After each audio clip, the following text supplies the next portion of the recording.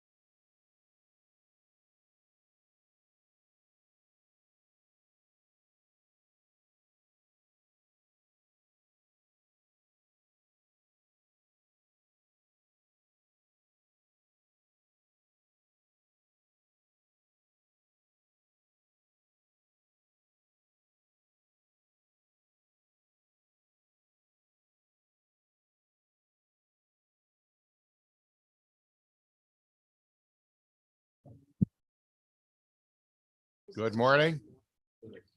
Welcome to the latest public hearing of the Energy and Technology Committee. I'm State Representative Jonathan Steinberg from Westport, the 136th District. We have a number of bills, interesting bills today. All our bills are interesting. Without further ado, I'll hand it off to Senator Newman. Good morning. Morning, Mr. Chairman. I'm just looking forward to hearing everybody's testimony on the bills we're raising today. Thank you. Representative Buckby. Thank you, Mr. Chair. Looking forward to it as well. And I believe I am one of the interesting bills that's here. Thank you very much, Mr. Chair. I think we're just going to shut down the hearing right here. I don't see Senator Fazio. I'm sure he'll be joining us shortly. We will just get started. So without further ado, let us welcome up Commissioner Dykes from the Department of Energy and Environmental Protection et al. Looks like she has a number of people with her. Good morning. Well, we're doing puns. I'll say we're rolling deep today. Katie Dykes, Commissioner at the Connecticut Department of Energy and Environmental Protection, and I'm really delighted to have seated here also at the witness table Hank Webster, who's joined us on Monday as the new Deputy Commissioner for Energy here at DEEP. So I know we're eager to, he's jumped in right in the middle of the session, but I know eager to introduce him to the committee and looking forward to having him working with the committee. Today we I'll just be very brief. We're pleased to have submitted some written testimony in support of many of the bills that have been raised today. Certainly applauding the committee's bills that would establish task forces to further investigate hydropower assets, as well as biosolids, energy conversion from biosolids. And we provided some testimony with some background information related to both of those topics, which are ones that touch on multiple different aspects of DEEP's mission across environmental quality, environmental conservation, and energy. We have also submitted testimony in general support of House Bill 6764 related to solar incentives and shared clean energy facilities, and would be delighted to continue engagement with the committee on the topics in this bill. We are also provided support on Senate Bill 1099 with respect to creating a Connecticut Nuclear Advisory Council, and we provided a few suggestions there in terms of aligning this activity and which can help enhance the policy environment for and coordination around nuclear. And then as well as we provided support on Senate Bill 1101, an act concerning revisions to the nuclear moratorium statute, to continue our support for that bill or the legislation that was enacted, I believe, last year. Finally, I also want to just note with respect to House Bill 5634. We did not provide written testimony, but I'll just say just generally, of course, we're very enthusiastic about the committee's interest in continuing to support the energy efficiency programs. I will note, as the committee has turned a lot of attention to how to support consumers and ratepayers who are experiencing high energy costs at this time, that we have seen a 45% increase in demand for the energy efficiency services, particularly our residential programs through the state's conservation load management program, as compared to the level of demand in before the pandemic. The pandemic years obviously were a little different. So just comparing to 2019 levels, we've seen a 45% increase in demand. We've been able to meet that demand in part because of increased revenues from the Regional Greenhouse Gas Initiative auctions, which are about 2/3 of the revenue from RGGI auctions is directly invested in the energy efficiency programs.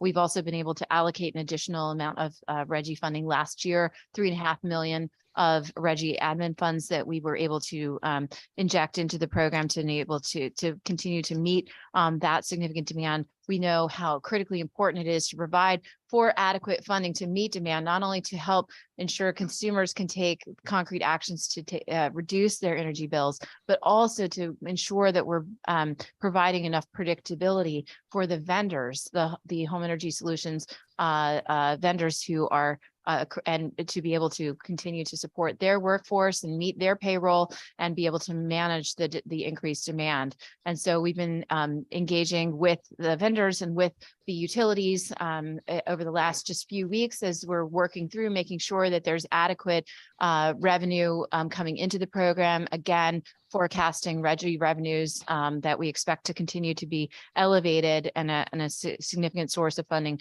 that can help continue to maintain a sufficient budget to meet demand. But this is we're in a dynamic moment, and so we're happy to stay in touch with the committee about how this legislation could dovetail and help to ensure continued support for consumers and businesses to take advantage of these nation-leading energy efficiency programs. I'll also note the importance of maintaining, or as we're projecting the budgets and being able to meet this demand, we're also preparing for a significant investment in federal funding that will be coming to states as part of the Inflation Reduction Act, including $100 million allocation that we expect to be receiving. The timing of that is not yet certain, but it will be provided for rebates for energy efficiency and weatherization. So we'll be happy to work with the committee and share more detail about the progress of that, the management of those budgets and from these multiple different revenue sources, but mostly just sharing these comments to express appreciation for the committee's recognition of the importance of these programs. I know that and we're happy to work with the committee in terms of any opportunity to ensure that if this bill goes forward, that the funding would be allocated through DEEP as opposed to the Green Bank, as given DEEP's role in terms of oversight of the energy efficiency programs. And with that, I appreciate the opportunity to speak to these bills and happy to take any questions. Thank you, Commissioner, for covering a lot of ground very quickly. Let's start off by focusing on your recent comment with regard to the allocation of the energy efficiency funds. Hello. Brought that up. Hi. It was our original intent to, well, effectively, there was a drafting error that's my fault. So it was always intended to go to the C and LM, and we will make that correction to the bill. I appreciate your support on that. Moving on to 5628, the hydropower assets. This is only calling for study at this point in the game. For many of us, the comments of ICE New England in our informational forum are still ringing in our ears, particularly as it relates to the potential shortfall in supply over the coming years. And I think there's interest to optimize localized clean energy assets such as hydropower here in the state of Connecticut. We have a lot of, let's just call it, if not ancient, at least legacy hydropower, some of which is on the brink of going offline. Many in and of themselves don't amount to a lot of power, but perhaps in the aggregate, they can offer a little bit of a shot on the arm to our supply needs here in the state of Connecticut. You may have seen testimony or have seen other bills that suggest we be more assertive than just doing a study at this point.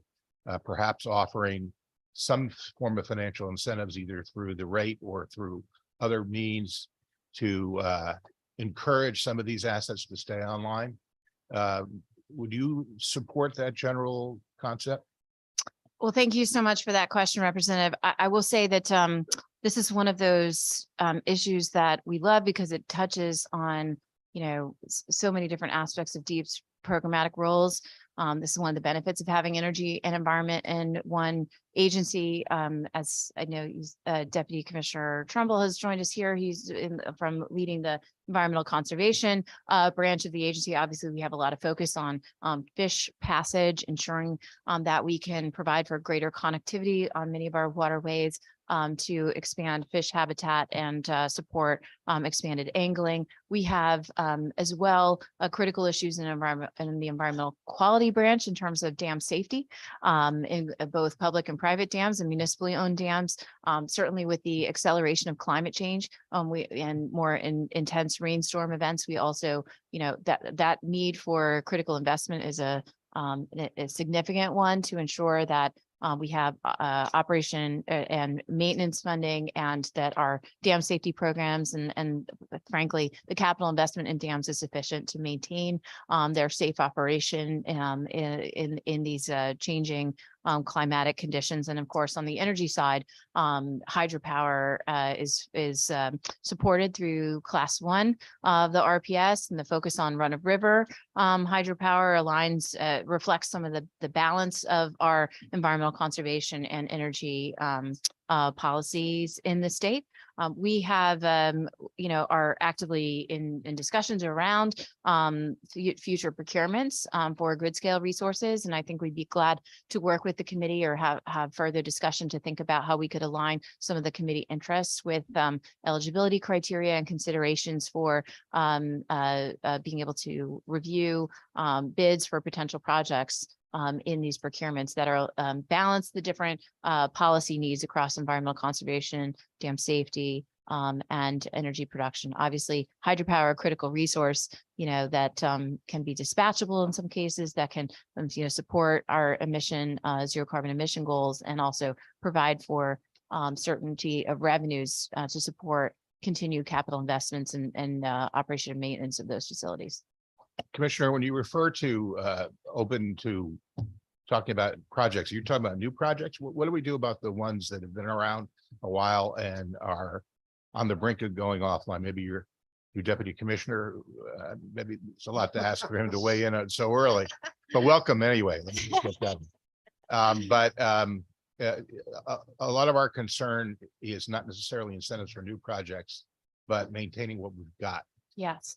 Yes, and I know that the committee's interest in these issues has already prompted more discussions within the agency, and also we've gotten some outreach from some of the stakeholders and hydropower associations that I think have been submitting comments to the committee, and so we've been eager to set up some meetings and hear directly some of their considerations. I think as a general matter, I would say the question that you raise is always one of those that we wrestle with in terms of procurements, is how do you value new projects versus extending contracts or energy ratepayer support for existing projects, right? And what's the counterfactual if you didn't extend it's not dissimilar from some of the questions we've tackled in terms of nuclear resources or other resources, where we are trying to understand what would happen in the absence of funding in terms of the availability of those resources, and what incremental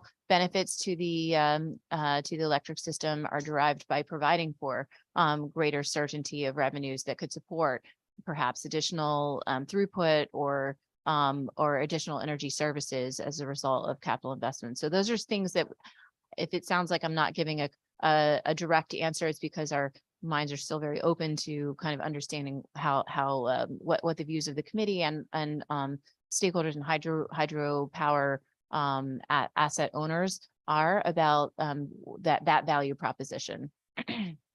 Well, obviously, we will have a subsequent conversation on that. We appreciate your open-mindedness. One more curiosity question before I hand off.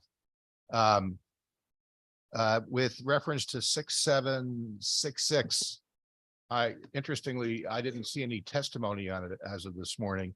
This is the electric infrastructure security.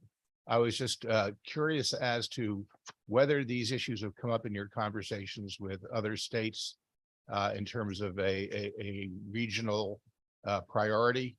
It's obviously something that's been in the news as of late, and we're interested to get your point of view. Certainly, I really appreciate the question on that one. I think we were the bill does not include deep on, if I'm correct, on the task force, but if the committee would have interest to add us to it, we'd certainly be, very supportive of that. Certainly, PURA has a key role, and I know the chair is of PURA. It's been recently appointed to the FERC task force on transmission, and I think that's a wonderful thing for Connecticut as well as the country in terms of having her expertise and the perspectives of Connecticut and electric distribution regulation in that national conversation around grid security and grid threats. PURA has also been in the lead in terms of cybersecurity. Review of the state cybersecurity plan, but certainly deep, in our engagement with our sister states in New England through UNESCO, our engagement with the ISO New England and NEPL processes, it's given us as well a focus on transmission procurement, transmission planning, and we'd be delighted to be part of the discussions that would occur here. I do agree. This is a critical issue that needs to be addressed, and I applaud the committee's leadership in putting this forward. Thank you, Commissioner. Senator Needleman. Good morning. Morning. So we have a full contingent now of deputy commissioners. Are we squared away? I think, if we can bring more people if you'd like, but yes, I'm very excited. I'm sitting here wondering who's running the store. You're all here. I'm grateful that we have some new people and some legacy people here to help with the tasks that are ahead of us. I don't want to go into a lot of this stuff, but the dam issue is obviously the dam issue. It's really a kind of a major thing because we have a lot of legacy dams. I mean, Connecticut was generating power back in the late 1800s, I think, using some of these run-of-the-river small dams. And I know in town, we have issues with a lot of them on private property. And I gather that Deep is working hard to try to figure out which ones we want to keep, which ones we want to open up for the fisheries. And some of them generate, behind the meter power mostly.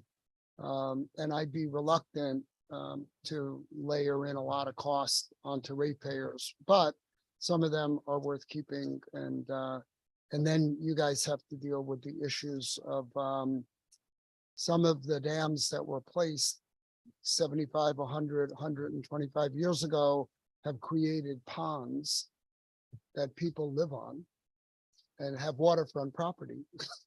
And they become streams again, and they live on mud. So I think I explained to you, we have one in town that generates some power, but the insurance company that insures that dam raised their price from $7,000 a year to $70,000 a year. And they are deeply concerned about what that means. And I suspect they're not the only ones. So Harrison's been helpful. We're trying to sort of figure out what to do with them. But much as I want to keep all the power online that we can, I'm concerned about, some of these things becoming so costly that we layer in costs. And as far as the rest of the bills go, I'm glad that we are addressing Representative Cheeseman put in the bill this time with regard to grid security. I had put it in last time to make sure that the 60 Minutes interviews that had in California, which seemed to be a one-off, you kind of know nothing's ever a one-off. And I think that there's an inherent vulnerability there. So whatever we can do, we've never lived in a society where, thousands and thousands of these spots have to be secured, and that would add a lot of cost also. So we've got to do something with it. I don't have much else. Just welcome both of you. I spent some time with Mason the other day. I think that that you've got a good team now with the people that you've had and some new people. I think that's going to be helpful. So that's all I got. Thank you. Thank you, Senator. Representative Foster. Thank you for being with us today, Commissioner and team. It's nice to meet some of you and see many familiar faces. I'd like to talk a little bit about 5634. I appreciate your support of the bill. I've had several conversations with your team on this bill.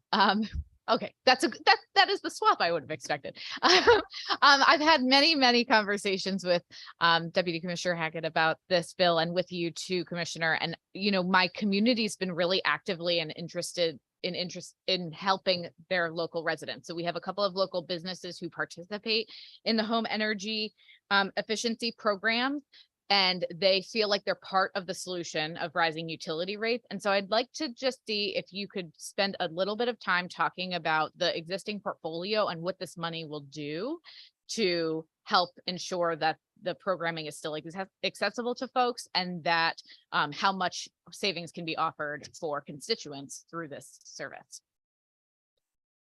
So thank you for that. And also, yes, thank you for all of the discussions that we've had about this important topic. And, you and other legislators as well, Representative Steinberg, has been very at the forefront of these issues, as well as we are looking at, the impacts of it's not a budget decrease, but we had a budget increase last year. And so as we move into this year, there were some things that we looked at as far as the commissioner said, what Reggie funding might be coming, that allowed us to sort of recalibrate the budgets. And the utilities have been working closely with the vendors at our direction to look at the purchase orders that the vendors get every year to make sure that, that we're not going to be in a position of laying people off as we're moving forward into an environment where we're getting a lot of funding coming into these programs through the federal government. So, so I think we're in a better position now than we were a couple months ago.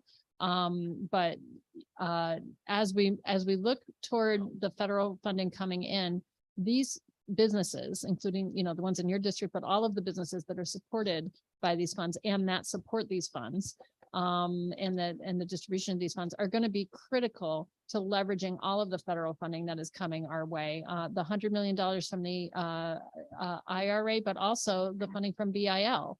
And we have these existing programs in Connecticut, the Conservation and Load Management programs, also our Weatherization Assistance Program, our REPS program, our Residential Energy Preparation Services program that addresses health and safety barriers. With all of those programs in place, we are in a really good position to leverage the federal funding that much of which is going to be in the form of rebates.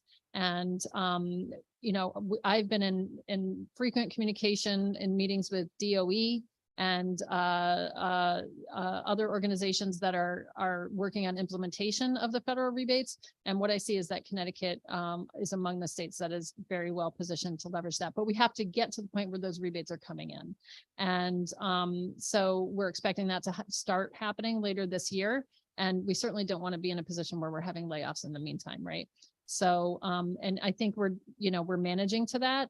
And we're looking at other funding sources as well. And how we can sort of roll all of our funding together and make sure that it's all being implemented in a way that that maximizes efficiencies and leverages the existing programs that we have. So I think you would ask the question about how much people can save. People who participate in the market rate program, which is the Home Energy Solutions program, not the income eligible one, receive just on the initial visit. Savings just from the initial visit. They receive services valued at around $1,000 that lead to savings of, on average, $200 a year. But if they participate in more of the measures that can be done as a follow-on, such as insulation and so forth, they can save significantly more than that, depending on what they adopt. And our Home Energy Solutions income eligible program provides even more services at no cost to participants. So it depends again on the building and what people are willing and able to adopt as measures, but they can enjoy, very significant savings with no upfront cost. So in this time, the sort of post-COVID time when energy prices are high and people are still doing a lot of work from home and so forth, there's so much opportunity from these programs for people to be able to realize real savings when energy prices are high. So we just really are grateful for your partnership.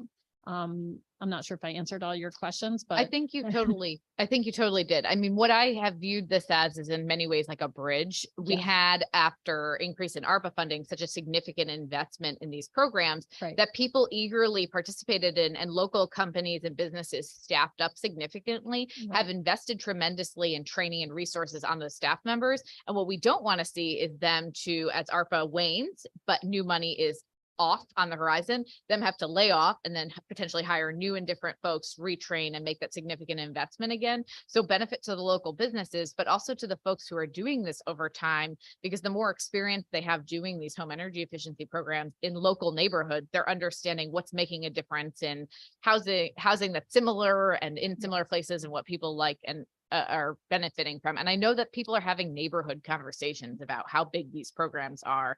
It's a good advertised program, but it has a great spoken mouth advertising provision because people see huge differences. We talk to our neighbors all the time about our basement insulation efforts that we did. Our unfinished basement, even on that really cold, horrible day, was tolerable. And so I think that there's such tremendous benefit that can be gained from this program that I like to see that we're sort of able to bridge a little bit between the two federal funding sources. Yes. And I think the program has an excellent, as you said, an excellent reputation. And part of that is we made a lot of changes working really closely with contractors when COVID first hit to increase incentives so that people who were working from home could, take advantage of this program and bring contractors in to make their homes more efficient. So I really think that those changes are what is driving, to some extent, the popularity of the program. And it's great to see, but we have to find a way to rise to that challenge of the increased demand. And I'll just add, every conference you go to, every conference call we're having with the Department of Energy, we're talking about workforce. Yeah. Right. And a lot of that is around like, how do you ramp up the workforce? But really, because we've investing in energy efficiency, that we're in the third decade now of having this conservation load management program, started in 1998. We have invested in that workforce. And it's not just sort of a one and done ramp up and train people and then you're off and running. It's about how to maintain the continuity of the incentives and the volume of, projects happening that people can continue to make payroll every month. Because these are not publicly regulated, these are private businesses that we cannot deliver these programs unless we have these private businesses willing to be part of delivering, being vendors for this program. And so that was one of the lessons that we learned, unfortunately, in 2017, 2018, with the diversion of the energy efficiency funds, is that we saw not just obviously a drop off in efficiency activity happening, but layoffs of this workforce. And it's taken a long time to rebuild those vendors, those staff, those vendors, those employees. And we have amazing vendors who've been part of training up and keeping this workforce going. So I'm proud of the efforts we were able to undertake in the pandemic to keep those, keep the jobs coming, keep the work going. I'm delighted that because of that, these programs are now here for people at this time that high energy prices are just driving more interest. And so it's a long way of saying thank you for raising this bill and for the partnership with the committee that we see in terms of being able to maintain that continuity. And we are delighted to stay in touch on a day-by-day basis in terms of these revenue calculations so that we can ensure we do not have a dip or a gap before the federal funding arrives. I'm grateful. Thank you very much. And I guess our next agenda will be labor issues related to slightly more skilled with the electricians. And that'll be on our next agenda, our next conversation that we'll be following up on. So thank you. Coming attractions. And thank you for addressing the need to sort of monitor the situation virtually week to week. $20 million is not insignificant, but we want to make sure that it's going to meet the need and provide the continuity. So that's really very important. Representative Cheeseman, followed by Representative Buckby. Thank you very much. Thank you all for coming here today. And just sort of segue to the good vice chair's questions with regard to 5634. And I realize this is not your purview. I'm sort of surprised to see this here as opposed to appropriations, but it may be heading there after this. The federal funding through the IRA, $100 million. Is that an outright grant? Is that competitive? And you mentioned it's a rebate. So our energy efficient spend to allow this with constituents would then qualify for them a rebate? How is in effect the federal funding going to roll out? Thank you for that question. And I was just reminded that I did not introduce myself. So Vicki Hackett, I'm the Bureau Chief now of the Bureau of Energy and Technology Policy. So thank you for asking those questions. And so a big part of that answer is we don't yet know. So we're waiting for guidance from DOE, but we're not just waiting, we're actively engaging with DOE. So we have meetings, I think, every week with DOE on a task force that we're involved in with our national organization. And we're very, very active in those meetings. And so what we're advocating for at DOE is flexibility in the approach of how to administer this funding. So most of the funding from the IRA is in the form of rebates. So the question is going to be, how are those rebates administered? And how can we combine them with not just our existing very successful conservation and load management programs, but also with our, more difficult to implement weatherization assistance program. And also how can we implement them with, our municipal utilities, which will be, perhaps more of a challenge because they don't have the robust energy efficiency programs that we have through our regulated utilities and for our regulated utility customers. So those are all things that we're, pushing for as much flexibility as possible so that we can integrate these rebates with existing programs, but also figure out how to sort of launch them in coordination with for customers who don't have access to those existing programs. So yes, I think that's probably, we are filing comments this week. As a matter of fact, I was reviewing and revising them last night, jointly with, the utilities, to, comments to DOE. On sort of asking for that flexibility in response to their request for information. So we're very actively engaged. Okay, so I presume other states will be looking for similar flexibility in the Yes. rollout. And as I guess we've learned through ARPA, it's not uncommon for the money to be proposed and to take some time, whether it's Treasury or DOE, to explain how one can legally spend those funds, which is somewhat of a frustration.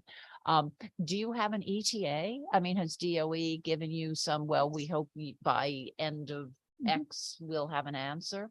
What we're hearing is that we should have some administrative funds, I think by the end of summer.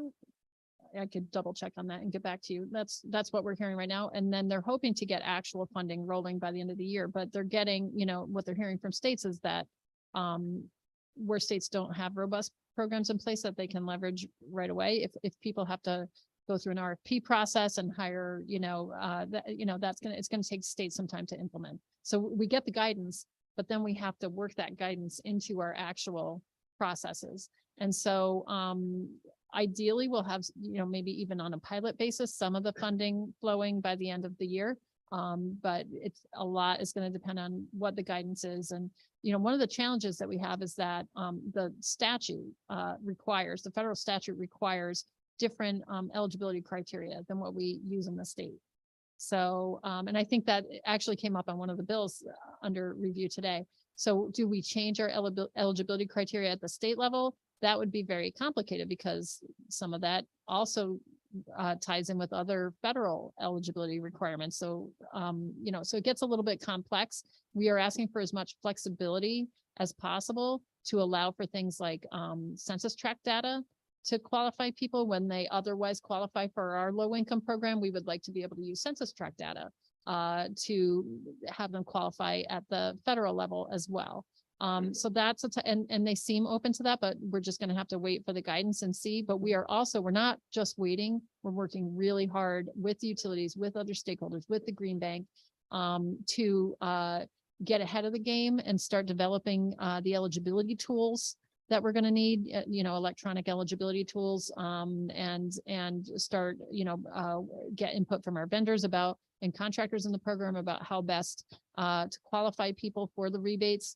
Because there's going to be income requirements to qualify for many of these rebates, which is a little different than how we currently run things. So there's a lot of pre-work that's going to have to be done. And we're trying to do as much of that as we can without having the guidance to at least get all the parties on the same page. So I'll just say it's become a bit of a non-alcoholic drinking game of how many times you can hear the word braiding of funds on a conference call, but this is really, as you hear about all the sausage making, I mean, there's the $100 million, the funding coming for rebates, the income qualification integration. There's also all the tax credits that are coming available under the IRA that are direct to consumer. And we want to make sure that those that value proposition of those opportunities is woven in.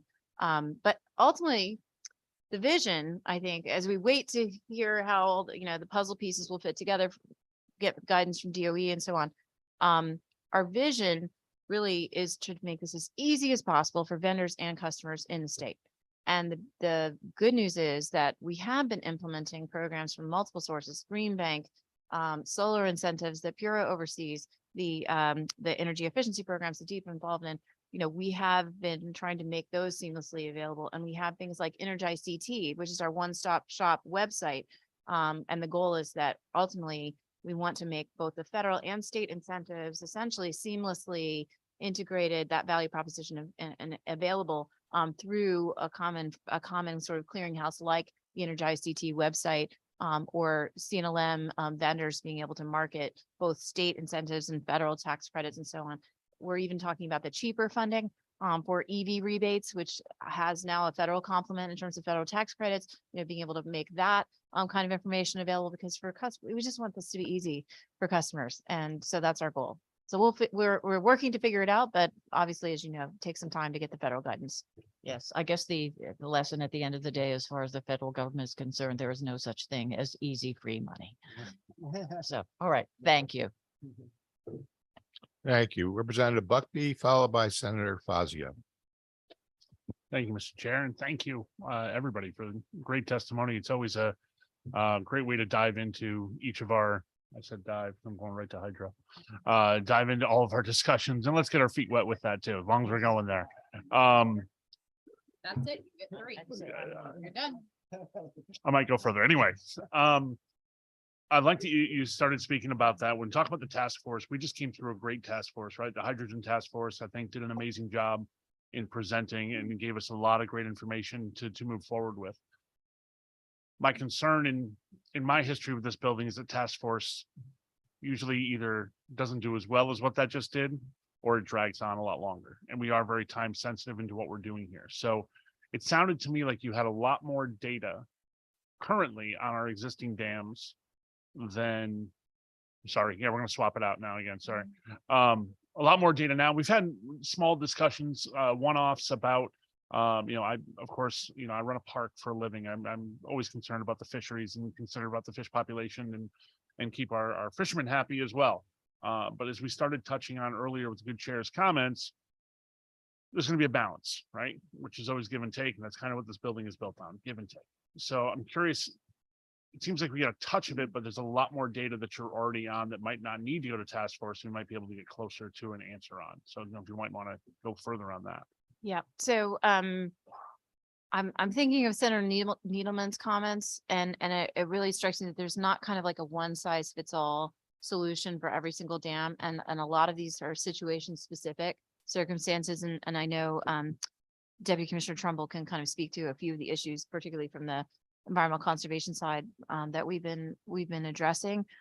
We have a lot of data and information across the different branches of deep, and we'd be glad to try to pull together and work with the committee to give you a kind of a snapshot of what some of those different opportunities are and solutions that might work for different types of dams and different types of circumstances, so we can understand how, what might make the best sense to advance the collective interest of the committee.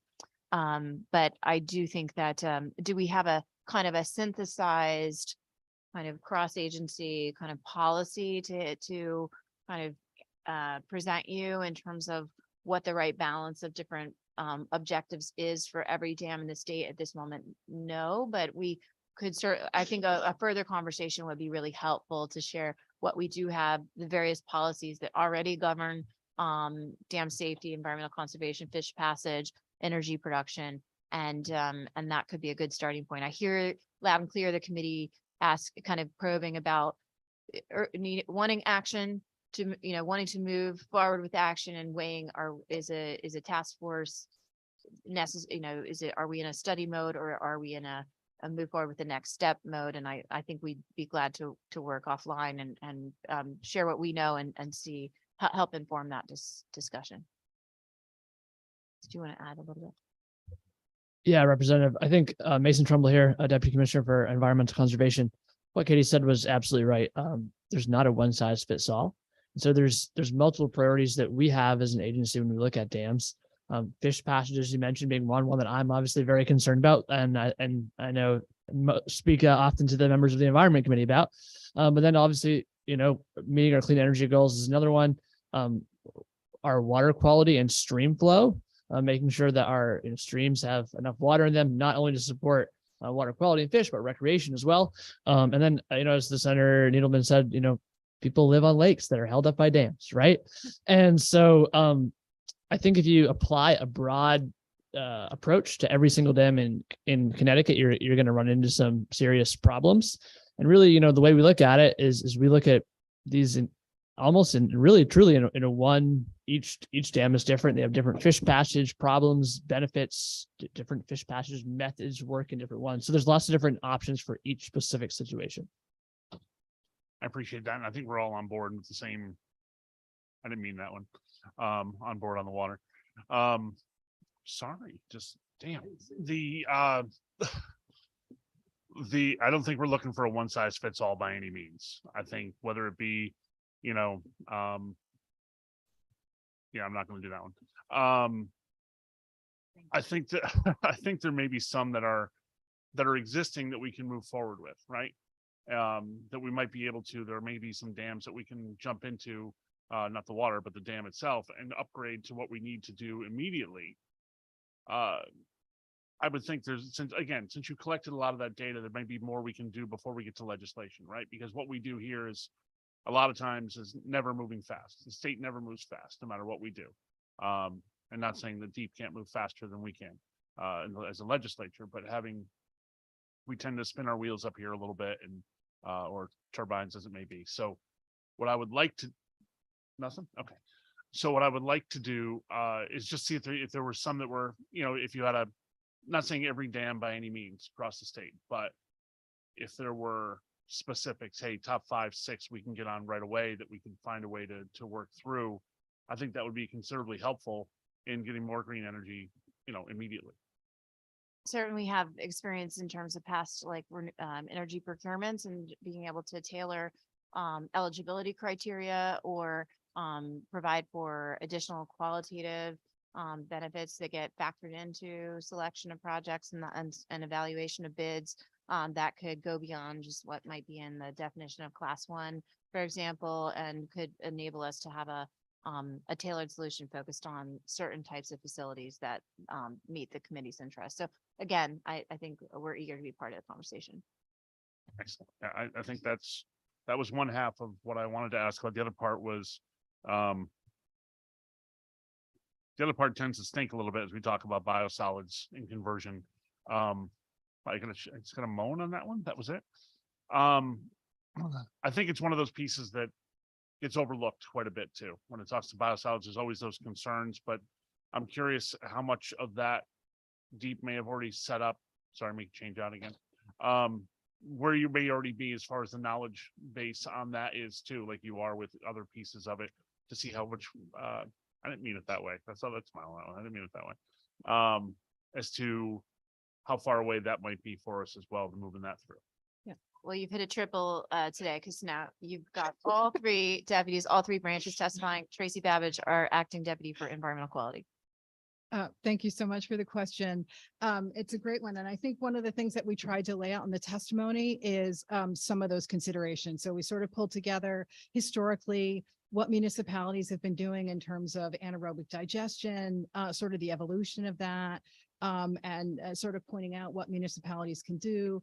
I think the other part for us is really understanding permitting requirements as it relates to biosolids, waste management, incineration, that type of thing. So we sort of laid that out, and happy to work with the committee, however you guys want to go in terms of a task force or ensuring that this information is available and readily actionable. I think that's part of the concern on all of this for me is the actionable piece, right? We're seeing a lot of great ideas and a lot of things moving forward, but it's all chugging along very slowly. So we want to make sure this expedites a little bit on that, as well as we talk about biosolids to energy here. We've also discussed it for farming purposes, as well as they do out of state in a lot of places as well, where they know there's 2-3 year waiting list on biosolids. I know that's the response usually from that is no, we're not doing that here. Because there are concerns. I get that. But it is certainly, I like the idea of expanding the concept, kind of like what the good chair said when we first sat down at this committee this year, of as opposed to bad ideas, how do we make all ideas accepted, to say how do we make them work? Because other states are making them work and making it a little less restrictive for some farmers.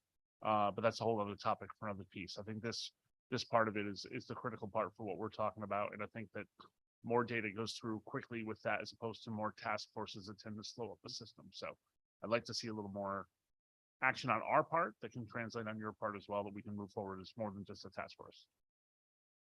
And with that, Mr. Chair, I think I've talked enough.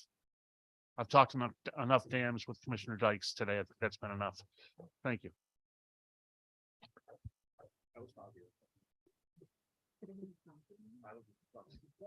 Moving right along, Senator Fazio.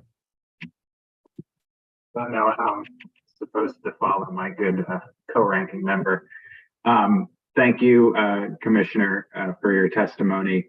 I didn't originally plan to talk about the hydro, but I think the conversation was actually very productive and shows that there's different concerns and considerations, obviously related to reliability of the electricity grid and costs. But even within the environmental concerns, there are different compartments of it. The nearby quality of life, ecological, but also the emissions considerations. And we're fortunate we have hydro assets in the northeast of the continent that enable us to reduce our carbon emissions, and that has to be valued. Just like we have to be concerned about the nearby environmental and ecological concerns related to hydro. And there's different mechanisms for dealing and valuing all those costs and benefits, the economic, and then also certain regulatory mechanisms that we have as a state related to siting and permitting. And we have to have a complex conversation about all of those in order to optimize our environmental footprint and our economic footprint, and ensuring we have a reliable grid. So I appreciate that there is a productive back and forth between the legislators and you all in the executive branch. I did want to ask just two questions on 5634. It's a short bill, but maybe for the benefit of the public and us legislators who are newer to the committee, can you talk about kind of mechanically what a lot of these energy efficiency programs are and look like in practice that the Green Bank runs? So I can speak to you're asking about the programs that the Green Bank runs? Yes. Because the bill is a 20 million appropriation to increase those programs. So just wanted to ask you about what those look like in practice currently. Great. So we're really fortunate to have alignment and collaboration between the Green Bank and the Conservation Load Management Program, which is administered by the utilities and funded and with a budget that's overseen by DEEP. The Green Bank programs largely are supporting low cost financing for energy efficiency, which works to complement the rebates and incentives and direct grants that are available largely through the energy efficiency programs. We have it's like a vast kind of menu of different programs that are available that are intended to be tailored to every different type customer type across the state, whether it's programs for our largest employers, major industrial and manufacturing customers who have high energy usage, where we have customized programs for them to be able to reduce their energy costs, including through investing in more efficient manufacturing processes, for example. We down to at the residential scale, we have, a range of different programs available. The Home Energy Solutions Program is kind of the flagship residential program. And we provide for that program to be delivered both for the market rate program as well as an income eligible version of that program to support folks who have some of the highest energy burden in terms of the monthly cost. I can add just many of these programs are, like the Home Energy Solutions, I think is the most visible and familiar to folks. You can navigate to the energizect.com website, sign up to get a home energy audit. It's intended to kind of be an entree, provide for diagnostics of the home, available for both renters and homeowners. It will provide as well on-site, weatherization, caulking, wind, air sealing measures that are provided at the visit. But the visit is also intended to help give a homeowner or renter a roadmap of further actions they can take with the support of rebates and low-cost financing that will lead to further savings, whether it's swapping out appliances or upgrading the building envelope in terms of insulation and weatherization and windows. So all of these are sort of, it's very important because these funds are supported with ratepayer dollars, that there is an equitable distribution of these funds across the state. We track that carefully, and that there are programs available for every type of business, every type of residential customer. And we're constantly working to address barriers to ensure that we're achieving the most cost-effective savings as well as being able to ensure that all different types of customers have access to the programs. But with that kind of like intro, I'm happy to hear if there's other questions you have about it. Yeah, and I appreciate that answer, and especially towards the end. And I would just add to it that it's also important that we ensure we're maximizing the use of those dollars that ratepayers are being charged for. Do we as a state government, as DEEP or any other group within the state government, periodically assess the economic return, the cost benefit of the different energy efficiency and load management programs? You think, I guess there's a few different virtues of these programs. One, that it reduces consumption from the grid. So, as we talk about that future supply and demand, ISO New England was talking about the need for demand response and conservation.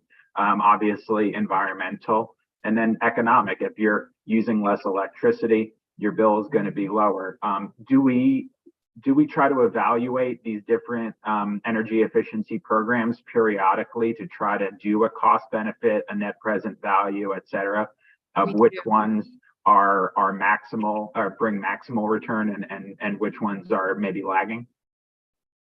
Yes, so we have, first off, we have a board, the Energy Efficiency Board, that includes representatives of all of the different customer classes, residential, industrial, and so on, that are beneficiaries of the program. So that provides for more transparency and oversight. The board actually reviews the electric distribution utilities, administer the program, but the board, we have lots of oversight and engagement from the board directly in the program development and oversight. The utilities submit a plan on a 3-year basis for their proposal for the allocation of the funding and continuous improvement to the programs that are being funded.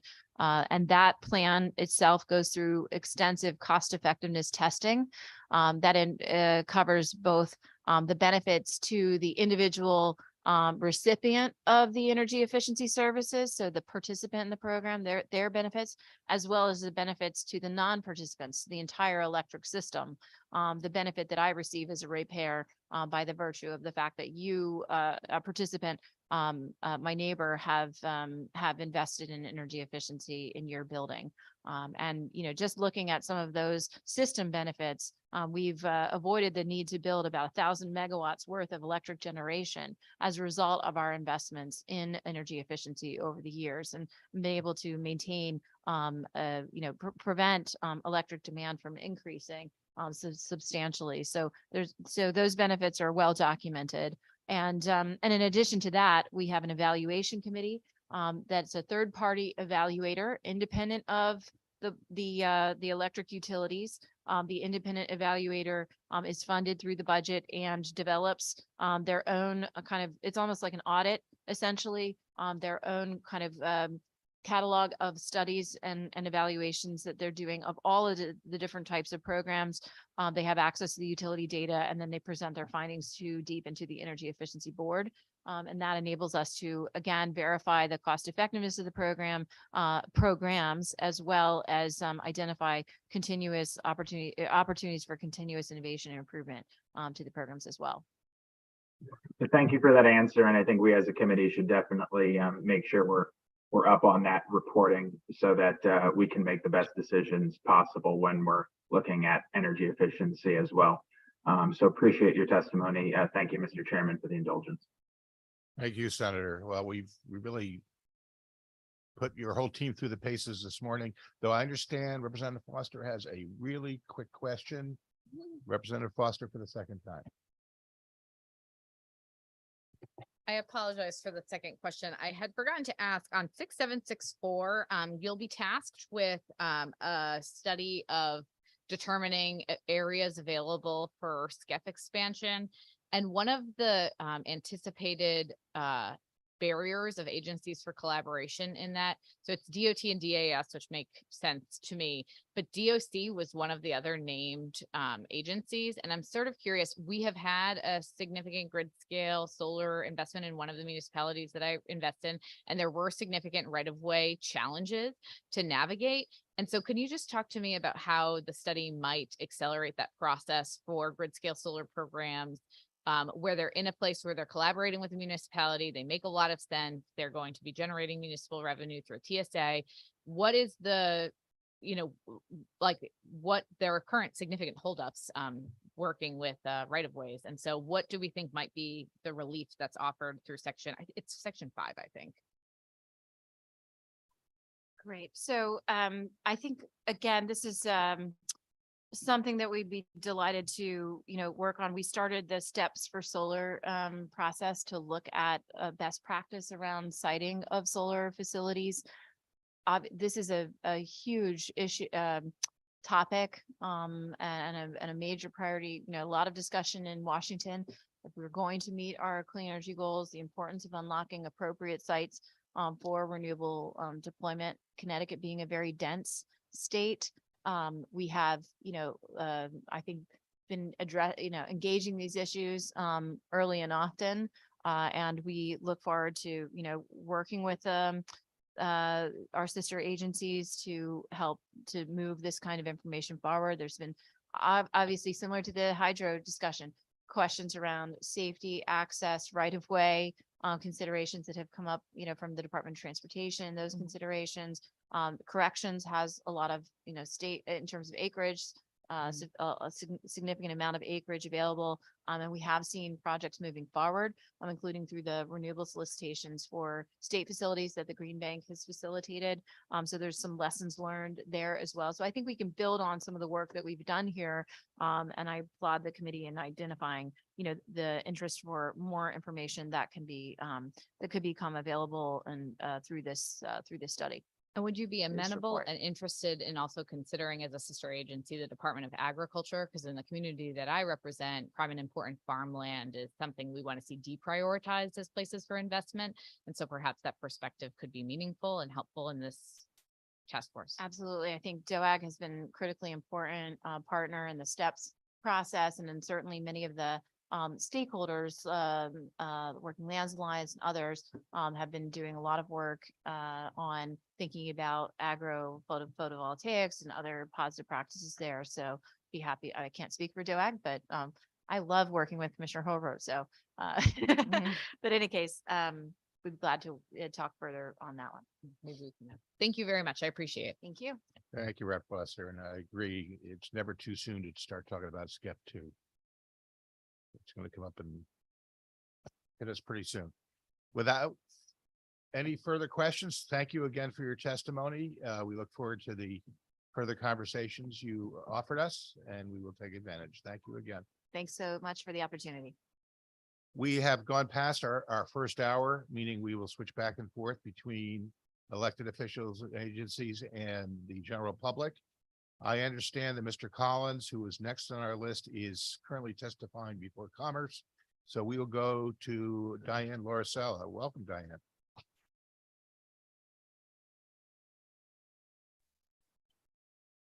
Welcome. I just have to get my video on here.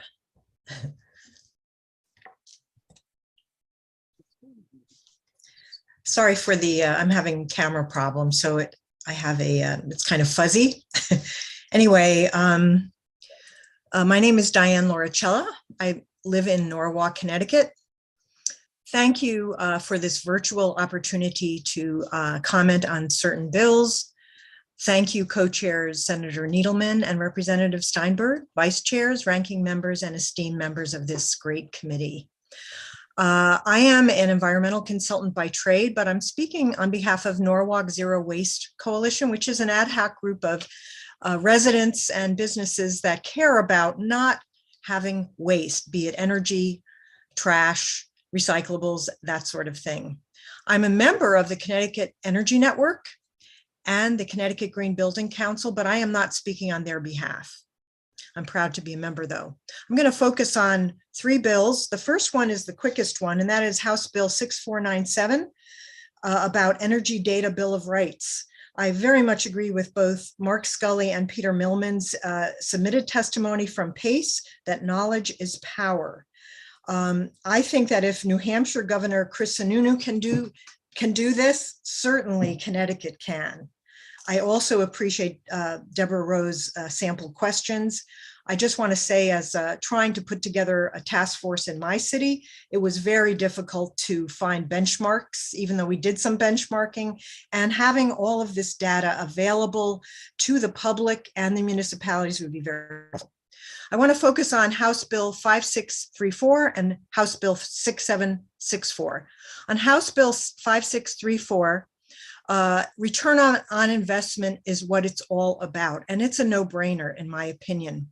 The funds for energy efficiency, I very much support what PACE, Kenny Foscue, Terry Eichel from IREGN, Ann Hulick from Clean Water Action, Diane Keefe, and others, especially Bernie Pelletier and Deborah Rowe, have said, so I won't repeat anything. I'm picking and choosing. I just wanted to say that as soon as possible, we need to get our act straight on energy, on funding, and helping be the way to increase the workforce for energy efficiency programs. Right now, it's a fractured program, and I am not so sure. I'm very much in support of this bill with some changes. I am not sure where the funds should go, because I have to step away from some of my colleagues, the environmentalists, et cetera. I am not so sure that the Energize CT model with the conservation load management and the energy efficiency board being in charge of where marketing and public outreach funds go has worked that well. I feel that if this committee feels that the Green Bank is the better place for more responsible use of the dollars, so be it. Although I would like to see, because we have an energy efficiency board, I think they need to be tweaked so that they don't appear to have the utilities be so heavily invested. I think it was ridiculous that they've been spending big bucks inappropriately on poor outreach and education. Diane, please summarize. Your 3 minutes is up. Okay, it goes fast, doesn't it?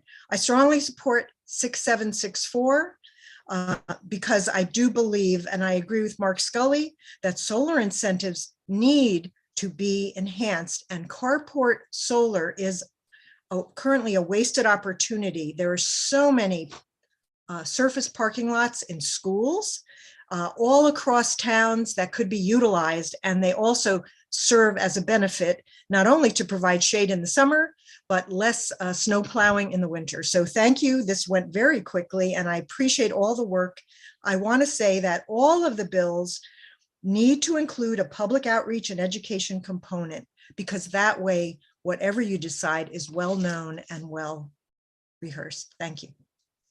Diane, thank you for your testimony. Just on that point, you were referring to the Energy Efficiency Fund and the utilization for outreach and education. I'm not sure I took your point. Are you saying that we should be doing more of that, or that the utilities should not be spending scarce dollars on it? Currently, I don't believe, it's kind of counterintuitive. I've always felt this way, that the legislature allowed utilities to be the main proponents. Now, Energize CT has some wonderful programs, but I do believe that the marketing, the education of all the publics, including the regulated community, must be handled better. I do not think the current system is working well, because most, unlike what I very much have a lot of respect for Senator Dykes and all that she's brought to the table with decreasing barriers, finding the money for it with the help of the legislature and Governor Lamont. I just do not feel that the publics, including residences, know enough about how beneficial doing a home energy assessment would be, especially for the IE community, the barriers that might be encountered.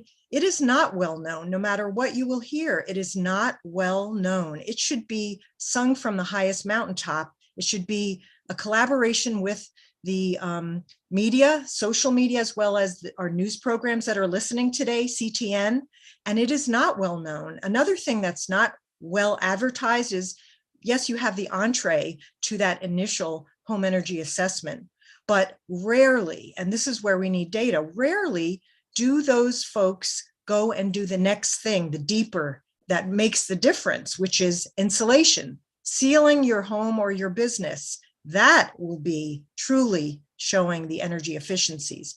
I do not feel the public, all of the publics, understand this, even though we are now faced with very high energy bills.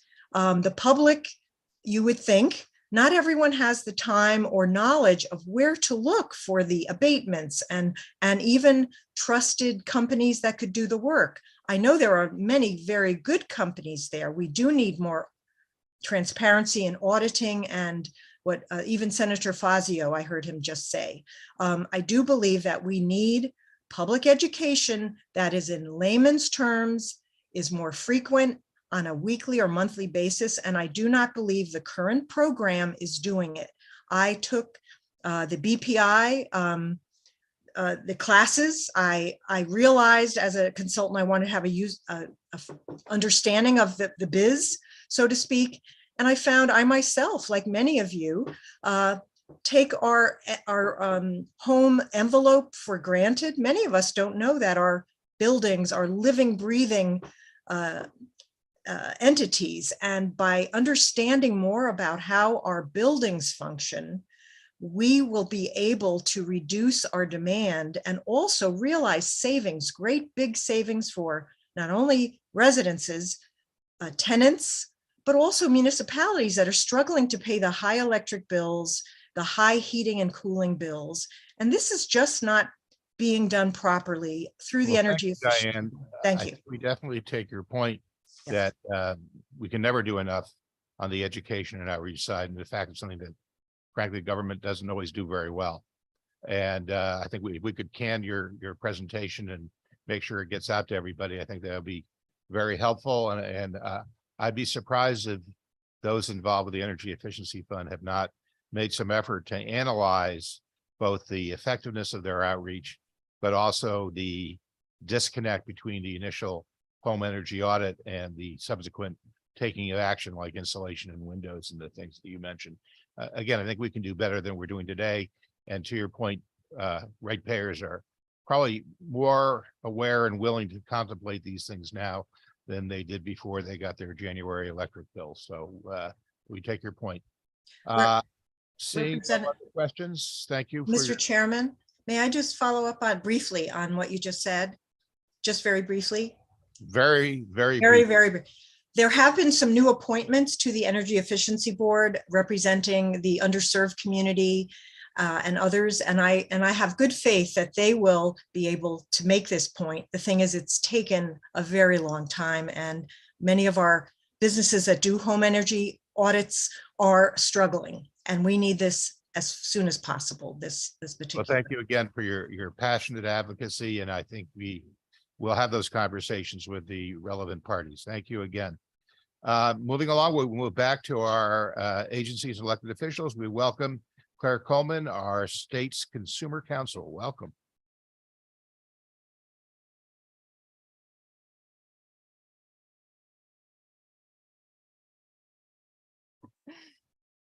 Good afternoon, Chair Steinberg and Needleman, and to the rest of the committee who is here this afternoon. As Representative Steinberg mentioned, my name is Claire Coleman. I'm the Consumer Counsel for the state of Connecticut, and it's great to be here with you in person today.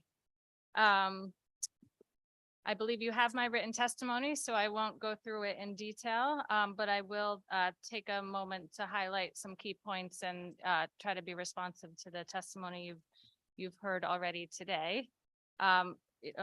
First and foremost, I'm here in strong support of proposed House Bill 5634 and ensuring that we have the funding levels needed to continue the home energy solutions and the income eligible program, and particularly of as the consumer advocate from a consumer perspective, energy efficiency is critical as you know, one of my favorite sayings is the cheapest energy is the energy we never use. And certainly these programs help individuals achieve savings on their bills through energy reductions.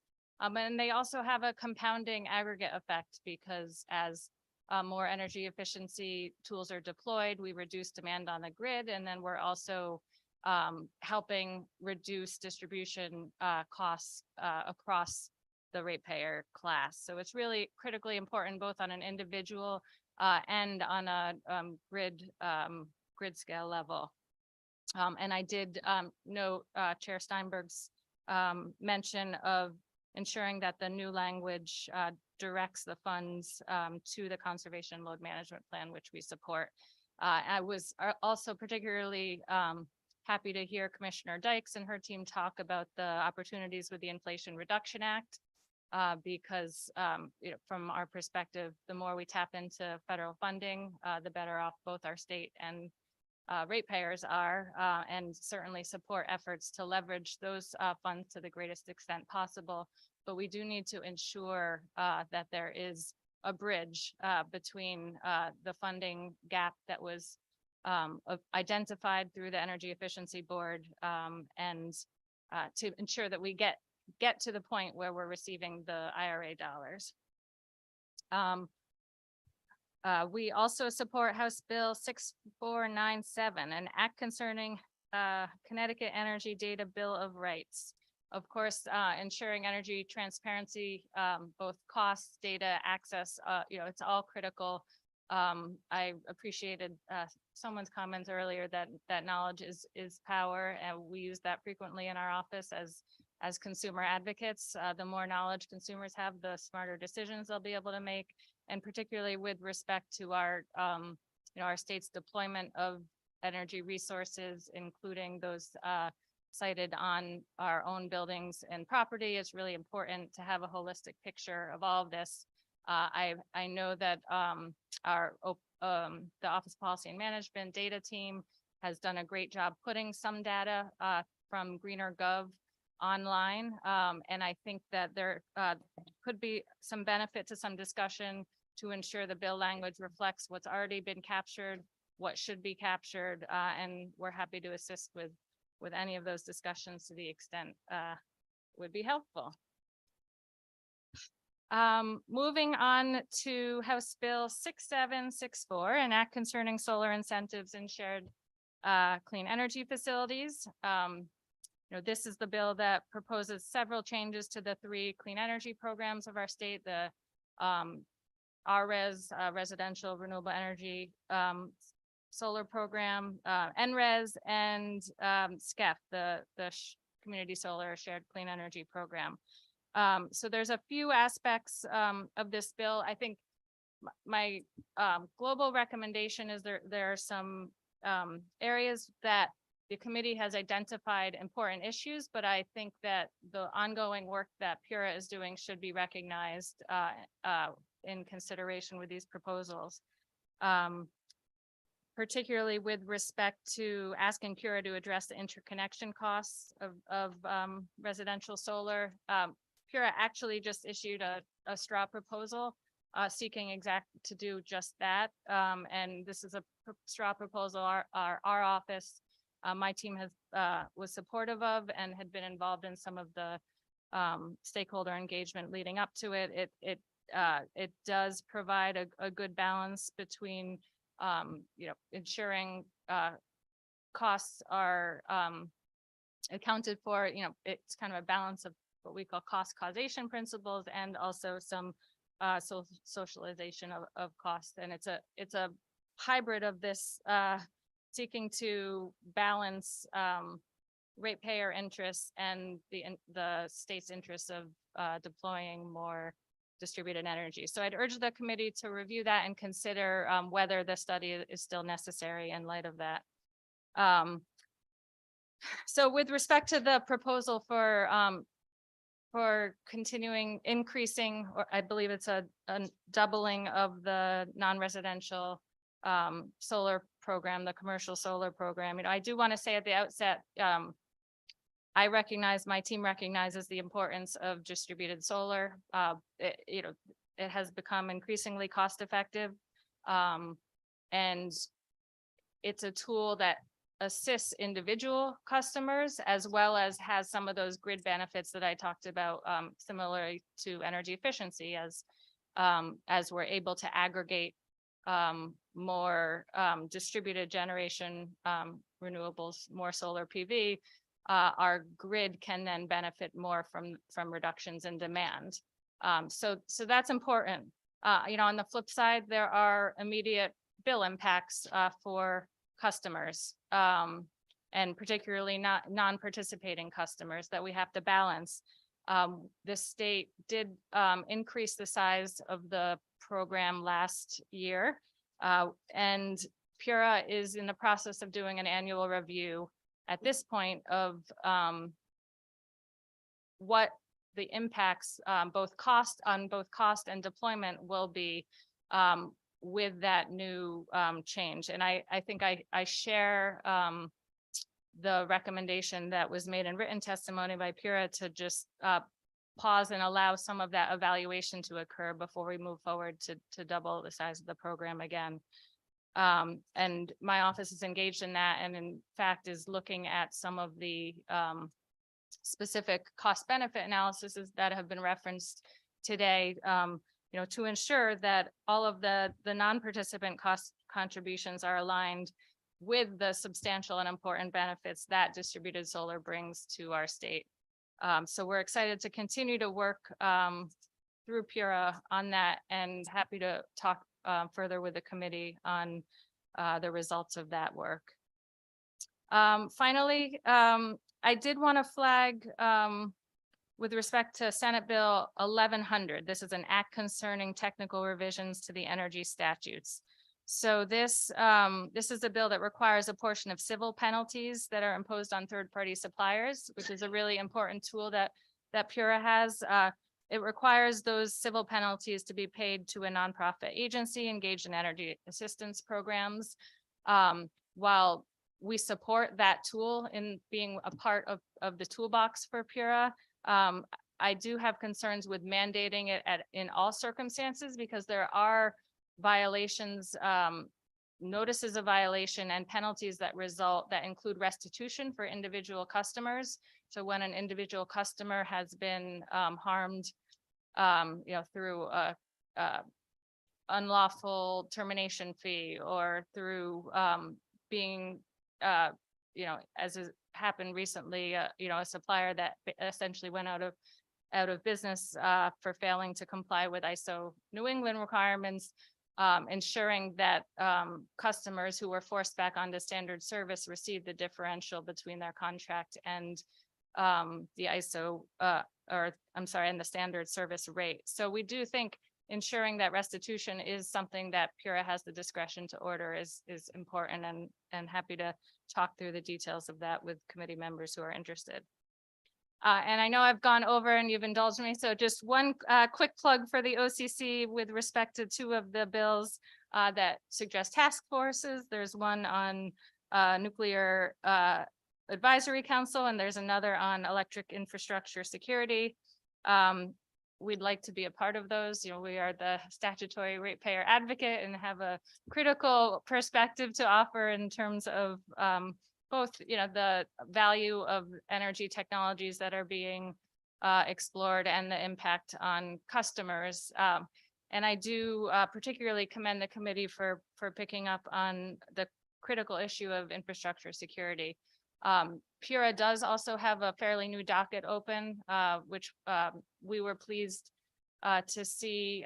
It was a spinoff of some of the reliability and resiliency evaluations to really focus on cybersecurity and grid infrastructure. So it's probably worth aligning those efforts, but in general, happy that you're focusing on those. So thank you for your indulgence, and happy to answer any questions. Thank you, Claire. You covered a lot of ground very quickly. We appreciate that. I'm particularly appreciative of your sense of balance. Oftentimes you fall almost exclusively on the ratepayer interests, and your acknowledgement that we're trying to balance two competing but worthy causes is what we're trying to strike as well. Maybe we haven't gotten there yet, but we appreciate that. Looking through your testimony, you were not specific on the exemptions that we might want to offer up for the penalties. Could you offer us maybe in the future more specifics on what you would like to see by way of exceptions?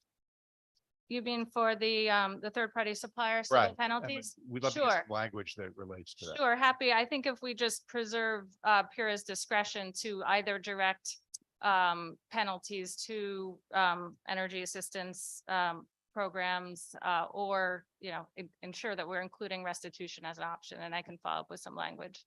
Sounds pretty simple. We don't have to enumerate as much as preserve Pura's flexibility. Great. Thank you. And with regard to the NRES program, what you see in the bill is sort of a provocation, our attempts to address a problem. We hate to think that there is missed opportunity with some of the smaller scale projects, but we're very open to suggestions on what we can do. I think we want to keep something like this alive, not knowing exactly how Pura is going to net out within the time frame of this legislative session. But we would like to find a solution that encourages this kind of activity, yet doesn't sort of upset the apple cart. Absolutely. And I think within the Pura dockets, we've been evaluating how to allow for reallocation within the NRES program for specific size categories. This expands it to allow for some cross allocation between NRES and SCAF. And I think, we just want to make sure we understand what the impacts of that will be to the market and costs. We want to encourage as much solar deployment as possible, but do it cost effectively. So we're always a little hesitant to change a market dynamic that might result in higher bids, for example, and want to study that carefully. And, it's always useful to do that in the stakeholder engagement space at Pura through these annual review processes. So I hope we'll have the opportunity to do that and report back to you. Forward to that. Senator Needleman. It's actually afternoon. Good afternoon, Claire. Nice to see you in 3 dimensions. Yes. Great to see you as well. Appreciate the fact that you made it. And I agree with 1100 specific language, work it out with Pura and we'll come up with something that makes sense. Sure. Happy to do that. And as far as the 2 task forces go, I don't see a problem with that. So, Eddie, yes. Great. Thank you. Thanks. Task forces are easy. Recommendations are hard. Representative Piscopo. Thank you, Mr. Chairman, and thank you for your testimony. Appreciate it. And I just want to follow up on our chairman's questioning. I appreciate you trying to find a balance with the ratepayer and showing some restraint and hoping market forces come in. As we read the Bill of Rights bill, where are we? Bill of Rights bill. 6497. It's meeting our climate goals. And as you know, the climate goals ratchet up as we proceed in time. Would it be your maybe in your future requests of the legislature to adjust the goals because we see the consumers' bills increasing? I know the rate, the billing rates of the consumer are foremost in our minds, especially this year. Rates are going really high. In your capacity as consumer counsel, would you see maybe a necessity to adjust the climate goals going into the future and letting the rates kind of either stay the same or come down, hopefully, as we maybe adapt more inexpensive electric distribution? Thank you for the question, Representative Piscopo. I actually don't see the need to reduce our greenhouse gas emissions reduction goals. And I think that the state has modeled out that they're quite achievable and can be done in a cost-effective way. And I think one of the things I always seek to balance is short-term investments, and long-term investments, meeting these goals requires some short-term investments, but when we will reach the end of that, consumers will be much better off. So to me, the answer is not, let's stop this, but let's ensure that we do it in the most cost-effective way. Particularly given the cost dynamics of that we're seeing with zero carbon energy, where the costs are actually less than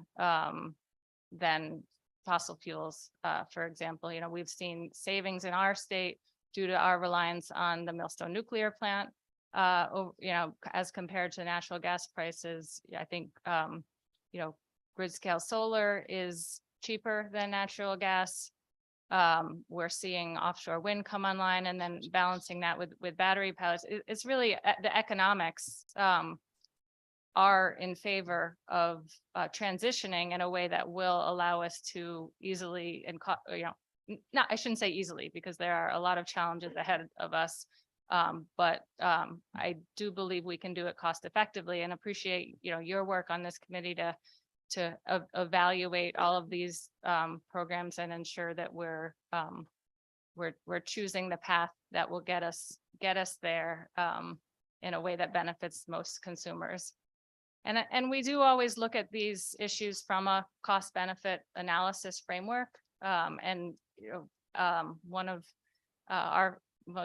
the Office of Consumer Counsel's most favorite requests when we look at various grid modernization programs before PURA is to ask for cost benefit analysis to make sure that we are choosing and designing programs in a way that benefit customers most. And I think, we've done a fairly good job of that, and continue to push on that front to ensure we're vigilant that we're evaluating these programs. That is something that my office is looking at with respect to all of the solar programs, to ensure that we are implementing them in a way that benefit customers most. So I think we don't have to throw the baby out with the bathwater. We can get there. Well, maybe not throwing the baby out with the bathwater, but just kind of ratcheting down a little to make it a little more peaceful. I understand this short-term pain for long-term gain approach, but the short-term pain's really painful right now. So if we could adjust it a bit, that would be good. And as you compare costs, the federal, a lot of subsidies that are coming in, especially this year, are short-lived. I mean, so we have.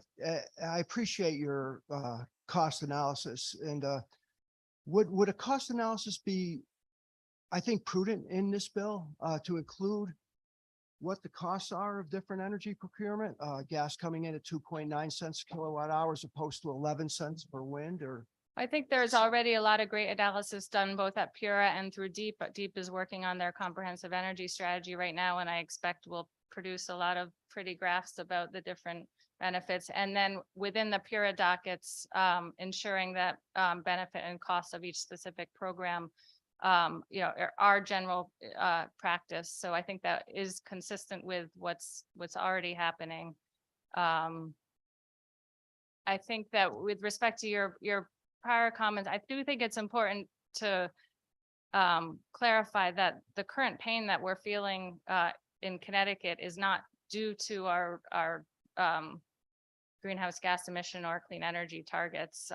They're not connected directly. The supply increases were largely a result of the global dynamics we're seeing due to our reliance on foreign natural gas. So there, certainly are undoubtedly infrastructure investments that are required for the clean energy transition to be successful. But those, that's not what we're experiencing right now. This is on the supply side of the bill as opposed to the distribution side of the bill. Thank you. And thank you, Mr. Chairman. Thank you, Representative. I appreciate your nuanced explanation of the risks involved in making long-term policy decisions, changes to those based upon short-term real pain that we're all feeling right now, that we have to keep in mind the longer term goals and not be overly reactive. Appreciate that. Any other questions or comments? Seeing none. Thank you for your testimony today. We will talk to you more about many of the things that you brought up. We Thank appreciate you. that. Great to see you. Thanks very much. Is Randy Collins here? He is. All right.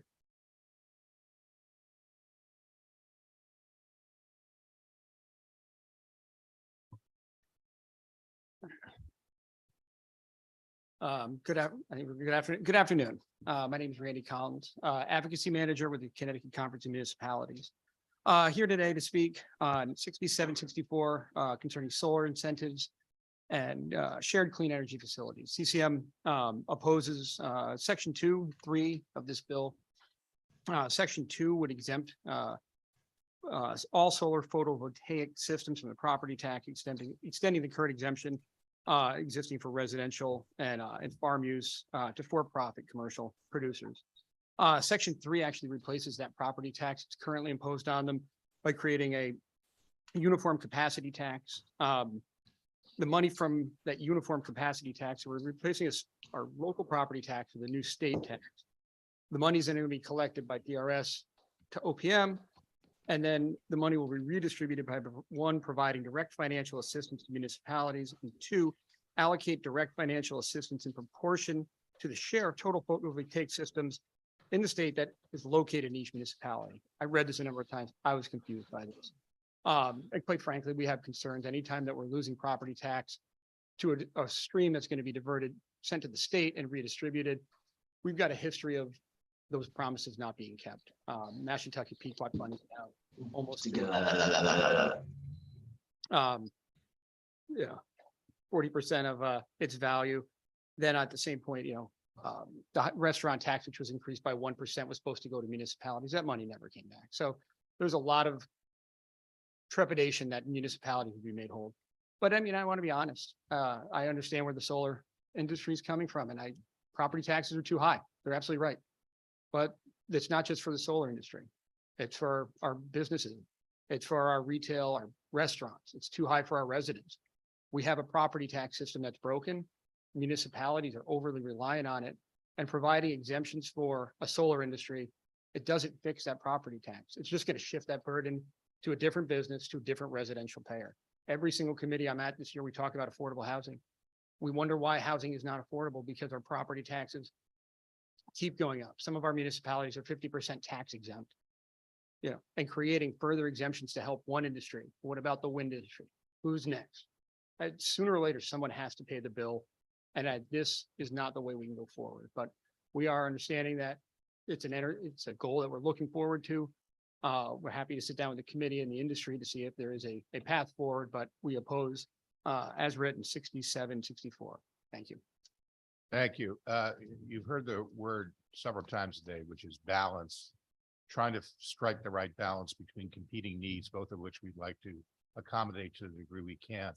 And certainly there's great sensitivity. The municipalities are still reeling post-pandemic. And as you point out, there are a lot of costs. I think it'd be great with the help of CCM, maybe we could assess the real costs that municipalities face with regard to these solar projects, and maybe try to target the percentage to meet that need.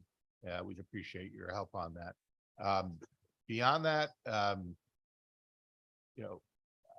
I confess that I'm still very eager to see more solar deployment in the state of Connecticut. It's the one renewable energy source in which we have total control. We don't have to worry about hydro from Quebec or wind from Maine. This is something that is within our own power. So we're going to continue to provoke and push ways in which we can move the industry along, because everything coming to solar helps us with our supply issues. So suffice it to say, we'd be glad to engage with CCM, Cost, and others to see if we can find that right balance. Representative Foster. Please, I defer to the chair. Thank you so much for being here to testify today. I'm going to try and not be redundant with questions that I intend to ask to the East Windsor First Selectman later on today. I appreciate your testimony.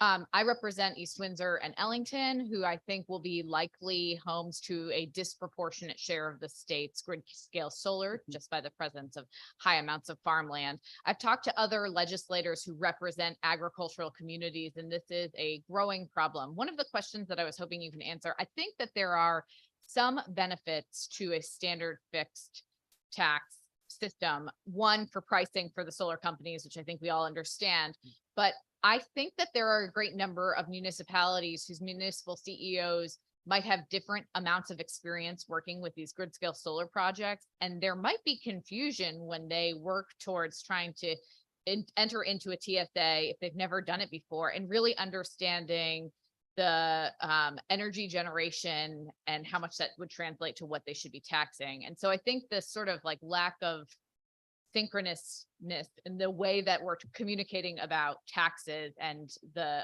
generation goals of these solar projects is part of the problem. Do you think that there is a way that CCM could advise us on what are like the best negotiated TSAs for municipalities and the worst, so we can help get an understanding? Because I know in East Windsor, we have an example of probably what we imagine is the best and the worst. And so if we look at these comparisons, maybe we could get an idea of what we're moving towards and our goals are, to sort of make sure that the municipalities and the solar companies are getting their objectives. But also that there's not, I think that there's a lot of opportunity for municipalities to be really underfunded if there's not a plan for a TSA to be in place, which I think is often the case. Certainly CCM and over any number of issues, we kind of toolkits. I know we have like a local ethics code toolkit, and it provides examples. We can do something like we've done. So we could probably look in and see where existing TSAs are, how that, what the intention was when they entered them, how they think that worked out, to provide a little bit of that technical expertise. Because I can say I probably 20 years up here plus, the first time I think I've testified in front of the Energy Committee. And as I read this, and I can't tell you $5 per kilowatt hour is a good deal. Is it not? I've heard some people say yes. I've heard other people say that's pennies on the dollar. And, and I think that that's kind of the problem, is we're looking at a property tax, which is based on an ad valorem, an added value. And now it's becoming a production tax. And how do you marry those up? And, as I did some research and you look and I see, well, California does one way, or, but they're not as reliant on the property taxes as our municipalities are. So they provides them a little bit more flexibility. So I think that that's where we become, it's hard to quantify it. And the OPM I know OPM had a working group in CCM and cost sat on that. And one of the points that they made out was that they couldn't and didn't perform an economic modeling to truly understand the impact on the industry and municipalities. And I think that is, before we go down the road of wide scale exemption with a uniform capacity tax or preferred TSAs, whatever that may be, we need to understand what that economic modeling and the fiscal impact is. So again, we support the idea of clean energy. I don't think any of our members should say, no, I want dirty energy. But it's a lot of times we see the goals of the state the bill for the goals of the state is given to our towns. I have, a number of distressed, environmental justice, which some of our most distressed communities, they've got to have full electric school buses by 2030. Try sourcing an electric school bus right now and look at the cost and how are we going to get there? We agree, but we need to be in this together, and the bill can't fall solely on our towns and cities.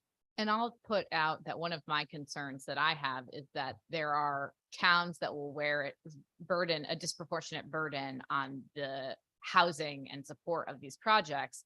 And under current existing framework, there's not a town that can say, like, we have our fair share. We've lost enough prime and important farmland. We have more solar panels than any other municipality in the area, and significantly higher by ratio for the per capita. And so we think we've held our fair share, and we'd like to protect our farmland from now on. And so I do think this is perhaps a conversation for another time, but I'd like to sort of plant the seed that there's a lot of municipalities with solar developments in queue, including one of mine that has never negotiated in these projects and likely will be done with the negotiations prior to the adoption of legislation on this. I'm speaking about Ellington specifically. And so I think that the towns are hungry for what they should be doing in an advocacy standpoint, and probably could use some strong guidance on best practices in the field, because I think that there are towns that are negotiating well and advocating and best for their constituencies, and there are towns that don't know where to start. And it is a complicated industry, and it is translating a tax that is in terms that people aren't familiar with. So I think it's helpful. It took me a long time being on this committee. I can't imagine the crash course you'd expect a municipal CEO to go through to negotiate these contracts and really know that they're doing best by the town. And so I think that toolkit sounds like a really good idea. So Yeah, and we're respectfully, thank certainly, you. you know, and one of the other technical aspects that we look at is we remove it from the property tax, does that have implications on, right now you don't pay your property taxes, municipality can lien that property. You know, at times, if we don't have a property tax, we still have that same tool, which is a priority lien. It puts us in the front. So there's a lot of, you know, and it's the energy side, and then it's the finance and the taxing side. So it's a number of different steps, but I think we can put together what these steps are to make sure that we're protecting our municipalities, that it's a mutually beneficial relationship to the solar developers and the community that are going to be hosting them. And I appreciate your framing, because I think that that is possible. I talked to my local solar company and a municipal CEO just this morning on this bill. And I think that there is really clear understanding that there is something that's mutually beneficial that's possible. I'm hoping by the end of this day that that elucidation of that option is really clear, but I think that that is possible. We have to just get there. So thank you very much. Sorry, I'm happy to work with you on that. Thank you, Representative. Any other questions? Senator Needleman. Thank you, Randy. Just so you know, the genesis of this bill initially was a very narrowly focused issue for grid scale solar projects that were below 5 megawatts, that where parcels in certain towns were split up in a way to avoid property tax. And I've been trying to find a solution for that. Senator Austin brought it to our attention. And every time this comes up, it feels like we're bombarded with this unitary tax issue when we're not trying to solve that particular problem. We're trying to solve a very limited problem. And my hope is that if there is a unitary tax, which has been discussed, that we stay focused on that narrow issue. The logic behind a unitary tax may be sound, because as with all capital equipment, for the larger, for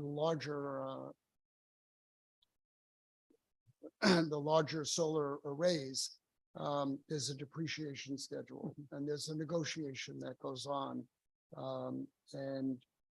The logic behind consistent revenue for a municipality makes sense. Being a municipal leader, it's nice to have that. However, you have a lot of existing projects where they're in that depreciation time. And when I tried to solve this problem 2 years ago, and the sort of red herring got thrown in, apart from the fact that it angered me, again, because we're trying to solve a limited problem. But apart from that, there were municipalities that are collecting more than the unitary tax now. So I appreciate the fact that you've come. What this would effectively do is take money out of municipalities' pockets today. May add some in 5 years from now as you go down on the depreciation schedule. But if I've learned anything in my 18 years of municipal government, it's don't try to take anything out of municipalities' pockets, number one. And number two, never, me wearing my other hat, never suggest that the money should come to the state and then it will come back to the towns. That's not a good idea. It doesn't happen. We know that it might happen for a year or two, and I want to be very clear that it's just a bad way. Every municipal leader is united. Democrats, Republicans, far right, far left. We're just not looking to give up money and then with the promise of it coming back. There've got to be other solutions. And I appreciate your testimony. I just wanted to make my position really clear here. And thank you for coming. Thank you. Thank you. It must be a challenge, Senator, to be in both roles simultaneously. And a business. There you go. Makes it hard to disagree with them.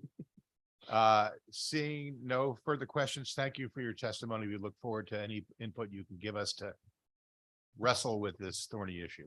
As I said, I've reached out with the proponent, the solar industry, and they clearly stated that this wasn't the language that they were looking for. So that's the process. So we'll continue to have conversations with all parties and to Senator Needleman. There's a few bills in P&D, I think on this Friday, that are addressing the issue of those solar facilities that are being subdivided to work around the property taxes. So hopefully we'll find to be able to support of something rather than in opposition, which is That to would be all. great.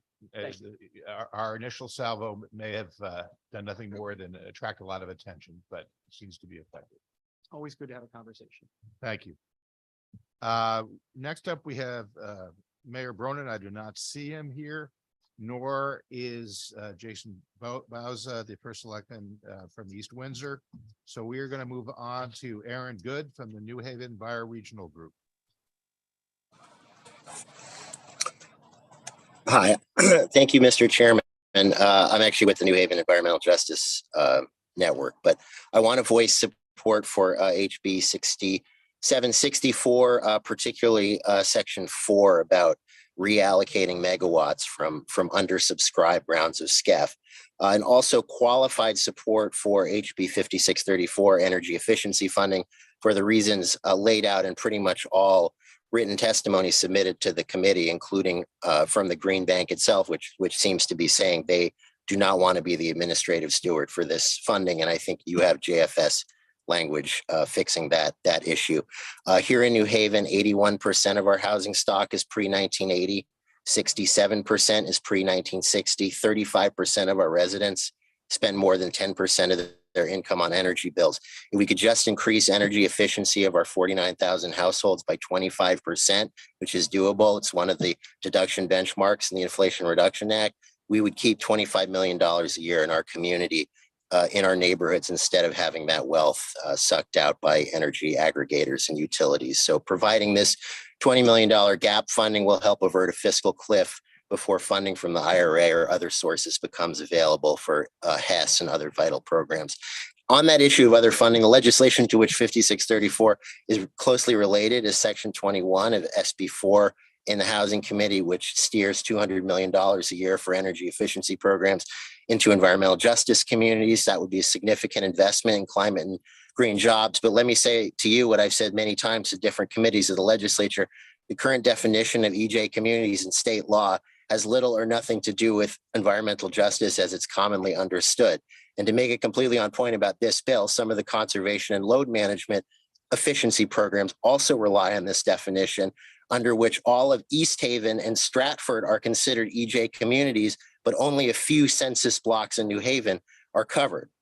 And it really defies logic. And every time we use the flawed EJ communities definition as part of other programs or statutes, in some respects, inequity is being compounded, not reduced. Just a brief comment on 6497, the Energy Data Access Bill. Again, I'd associate myself with the testimony of People's Action for Clean Energy. Just want to add one point, that the performance-based regulation framework that PURA is currently developing as an outgrowth of Take Back the Grid Act, that framework must include robust data sharing. That is to say, data transparency should be one metric on which utility performance is evaluated. I think this bill is focused mainly on data for which the state is the primary trustee. Utilities are also explicitly mentioned in lines 20 to 23.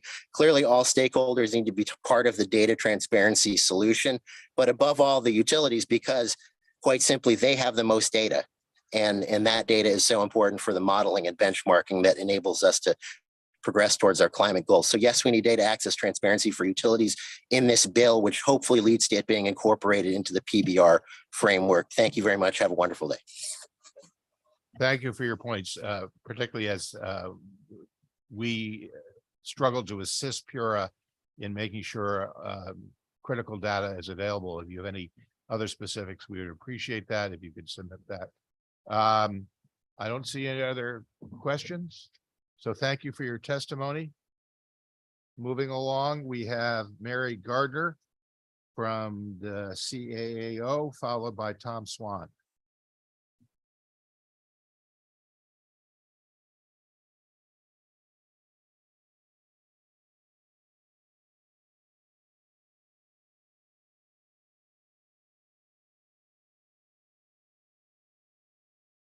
All right, I understand that neither numbers 8 or 9 are currently available. We will go to number 10, Charles Rothenberger from Save the Sound. Welcome, Charles. Fantastic. Thank you, Chairman Steinberg, and hello, Chairman Needleman, ranking members Fazio and Buckby. My name is Charles Rothenberger, climate and energy attorney with Save the Sound, and I'm here to provide brief testimony on 3 bills, HB 5634, 6497, and 6764. With respect to 5634, increasing funding for energy efficiency programs, I'm going to echo what we have heard several folks speak to already, and you'll probably hear several more speak to. While we support the intent of the bill to increase funding to our underfunded energy efficiency programs, we would respectfully suggest that the amount of the funding be increased to a level sufficient to, one, cover the current $26 million shortfall in the HES and HES-IE programs, as well as to make up for previous legislative diversions of efficiency funding that were made in 2018. We used the conservation load management funds to balance the books when times were tough. Now that times are good and we have a surplus, it's only fair to make that up. And I won't talk about the Green Bank since I heard that that is being addressed as well. With respect to the Energy Data Access Bill of Rights, we strongly support that measure. Energy usage information is critical in order to allow us to achieve our long-term climate planning goals. While much of the information addressed in the bill is currently available from a variety of sources, those sources are really siloed at different agencies, and it is sometimes difficult to access it. And in fact, sometimes it's actually necessary to file a FOIA request to access that information, which is both time consuming and inefficient. So this bill is a good step towards unlocking the power of data. And then finally, with respect to 6764, we'd like to speak to the one requirement in the bill that would allow unallocated capacity in the NRES or SCEF program to be utilized by a fully subscribed program, sort of swapping that capacity between them. We echo OCC's caution about making that change really before there's been an opportunity to evaluate how the programs are performing since the capacity caps were doubled last year. And when there was, for the first time, an allowance made for unallocated capacity to roll over from year to year. Pura does an annual review of all of these programs. It's very thorough. And we would just respectfully suggest not tinkering with that before we've had at least one annual program review to see how those programs are performing since those changes were made. I would be particularly concerned about any impact that would divert projects from the SCEF program, a program that directly benefits low-income households, to the general commercial solar program without more data. Although we certainly support the notion that building clean energy sooner rather than later is desirable, which may have been one of the prime motivators of that section. We just think we should take a pause and not make any changes until we can evaluate the program. And with that, I thank you for your time and consideration, and happy to answer any questions. Thank you, Charles. You can understand our desire to try to be timely in responding to the opportunity for more small scale solar projects, but we're hearing you loud and clear that messing with SCEF in the middle of an analysis might be not ideal. So if you have any good ideas how we could accomplish that, glad to hear it.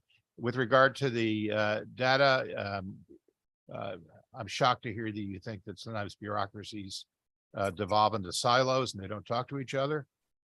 Something I think we could probably work on, but the good news is that OPM is eager to help aggregate the data in a way that's useful to all parties, and we look forward to doing whatever we can to make that possible for them. Any other questions or comments? Seeing none, thank you for your testimony. We appreciate Thank you.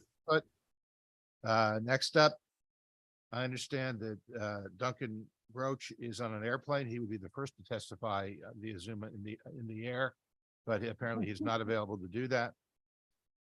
Next up is Chris Phelps from Environment Connecticut. Welcome, Chris. Thank you. Thank you, Representative and members of the committee. I'm Chris Phelps, State Director with Environment Connecticut. And we are a project of Environment America, a membership-supported nonprofit environmental advocacy organization here in Connecticut and with members here and across the country. Testifying today on Senate Bill 1099 and House Bill 5634. Briefly on 5634, I would echo the comments you just heard from Charles Rothenberger and from others. We support this legislation for all the reasons that, frankly, that Charles already articulated. Demand for energy efficiency in Connecticut is outstripping available energy efficiency measures and investment.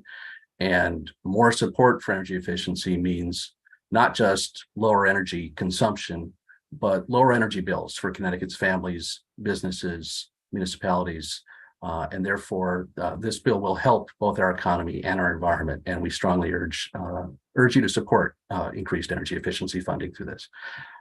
Turning to Senate Bill 1099, I'll briefly touch on this. We do not support this bill establishing a nuclear advisory council in Connecticut. Our position on this is that, you know, is driven by an understanding that nuclear power is expensive and comes with significant security and both ratepayer and taxpayer costs attached to it. Connecticut's ratepayers and taxpayers have literally spent billions of dollars subsidizing nuclear power over the course of the past 30 years in our state. And building new nuclear power plants in the future would put both rate and taxpayers potentially on the hook for tens of billions of dollars more in upfront costs to build and then subsequently operate those facilities. We do recognize, obviously, the clear policy imperative and debates around our energy future and specifically how to decarbonize our energy systems here in Connecticut and across the New England grid. And we have consistently urged the committee and your colleagues in other states to prioritize new, clean, safer, and frankly, more affordable sources of renewable and zero carbon energy before doubling down on more nuclear power that may not come online for 15 years or more, if ever, in Connecticut or elsewhere. Lastly, I'll just say that, you know, I understand that this bill is limited to establishing a nuclear advisory council, I think it's called, within state government to promote and market and essentially lobby for the nuclear industry in our state. I know you, members of the committee, are very well acquainted with the lobbyists for Dominion Power and other nuclear organizations, industry organizations in the state. They are very well represented in Hartford already. And giving that industry and its lobbyists, if you will, a platform effectively within state government, really our opinion is it's just not in the public interest, puts a thumb on the scale for nuclear power versus other forms of clean energy in the future. And well, ultimately that is potentially not in the public or the ratepayer or taxpayer interest. I'll stop there. I'd be happy to take any questions on that or energy efficiency as the committee may be inclined. Thank you. Thank you, Chris. Obviously, again, in response to our desire to think long-term about energy sources that will meet the growing need for electricity, we have erred on the side of being more open-minded. And maybe not all of these things are going to work out as well as we planned, but we prefer nuclear to fossil fuels ideally, and we want to at least open doors for conversations. I believe Senator Needleman would like to engage you on the subject of nuclear. Thank you, Mr. Chairman, and thank you, Chris. So you're right. This is a very narrowly focused set of adjustments to the bill that we passed last year. And the advisory council certainly has a sort of a feeling of trying to market the idea of more nuclear. But somewhere in the mix, I think that if we get small modulars, if things happen, fall in the right place at the existing one nuclear power plant that we have, there may be an ability to add some small modular reactors. And I think that's what we're really talking about at this point. No one's looking for a major expansion of nuclear. No one's looking to put it back to where it used to be in Haddam Neck. But because you have an existing site that is capable of managing nuclear, the barrier for entry to add a little bit more capacity out there makes some sense. The transmission lines, the infrastructure, the security, all of it is going on at the same time there. So we just think that it makes sense to consider it, but it doesn't mean that anything will happen because permitting and all the other inherent problems with nuclear are well known. But we want to be open-minded, and at this moment in time, it is one of the few zero carbon resources that can provide baseload power. And baseload power, as we know, is a critical component to a stable grid. So with that, I want to thank you for coming. Your points are all well taken. Thank you, Senator.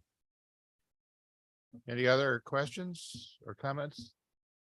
If not, Chris, thank you as always for your testimony today. And, I'm sure that the nuclear entity that we will be creating will be very sensitive to the issues you raised. Thank you, Dan. Moving along, we have Len Green from First Light Power. Welcome, former representative.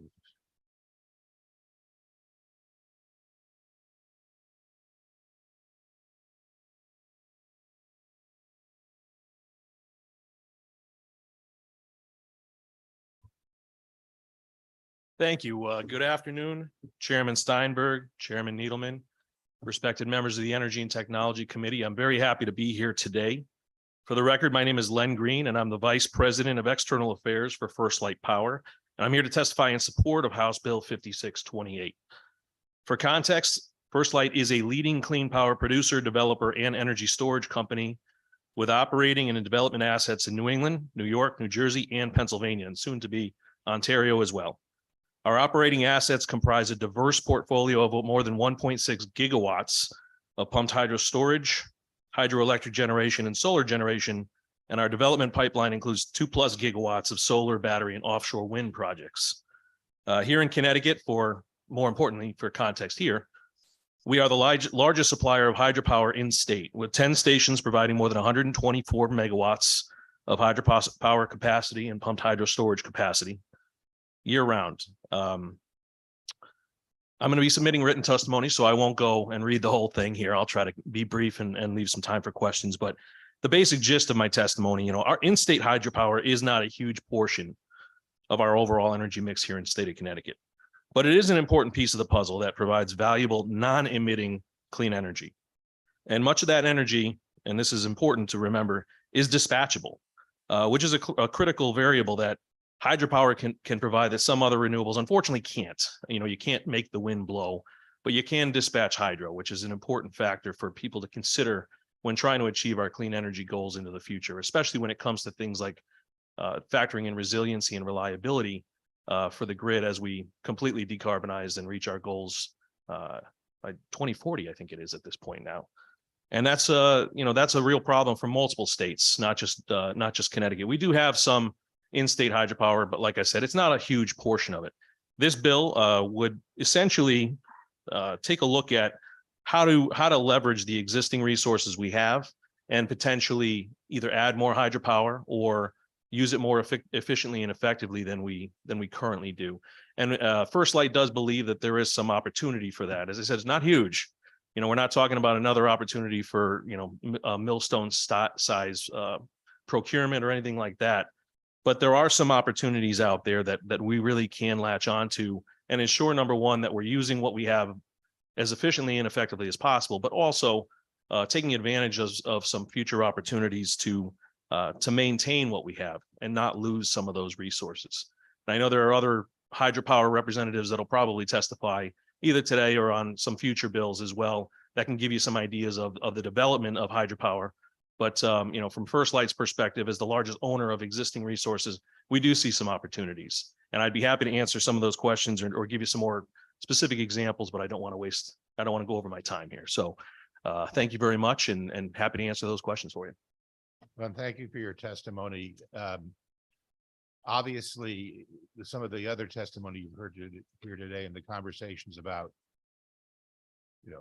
not wanting to be building new pipelines and the hypotheticals of nuclear facilities that may be more pie in the sky than practical. Hydro, particularly here in Connecticut, offers the opportunity for adding resources, hopefully in a shorter time frame. A lot of our focus has been on existing but soon to be decommissioned projects. Could you amplify a little bit on the opportunity here in the state? We do seem to have a lot of rivers and streams and the like. Yet we have competing needs for the environment, for ecological reasons. So I'd be curious as to how much opportunity you see here. Sure. It's not a huge amount, but it is important. As you said, we have a lot of rivers in the state of Connecticut and throughout New England. There are a lot of dams that frankly are not useful anymore. We're all well aware of that. I know Senator Needleman has dealt with it in his town. My former town of Seymour, we had 2 that we were trying to get rid of. Every town has this problem throughout New England. And, unsafe dams or unkept dams are certainly not something we want to continue to push forward. And removal of dams for dam safety purposes are really, that's an important issue that's not only affecting us in New England, but it is a federal issue. There are, however, some opportunities to take some of these particular non-powered dams or currently powered dams that are providing electricity right now, but there could be more added to it. Micro turbines, for example, turbine upgrades. I can give you 2 examples of our resources. Our 2 smallest hydros right now are uneconomic. They're not running. We have 2 facilities, both in Litchfield County on the Bantam and the Still River. Both of those facilities have been out of commission for several years now, because frankly, to fix them is just not economic. And that's one of the unfortunate circumstances of hydropower, is that it's expensive. Running a machine like that is an expensive venture. And you are probably going to see small hydropower start to go out of business. I think several have already done that. As I said, we haven't retired our facilities, but we just haven't fixed them. We're keeping the dams safe, of course. And unfortunately, some owners are not as diligent on that front as others, and that's a problem. But very simply, those are 2 facilities that could be providing clean electricity right now. They're just not running because it's just not economic to fix them. So it's just better to pass the water. We have other facilities as well that upgrades are being explored. I'll give you one additional example. Is actually our largest hydro, Chippewa Station, which is in Southbury. It's 41 megawatts. It's a sizable hydropower facility.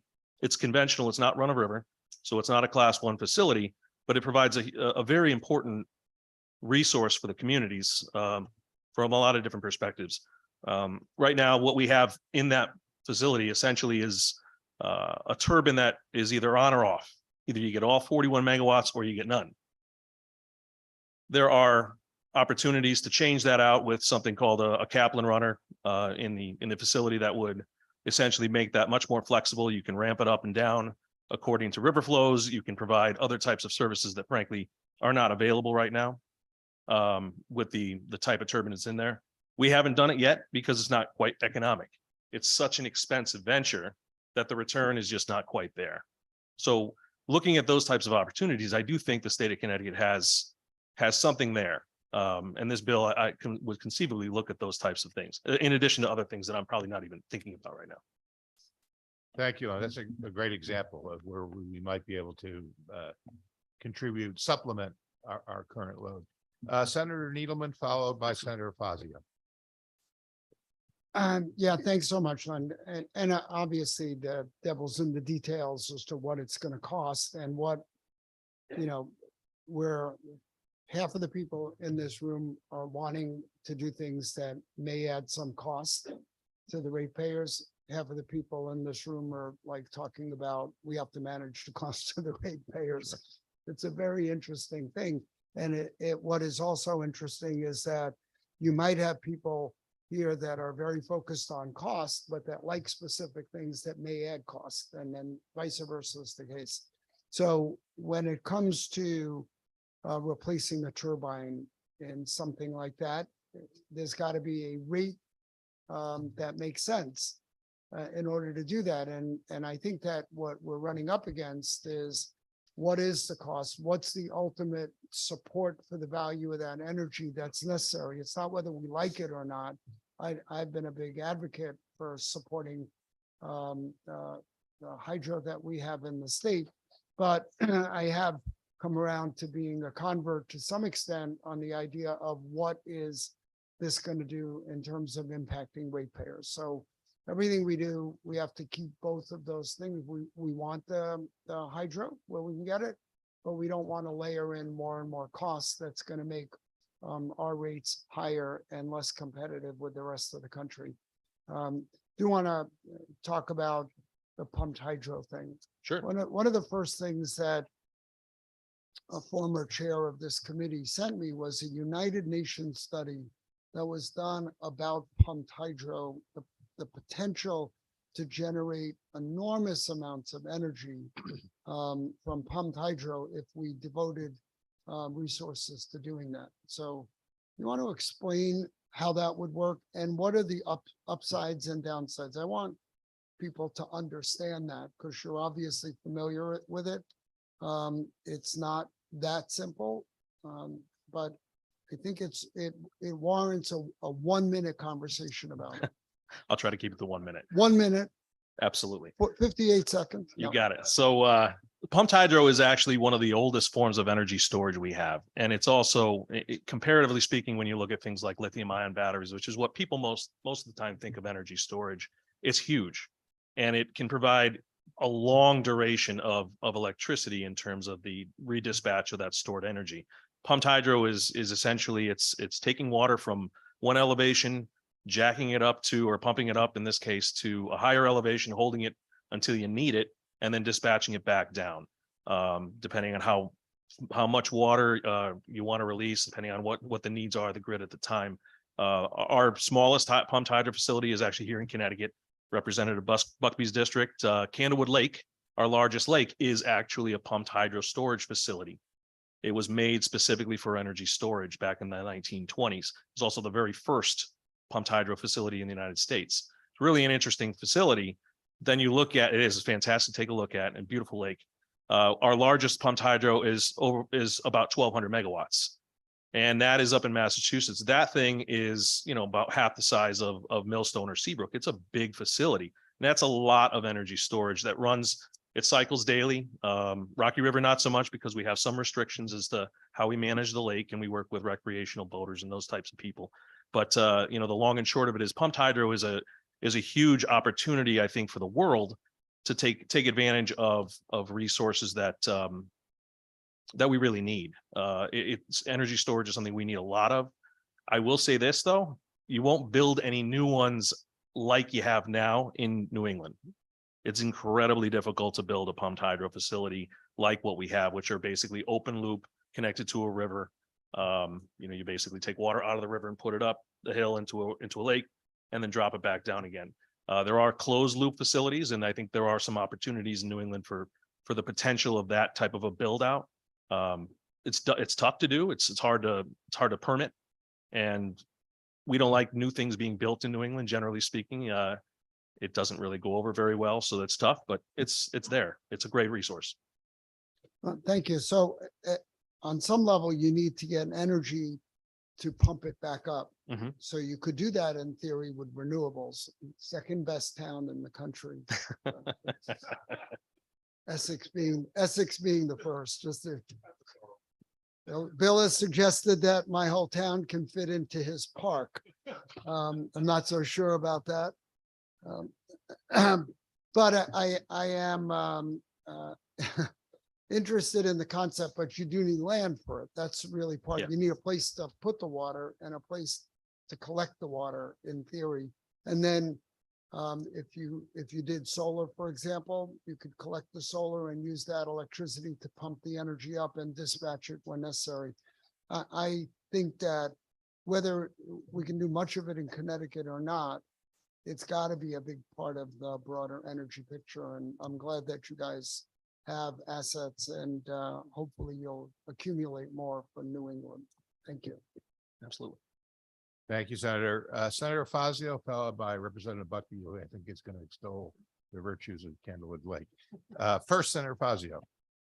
Thank you, Len, for your testimony. I think Senator Needleman's points are well taken, that we don't want to go down a road where we're, in a sort of match of one source against another. The commodity is power, but there's other considerations that we want to use to evaluate different projects and sources of electricity. And so we have to consider cost, and we have to consider reliability, and we have to consider the environmental qualities. And even within different sources of power, not every project or asset is going to satisfy those qualifications, those standards equally. And so as a state, we want statutes and policies that promote all three of those things and manage the trade-offs between the three, and don't necessarily give a leg up to one source versus the other, as long as we're satisfying the three overarching qualities and standards that we have for the grid. And on cost, we have logical mechanisms for managing them. Whether we do a good job is a different question, but the auction, competitive wholesale market in ISO New England is a way to manage costs. The PPA process for long-term agreements, the RFP process should manage costs. Maybe it doesn't all the time, but it theoretically should. We obviously have many programs in order to promote environmental standards, both the nearby and the general, with regard to emissions. And then we also probably have substandard policies promoting reliability, but they do exist. The capacity market obviously exists. And you mentioned the dispatchability and the high capacity factor of hydro, which is going to be important for our grid, even if hydro assets don't constitute an enormous part of our overall power generation. So we want to promote these qualities. We don't want to get into a pissing match between the different types of power. We just want to promote the qualities, in different projects, even within the different sources of power, are going to satisfy those standards differently. I just wanted to ask you, I think you alluded to it, but I wanted to pin you down a little bit more. Can you talk about the carbon emissions of hydro compared to other sources of power generation generally? Just to add that to your comments about reliability and some of the problems of cost too. Yeah, sure. I mean, hydro is it's a zero emissions resource. It's the original clean energy asset. I think hydro and wind can probably argue as to who came first hundreds of years ago, whatever it is. But at the end of the day, hydro's been around for a long time, providing generation that's emissions free. And that's certainly a characteristic. I didn't mention it because I don't really think about it that much anymore, because it's kind of intuitive, but maybe it's not. To Senator Needleman's interest, pumped hydro is an energy storage resource, which is different. Of course, the water that flows up and down doesn't emit high carbon emissions, but the power that is used to pump that water up a hill is essentially, it's akin to charging a battery. And you're using, in our case, we use what's on the grid. So the cleaner the grid is, the cleaner that energy storage will be. The same thing for a battery that charges off the grid, or any other type of energy storage you might see. So that is technically not a emissions free unless you have a clean grid. And that's what everybody's trying to get at least in New England. And Connecticut has some very ambitious goals. So the faster we clean the grid, the better all energy storage resources will be in terms of eliminating emissions. Thank you for your testimony and the indulgence, Mr. Chairman. Thank you, Senator. I say we great hesitation. Next up is Representative Buckby. Thank you, Mr. Chair, and thank you for the testimony. I think it's critical for people to know that the historic piece of that as well. A lot of people think that Essex is such a big, amazing town, but could it handle all this? I don't know. Candlewood.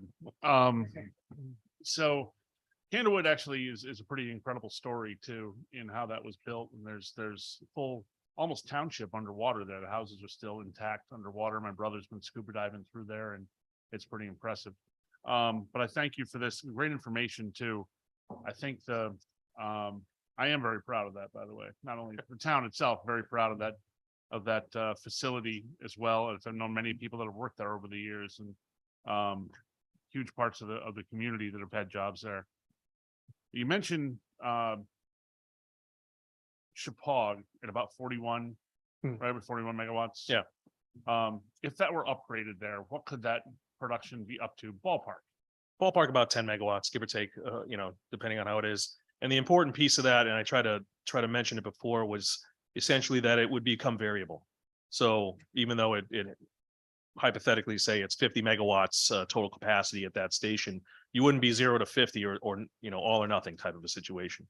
And that's important as we look at things like solar penetration in the state and how quickly you need to ramp up what's on the grid, because as many people don't understand, the electric grid is you use exactly what's on the grid and what's being put into it and vice versa. It has to be balanced or else it will fail. And hydropower is very important in terms of continuing to regulate that, continuing to manage that. So the more flexibility and variability you have on a resource is going to be a critical attribute that, capacity is a great thing to think about, but I think that is actually something that isn't talked about enough at the state level, at least. They talk about it at ISOs and they talk about it at the FERC, of course, but really that's a critical component of what we need to look at for a clean grid in the future. Yeah, I wholeheartedly agree with that. The storage question is a concern. It's huge that you addressed that already. So that you said about 124, 125. Yeah, our company, yeah. Overall could be not just increased capacity for the company, but could be more steady capacity for the grid. Absolutely. I think that's the piece for me. That's a huge piece for hydro, and we're worried about piping in from Hydro-Quebec when we have the resources right here to make this more sustainable. It's kind of why the bigger piece for me, not to be off subject entirely of what we're talking about here, but in Senate Bill 123, we're talking about the renewable portfolio. Mhm. Do you have a suggestion around that into hydro and how we can incorporate that so the renewables funding can help that? Absolutely. So Senate Bill 123, if I remember correctly, is would have included hydro and nuclear power into class 1 classifications. It would certainly help the hydro and the hydros locally, or potentially would. The size of anything in state here in Connecticut is small. It's not going to crush the market. The class 1 rec market as it exists right now, if you were to add, say, Hydro-Quebec, which is I think approximately 1,100 or 1,200 megawatts or more into that market, it would probably crash the market, right? And significantly depress the value, which in turn would potentially undercut the purpose of the RPS and when it was designed in the first place. That said, hydropower has largely been ignored from a public policy perspective for years, and we don't often come up and look for subsidies. At least I don't remember ever doing that myself. Because we've been able to operate in the merchant energy markets successfully for years. But we also, as I said before, we also operate some of the larger hydros in the region. The smaller hydros have a much different story. And what you're seeing now is volatility that is so crazy in the energy markets that some of those smaller hydros are being put into question. I gave 2 examples today of ours, which are, currently, we'd like to get them running. It doesn't make economic sense for us to do so. I can't imagine a smaller hydro company, which we have several in Connecticut, that is struggling with that. And that's, those 2 would be their only assets that they would rely on. Whereas we have other assets that we can focus our resources on. So I think, a class 1, the specifications that were available to hydro was essentially you had to be run of river according to a set of parameters at deep set. I think expanding that out would potentially help those smaller hydros that maybe didn't qualify as a class 1, that wouldn't crush the market at the time. There are other ways to do it too, but I do want to make it clear that maintaining what we have, if we truly want to achieve 100% decarbonization, by 2040. And several of our neighbors are already in the same boat, looking at the same goals. It's a kitchen sink approach. You need everything. And if you lose even a few smaller resources like the ones I just mentioned, you have to replace them with something else. And if it's something like a solar, then what are you going to do at night when you don't have the solar there? If it's something like wind, what are you going to do when there's no wind blowing? Diversification of the assets is important, and hydro is a piece of that. So it's not a huge piece, but it's a piece, and that's something that from our perspective, I think does warrant some justification in terms of looking at what we can do and what needs to be done to maintain these resources. I think that's where we've been having some discussion on, and the good chair and I have had many discussion on this, especially when it comes to smaller dams and larger dams, and how do we promote that and get there? And maybe that is something in there with renewables where we can keep it where it's in state that's existing. That's the other thing that drives me a little crazy is we look to incentivize new places as opposed to upgrading existing. And I think that's something to be considered across the board. If you were to sit down with Deep on this, is that something that could be quicker to implement, quicker to put forward? I do think there are some tools in the toolbox already that we can potentially leverage if there are some tweaks here and there. It's not something I think that has been focused on quite a bit by the state up to to date, but we do have a few things that I think are of interest to Deep, and I'd love to have a conversation with Deep on it. We have spoken in the past about various issues. Nothing as specific as this that would require legislation, because it requires legislation. Right. So we do play a small role in that. So I won't fish for any more here. That's all right. We're good. But I thank you again very much for coming up. Hope you didn't miss any games today. We're happy to have you. Thank you. Given what Representative Buckby just said about Candlewood, I hope there's no drought and that they don't start finding some of the stuff that they've been finding in Lake Mead with some people that were left in those houses when they flooded. Anyway, no, thank you so much. And there's a lot to talk about here.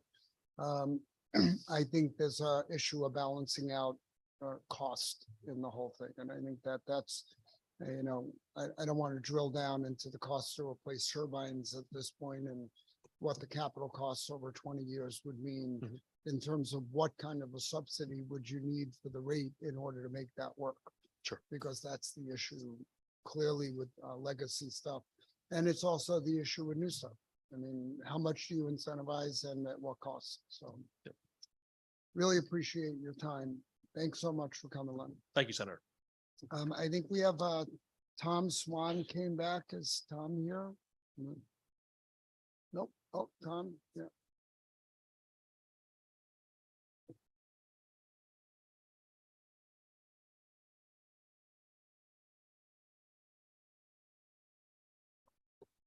Good afternoon, Senator Needleman, Representative Steinberg, members of the Energy and Technology Committee.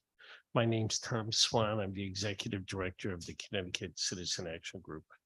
On behalf of our thousands of members' families, I want to comment on several bills being heard today.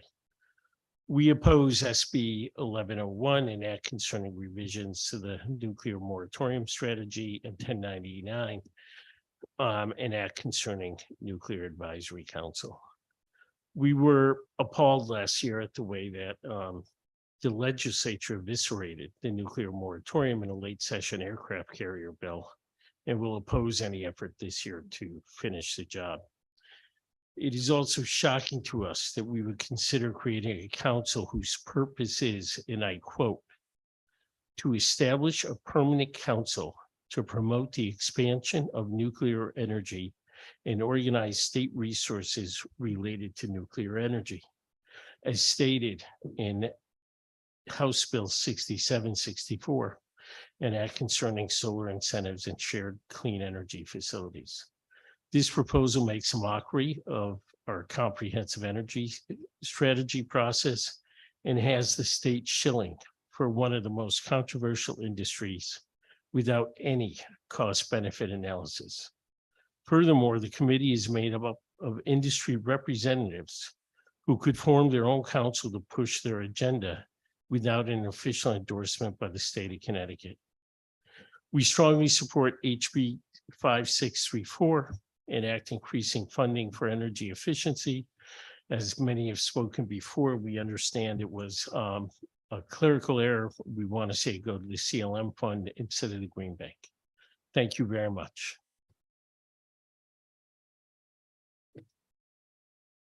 Sorry about that. Thank you, Tom. Appreciate it. The amendment to the bill that we passed last year is a minor technical revision brought to us by LCO. It's not an attempt to finish the job.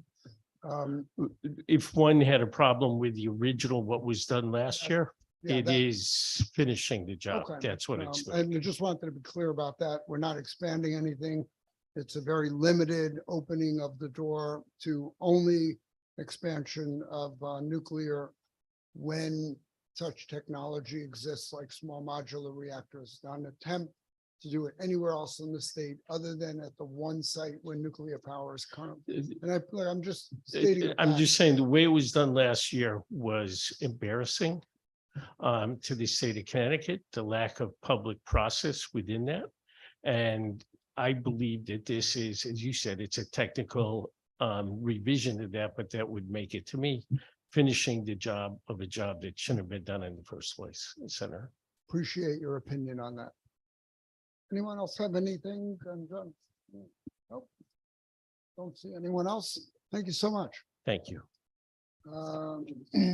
Still looking for the elected officials, Mayor Bronin and First Selectman Bowser. Not Betsy Gar is up next. Thank you, Senator Nadelman, members of the committee. My name is Betsy Gare. I'm the Executive Director of the Connecticut Council of Small Towns, and I'm here today in opposition to Sections 2 and 3 of House Bill 6764, an act concerning solar incentives and shared clean energy facilities. Before I start, I do want to emphasize that municipalities have embraced efforts to support renewable energy facilities in our communities, including solar, recognizing the benefits to the environment and to the state's carbon footprint. So, but however, there have been issues relative to the property taxation of these facilities that have created some questions. As Representative Steinberg said earlier today, task forces are easy, recommendations are hard. There was a task force that looked at this issue. And while they did a fair job of outlining and summarizing some of the applicable statutes, they were really, they didn't adopt any specific recommendations. And I think that's unfortunate. As drafted, however, we do have concerns with Section 2 of the bill, which expands the current property tax exemptions for virtual net metering. This would include all solar PV systems, resulting in a significant loss of potential revenue for towns.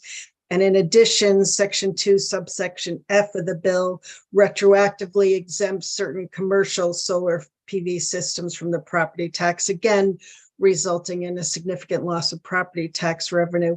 We're also concerned with Section 3 of the bill, which imposes this $5 per kilowatt fee under the solar uniform capacity tax account. As has been mentioned, this capacity tax has come up before. I think this is probably the worst iteration of it because it does, as has been discussed, divert half of the revenues generated under that proposal to the state and not to our municipalities.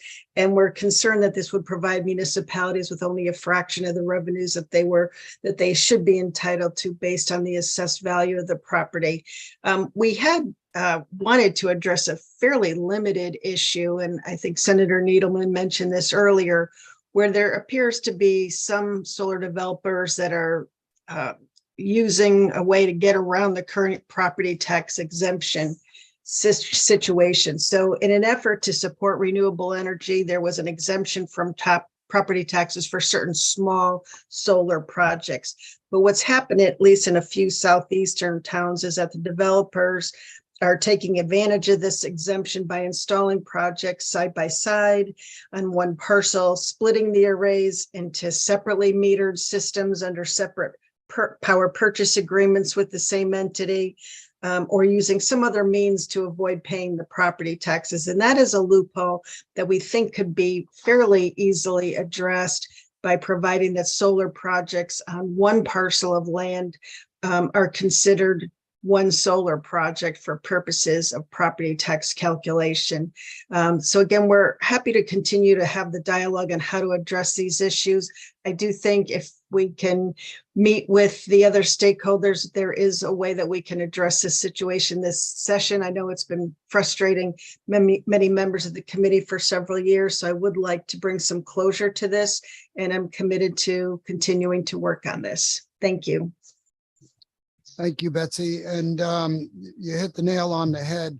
Part of me thinks that pretty much any solar array that is built in a municipality that substantially supplies power to the grid, meaning if you have a barn on 50 acres and you put solar on that barn and it's producing 3-4 megawatts of power, that should be subject to property tax. I'm concerned that some of that goes on. And again, how do you define substantially? I think the devil's in the details. The last iteration of this said a unitary tax for anything between 1 and 5 megawatts that was supplying energy to the grid should be taxed at a fixed rate. And that may solve that particular problem. I hope we can get that through, and I hope that the desire to create a broad unitary tax is not something that convolutes or makes this, muddies the water around this. We want to solve the problem. So I'm not seeing anyone else that has their hand up. And as always, thank you for coming, Betsy. Thank you so much. All right. Thank you, Senator. So we have two folks from Lodestar Energy. I don't know if you both want to come up at the same time or on at the same time, or you're testifying on different things. Jamie Smith and Jack Funk.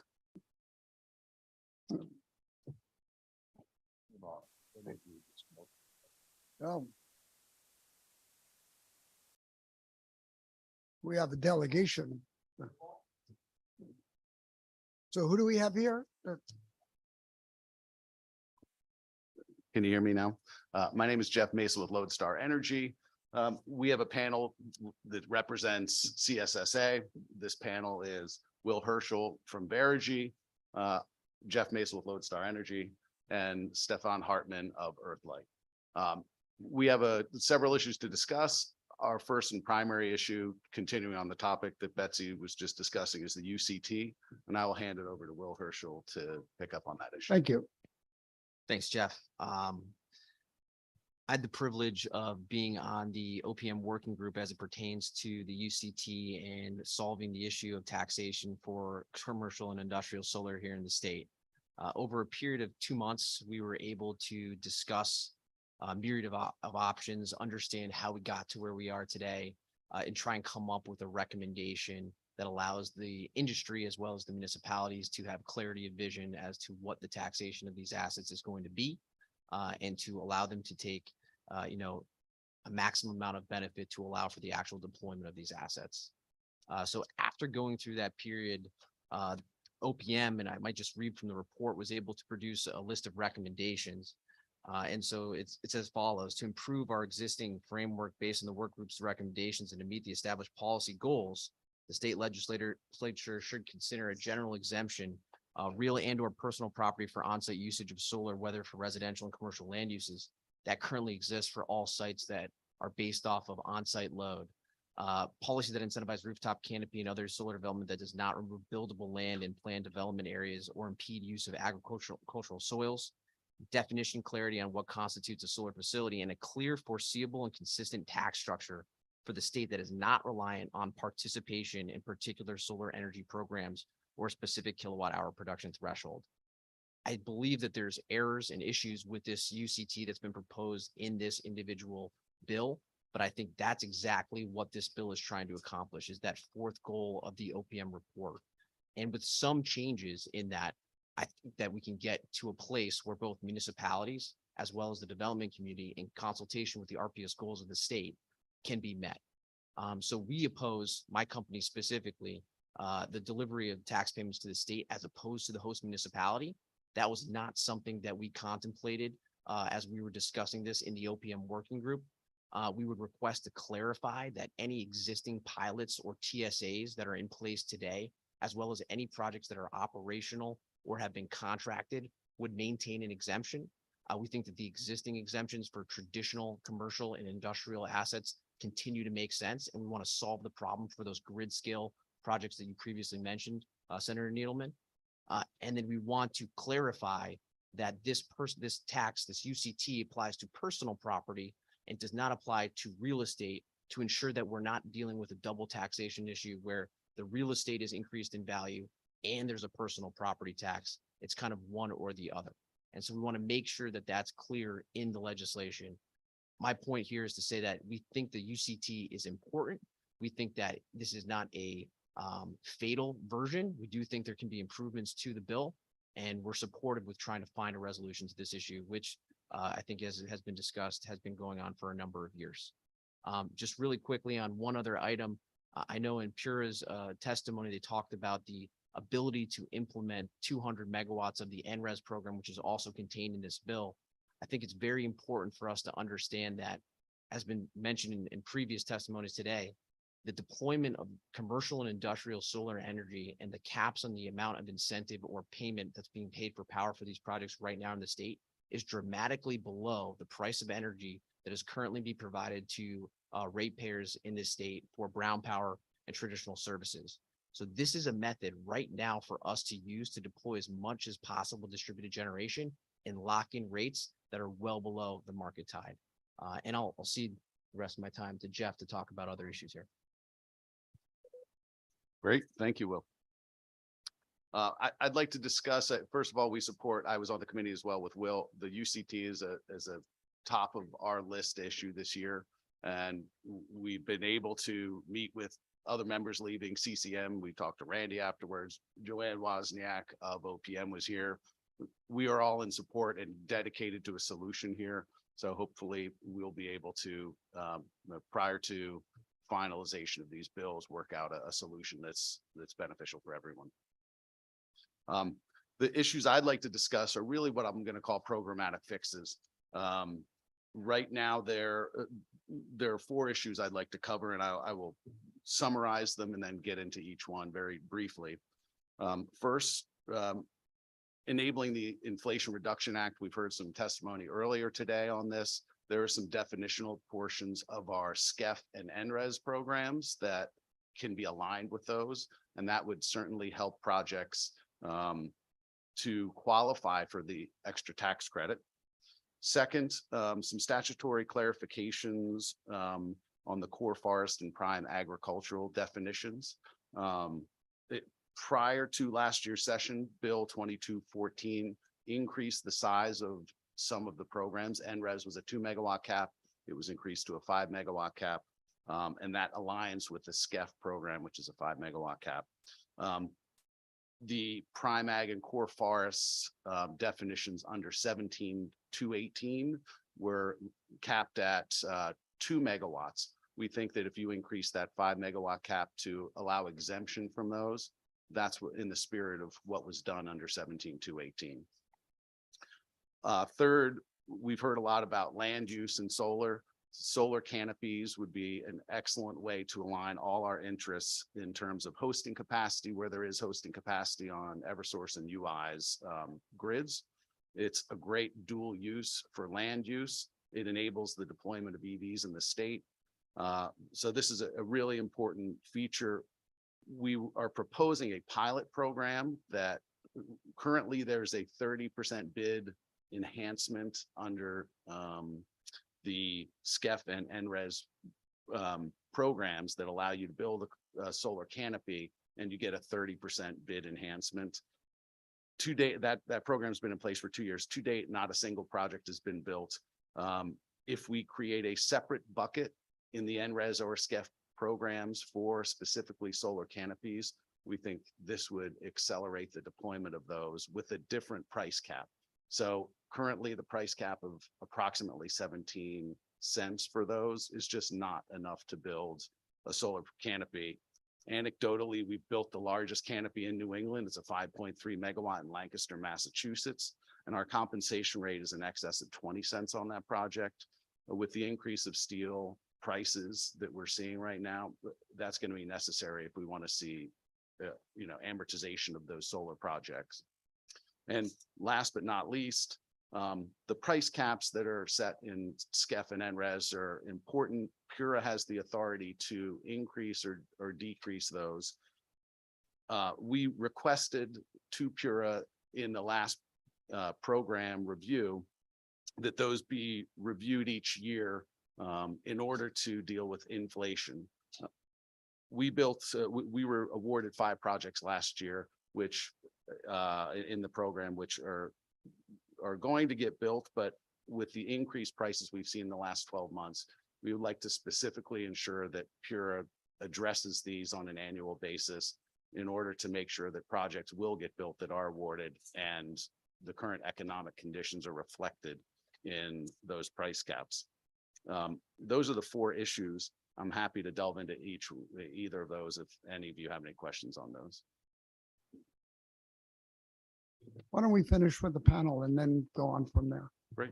And then just to be clear, Jamie and Jack, are they part of your group that didn't come? Because I have Stefan, Will, and Jeff.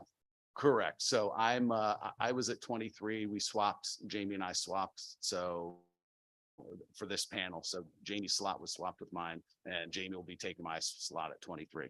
I didn't know that. And Jack has seated his seat. Did you pay for a better spot? Was there money trading? Look, we've got Jamie in the background. It's just He's okay. He's all right.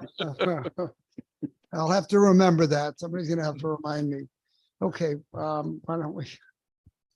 All right, hello, I'm Stefan Hartman with Earthlight Technologies, and yeah, I was slot 21, and we decided this would be a better, more effective use of everybody's time to get a lot of common themes communicated. So thank you for the opportunity and the flexibility. I'll pick up just one additional point on the tax issue, and then I have one other kind of new item to introduce. Last year, the legislature and PURA allowed for the oversizing of solar arrays on rooftops. Because the goal was to try to utilize more roof space to relieve some of the pressure on our farmland and ground arrays and things like that. So while that's a separate tax issue, I think that there's been a bit of a broad strokes conversation where there's an opportunity to actually enable those rooftop solar installations that I think was the intent of the legislation as well as the regulation that came.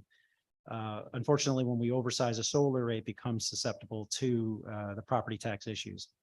And these arrays are just simply not happening because they're taxed as if it was a new building or structure. So we can understand the municipality's concern to, and the need for negotiations and conversations on a ground-based array where it's using land that could otherwise be used for other things. But solar canopies and rooftop solar, these are projects that could happen in a dual use capacity and generate more tax revenue for municipalities. And right now it's being kind of rolled into the bigger conversation. So just I wanted to point that out. We don't have a fully fleshed out solution for this, but I wanted to draw it to the committee's attention. The next thing I wanted to talk about is there's been a lot of talk about conversation about NRES expansion. There's another way to kind of accommodate this.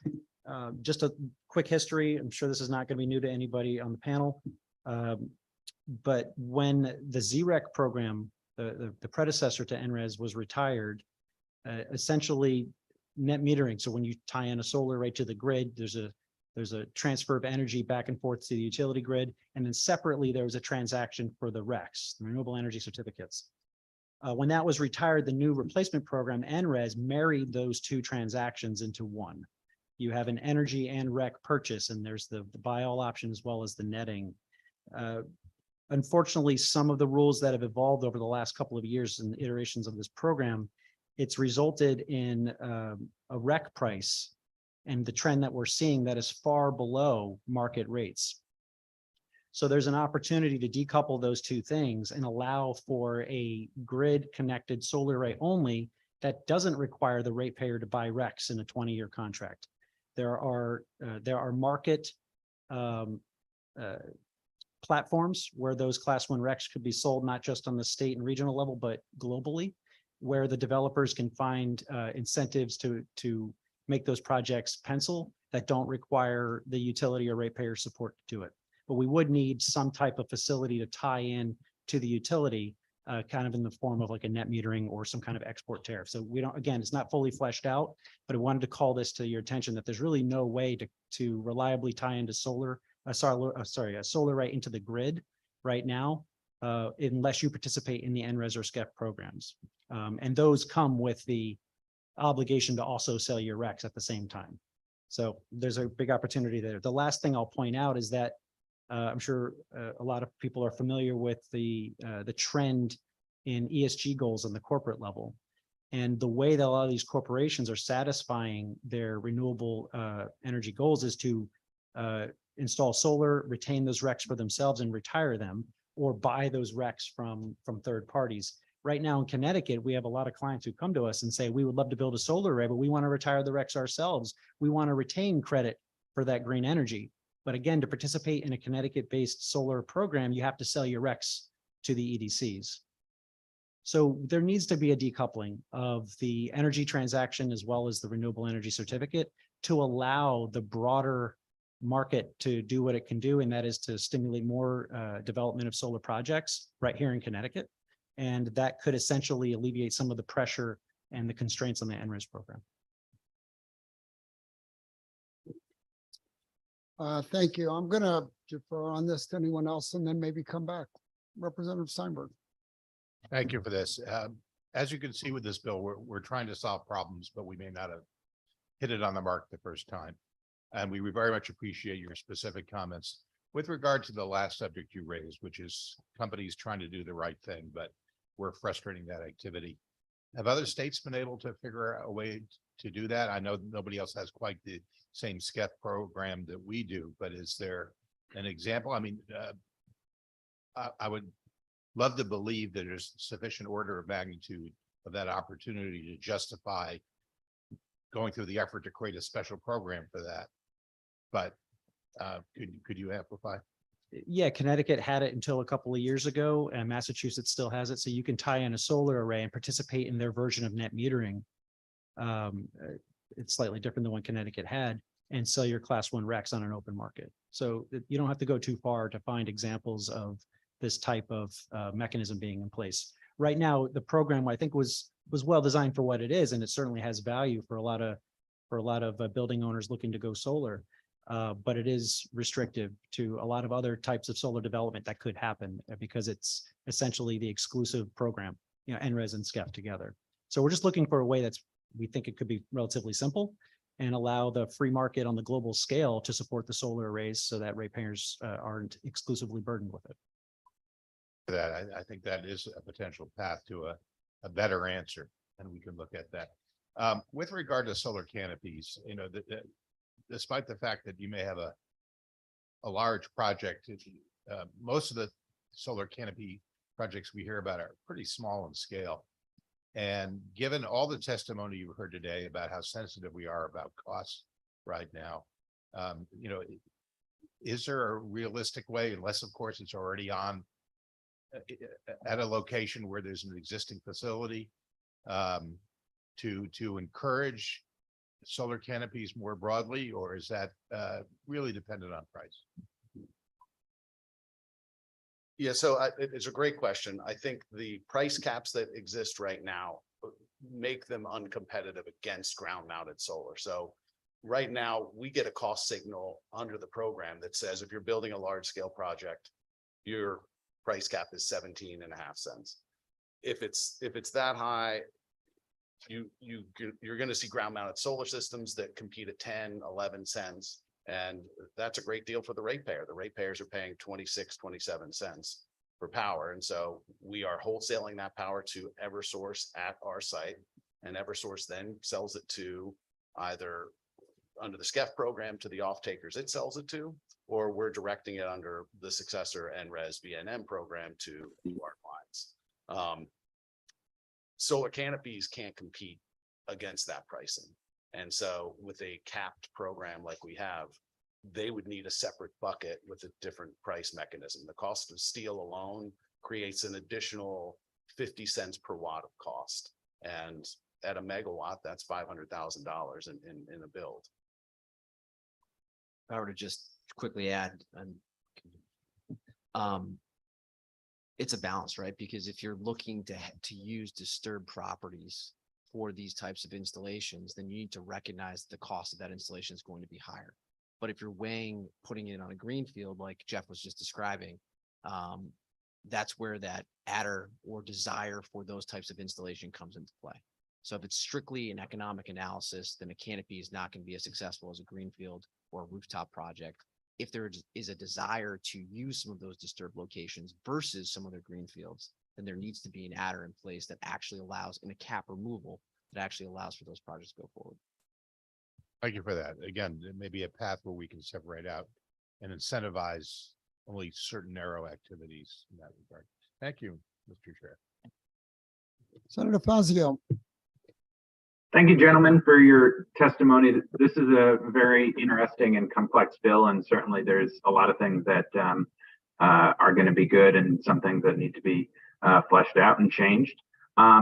Is my first question going to the costs or the prices that you were talking about, the 17 cents price cap, which you seem to indicate the actual procurement ends up going off at like 11 cents or 12 cents, you said.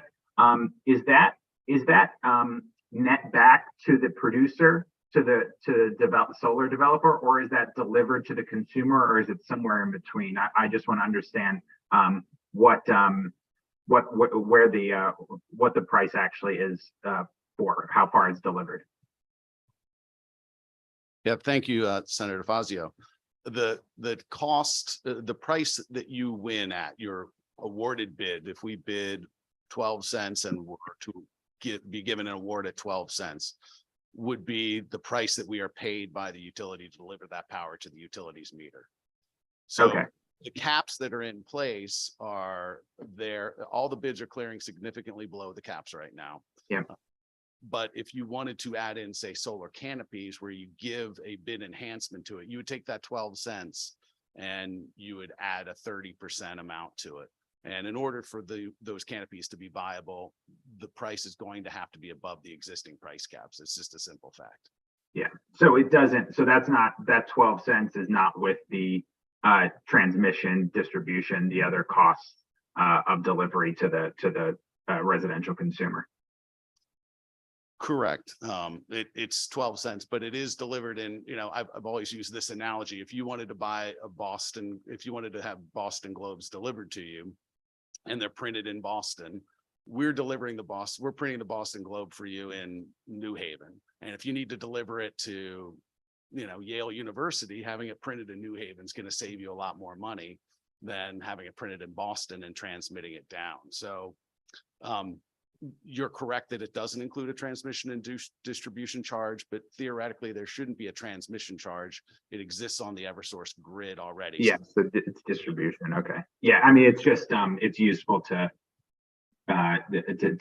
understand where the like for like comparison is. To say that Revolution Wind PPA is 9.9 cents, the Millstone PPA is 4.9 cents. So I just want to understand where the like, and obviously at the end consumer is paying higher than all those rates, but because there's other costs of delivery and so on built in. So appreciate that context. Sure. If I could add one more Go ahead. Point to that, if the rates that are winning right now are in the 10, 11, 12 cent range, to Stefan's point, there's a REC that's combined with that electricity. So if you subtract out the value of that REC right now, a New England Class 1 REC is trading at 3.5 to 4 cents. The utility is getting 3.5 to 4 cents. So subtract that from that 10 to 11 cent number, and they're really paying about 7 cents for that power. Got it. Okay, that is that's useful context. The other question, you mentioned trying to create a more an exportable tariff or REC or a universal kind of system. Is that in your written testimony? Because I'm sure that'll get complex, but that would be very interesting to dive into. Is that kind of explanation thoroughly discussed in any written testimony you submitted? So Stefan and I were just looking at each other. If you could elaborate on that a little more, I think we were just trying to get some. I think it was Stefan's, one of his last comments. Okay. In his, the testimony that he read. Yeah, I'm not sure I understand the question. You mentioned that that Connecticut could look into creating an exportable rec type facility. Oh, yes. Yeah. So because the programs envelop a single transaction for both the energy and the RECs, that creates a dilemma for a lot of would-be solar projects where they need to keep the RECs, or there's a market outside of that. So, in the circumstance where, the utilities are being, I guess, essentially obligated to buy both of those commodities, the energy as well as the REC, there can simply be an opportunity to buy just the energy at a lower rate. Okay, and do you discuss that alternative, that policy alternative in your written testimony? We can certainly provide it. It's kind of a newer idea. So I don't have written testimony submitted on this, but I would just really appreciate it. I think it's very interesting concept. I had not heard about it before. So if you were able to provide it, I would be very interested in reading it. Absolutely. Thank you. Thank you. Thank you, Mr. Chair. Thank you, Senator. Representative Foster. Thank you for being here today. I've had the opportunity to talk to Stefan a lot about a variety of different proposals, but one of the things that I'm hoping that you can talk to us for a minute about is how the guidance on these programs in today's climate offers a different calculation than it would have, for example, 2 years ago. And if you have like an example of a specific project and how the numbers are panning out differently now versus previously, that would be great. Okay. Yeah, I mean, there's the unsurprising cost differences on inflation and material costs and supply chain and all that. But I would also say that just to kind of loop in the canopy conversation to your question, all of the data that Connecticut has for where the price cap should be and what the value, what the energy should cost from a solar array does not include canopy-based projects, right? So the caps are set from a very restrictive small program that we had 10 years of data on that only allowed in the most cost-effective and inexpensive projects that could possibly be deployed. And that now set a standard kind of going forward.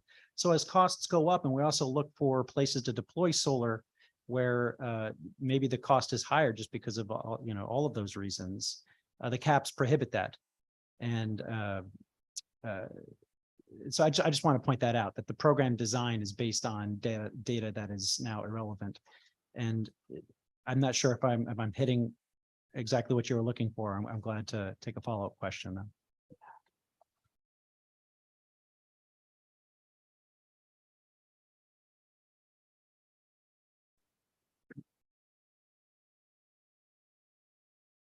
I'd like to sort of understand how many companies that are on your roster, like that.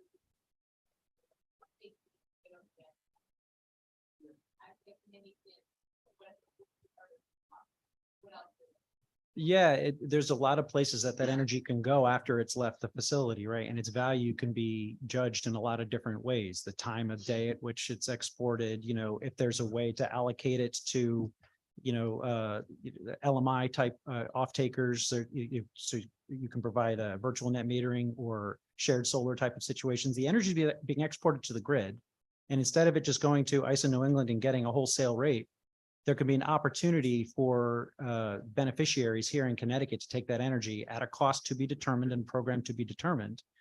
And then the REC be sold to people in Connecticut if they want to buy it. It can be retained by the host because they need it for their own ESG compliance, just like Eversource and UI have their own clean energy compliant, goals, and they have to acquire RECs. Other corporate entities need to do the same.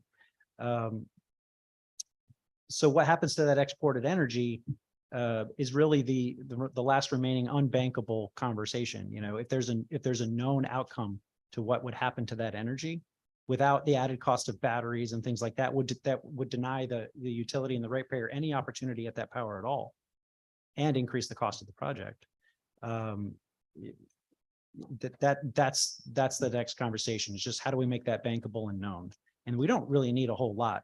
I mean, frankly, we're almost there with ISO New England and just sell the RECs elsewhere. But then we're not participating in a Connecticut-based economy anymore. We're basically, a developer at that site is doing solar. They're packing up their bags and going home, and the RECs are going to Europe. They're going to Canada. So if we don't develop a program here in Connecticut, that asset will leave our borders. And are there examples for companies that would be willing to make the full investment for their own solar usage at maxed out projects that don't need to take any RECs, that would Yes. use their own production just on their own, but that can't access that right now? And are there multiple businesses or examples of that in your queue? Yes, we have customers right now that would develop a project if not for the constraints of the program and the obligation to sell the RECs to the utility. I've had the opportunity to tour one of the sites that you had previously installed canopies at. That's, it's like a partnership between two local businesses that I represent. And the canopies offer significant benefit to the business industry because they're offering coverage for trucks that's like decreasing the amount of weather related wear. This is out of my scope of things I can talk about, but there was benefit. They don't have to clear the cars off from snow, and the cars are lasting longer, less sort of erosion and damage. And so there's significant reasons, it seems like, for companies to want to do this, but right now we're the barrier because they can't get V&M to keep their own generation for their own use when there's seasonal differences. So I'd like to see that we can make a difference on that front.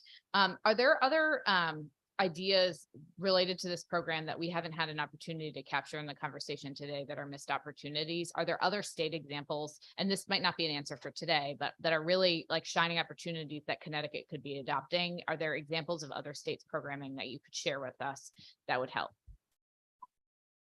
Well, the first one that comes to mind for me is that right now, state entities, agricultural entities, and municipalities are the only ones that can virtually allocate their monetary credits across accounts.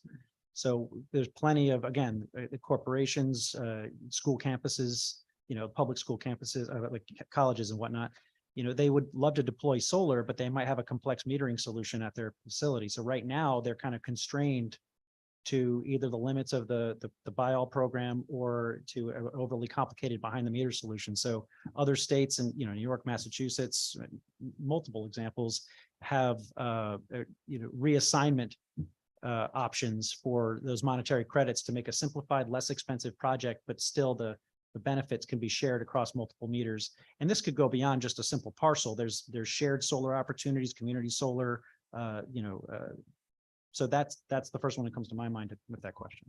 I would completely co-sign that and just add that it's related to the removal of the size to load restriction that's currently imposed on all of these projects. So his commentary is basically the same, in that once you have an opportunity to allocate those credits and include that in your load for purpose of allocation to not just the owner of the premises that it's at the location, but all of the commercial and industrial, all of the universities, all of the hospitals that currently aren't eligible to receive those credits or their benefit, then that's going to allow the program to be much more successful. I appreciate it. Thank you both very much. Excuse me. Any other comments? There being none, I just want to say that I think it was always the intent as time went on with all renewables to build out capacity and drive costs down. And that was happening, and we are in a sort of remarkable period that was unexpected, partially due to the pandemic, and supply chain issues have created real problems in terms of meeting quoted costs. We have a situation going on now with some of the wind energy that was bid into, and a difficulty in meeting those prices because the cost of materials are so high. It makes it, from my point of view, honestly, harder to actually figure out a way through this path, this quagmire, so to speak. But it doesn't mean we shouldn't try. And I'd be interested in minor tweaks to the bill that we did last year or 2 years ago, whenever we did with the NRES about decoupling the recs. So if there's a way to do that and it creates more viability in the market, I think I would definitely be willing to support that. Just to go back, because I'm now even more confused, it doesn't take a lot. So Jamie and Jack are going to speak after. I believe Jamie is, but Not I think Jack. Jack has ceded his time. I'm sorry? Jack has ceded his time. Jack has ceded his time. Okay, thank I'm you. happy to speak now. I only have one issue, Senator Needleman. Who's that? Okay, Can you- give us one, Thank you. yeah, 1 minute. 1 minute.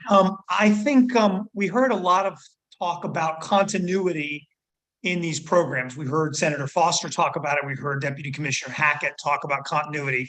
I think we should get PURA started on this SCEF successor. I agree with a bunch of folks here that we probably don't want to tweak it now. We just made some changes to it. But I think we've only got 2 years left on it. I think we should charge PURA with coming up with a true community program that all the public can take advantage of. Because today, the way SCEF is structured, we're only really focusing on a small segment of the population. And there's lots of folks who can't put solar on their homes. There's lots of folks who live in apartments who can't take advantage of that. So a true community program like we have in Massachusetts or New York. And I think it'd be a great idea to have Marissa and her team begin focusing on that so that we don't lose any steps along the way. So I don't know if that was a minute, but that's it. Well, I appreciate that. And I think it will be our intention to sort of digest this and to think about what the successor program looks like and to get PURA working on that. So thank you for all that. And thank you folks for coming. I think next up is, unless either of our elected officials are on the line that didn't make it, I think we're going to go to Kyle Wallace.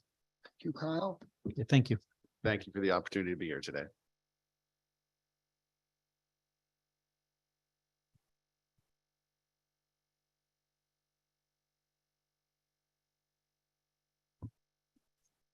So there's a little additional piggybacking, There you go, Senator. Mike. We're gonna- Okay. So the last two that you'll see in person today, Mike Trahan with Connecticut Solar and Storage Association. So the solar industry really is two industries. You heard from half, the commercial side. The rules, the program rules, the interconnection policies, the permitting policies are all separate from residential.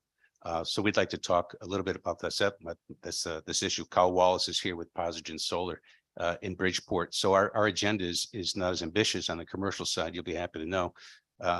So one issue, there's only one section of the section of 6764 that is speaks to residential. It's section 1. It is a direction to PURA to begin the process of investigating cost sharing in terms of residential infrastructure modification upgrades. The idea that the last person on the street puts solar on their house is stuck with the upgrade cost, which is what's happening right now. It's an expensive process. So we've actually approached PURA last year and asked them if they go down this path, and they have. So that's certainly right now in PURA docket 220629, and I think PURA also testified that perhaps maybe that section may or may not be necessary in this bill. The other 5 sections of this bill don't really speak to solar residential, although we did have a couple of ideas to share. And Kyle was going to start with a couple of bills that we thought that are before the energy that might be worth folding into this bill. Appreciate it. Kyle Wallace, Vice President of Public Policy at Posigen. We focus on low and moderate income homeowners, and we do solar and energy efficiency on all of our jobs. And as Mike noted, I don't think Section 1 is necessary. And Section 2, my only caution would be to just ensure that, this whatever is done in that section doesn't impact inadvertently the smaller scale residential exemptions that are also in that same part of the statute.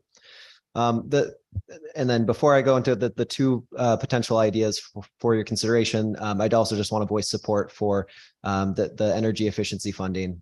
We think that is absolutely critical and 100% support that.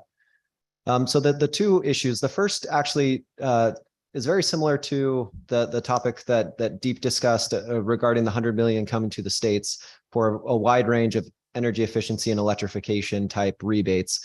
And as we are developing all these state and federal funded programs, and however that ultimately ends up, it's clearly going to be a very robust set of programs and opportunities.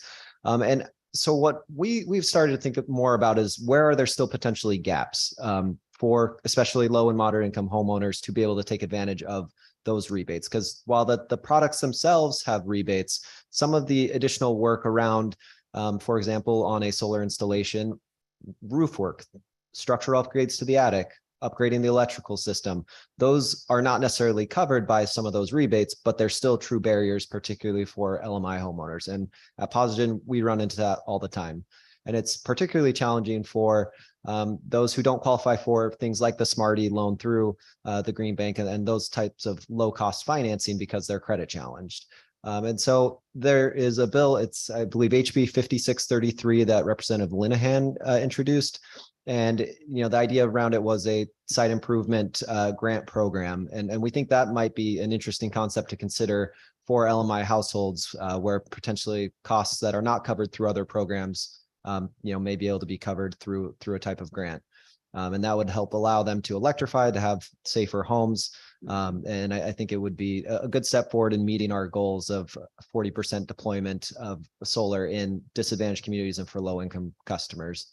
So that's the first suggestion. The second is related to what is called the Solar Automatic Permitting Process, which was developed by DOE. It's Solar App for short. And we think that it would be helpful to potentially have a grant program for municipalities to help incentivize a kind of first mover adoption, a limited pilot of up to 10 municipalities to basically test out the software, prove out the benefits. And then I think once those benefits are seen, you'll see wider adoption in the state. Solar App, happy to go into more details on it, but it's a pretty remarkable tool that's been used primarily in California and Arizona, but is spreading across the country as well. You have over 30 municipalities currently using it, and they've processed, I believe it's over 10,000 permits to date. And it provides significant cost savings, both for installers and customers, but also for the municipalities themselves, as it relieves them of the administrative burden of processing these fairly cookie cutter permits for solar projects. While they still get the permit fees and some of those benefits as well. So I'll stop there, but happy to take any questions. Thank you so much, Kyle. Chair Steinberg. Thank you, Chair Needleman. Very much appreciate those very specific suggestions. Let's start with the permitting. First of all, it's good to hear that, as usual, California is beta testing something to get the kinks out. This sounds like generally just a really good idea. I mean, who'd be against the idea of more streamlined permitting? Do municipalities push back on this kind of thing? It depends on the municipality, but I think there is some hesitance initially of this idea that installers are going to be able to submit a permit and it's going to be automatically approved if it meets the code compliance. And so I think it's important to kind of walk through a little bit of how it works. The installer is entering the information about the specific project. And this tool has been designed in collaboration with the International Code Council, UL, NFPA, and as well as municipalities who are interested in this. So it is meant to ensure code compliant projects. But a lot of those checks are mathematical equations and things like that. Make sure you have the right wire size, breaker size, some pretty standard stuff that can be automated. And so once they enter all the information, assuming everything is compliant, then it can issue the permit. You pay the fee, you get the permit, and then it also provides all of the background documents and an inspection, very detailed inspection checklist for the municipality to use once that system's actually installed. So once we install the system, the municipality still is inspecting it to ensure it is code compliant. I mean, that's ultimately what matters, is if you do the work like you said you were going to do. And then at that point, the system can move on to get turned on by the utility. And so there's just, I think, some hesitance. It's a new idea to have this be automated. But particularly in places with high levels of solar adoption, they've seen the benefits of reducing the burden on their staffs of processing sometimes hundreds or thousands of applications each month. And so I think that there's some real benefits, but it just needs to, I think, get over that kind of first mover hurdle, because it is a new concept. And I would say some of the biggest cheerleaders for the program right now are building officials in cities across the country who have already adopted this. It allows them to deal with these applications swiftly and instantly. And part of for the installer community, why we're here talking about it, is it could be that the same day that you file that application, you could start a job, or the next day, which is really important for installers. So if this use of this streamlining app is elective, why do you need state involvement? Well, the Department of Energy is offering it free to municipalities. There is a IT cost that municipalities are having to absorb to merge this software with their current platforms. And that's been a hurdle in some municipalities across the country. So the thought being is, if we could get 10 municipalities to get up and running with Solar App, let it run for half a year or a year, report out the experience, and then other municipalities would see that this would be something of a no-brainer for software that they could get for relatively nothing. I guess the question I'm asking is, if it's such a great idea, why aren't there 10 towns adopting it right now? And you don't need the state to get involved. Yeah, I think it's potentially the integration cost and the time. And that, so if there's an incentive from the state to say, here's a grant if you adopt this, I think it provides that incentive to just kind of make those conversations real. Because there has been outreach between Solar App and some towns in Connecticut, but none of them have kind of crossed that line to actually go into a pilot mode. It sounds like a good thing to encourage. If there's a simple way to do that, I think we could look at it. But it may just be a matter, as with some certain things, we let the more progressive communities adopt it and then see what happens. Getting back to your other suggestion, though, it's intriguing, particularly with the LMI community, to create incentives for them to have greater access to installing solar. But for example, replacing a roof is an expensive proposition that can run to many thousands of dollars. Do you have any ability to sort of dimensionalize how big a program we're talking about here? And are you thinking about leveraging mostly federal funds, or is this going to require a lot of state grant money as well? It's a good question. And I don't think we had a fully baked out proposal here. We saw that bill and thought it was an interesting idea. I think it's not always that the whole roof needs to be replaced. Sometimes it's just portions of the roof. And so, I think that having some type of appropriate cap would make sense. If there's other ways to have a grant that helps just reduce the cost, so then the remainder can be financed, or, borne by installers, or however else the arrangement might work. I think that's really kind of what we would be going for, is it's something that just helps reduce the cost. But as to what the size of the program would be, I don't think we have a great number for that at this point. And that's why I think this is more of something to be consideration, not necessarily for this bill, but maybe in a future session. Well, it sounds interesting. If you could help us by doing some of the research and determining, particularly if any other states are taking advantage of federal funds in this way, we're really excited to spend the federal dollars rather than our own, as long as this is a cost-efficient use. And it sounds intriguing. Thank you, Mr. Chair. Thank you, Representative. I don't see anyone else with their hands up. Mr. Chairman, I just want to mention the bill number, the energy efficiency funding bill number 5364, that we were hoping could be folded into this bill, and the issue that home installers having right now with energy efficiency. Right now, home installers are required to work with the HES community to see the HES audits are scheduled first, or before these projects move forward. If those projects can't get scheduled, then with the HES audit, then the home solar project gets held up. And if the funding for those programs are not sustainable, it makes it very burdensome to get these projects completed for homeowners. Did you say that was in environment or housing? 5364. Or P&D? It's here in this committee, sir. I'm sorry, 5634. I wrote down 5364. All right. Okay. I think Representative Gresco has a question. Go. Thank you, Mr. Chairman, for your indulgence. And just as a quick reference, maybe a boots on the ground perspective, City of Bridgeport is contemplating and using the solar app.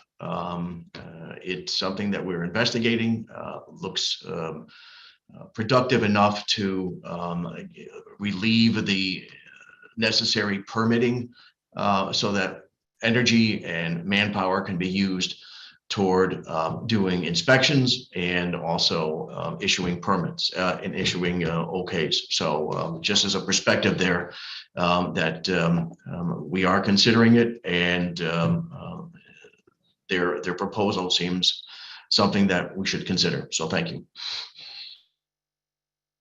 Thank you, Representative, and thank you guys a lot. Thank you. Brian Lastra.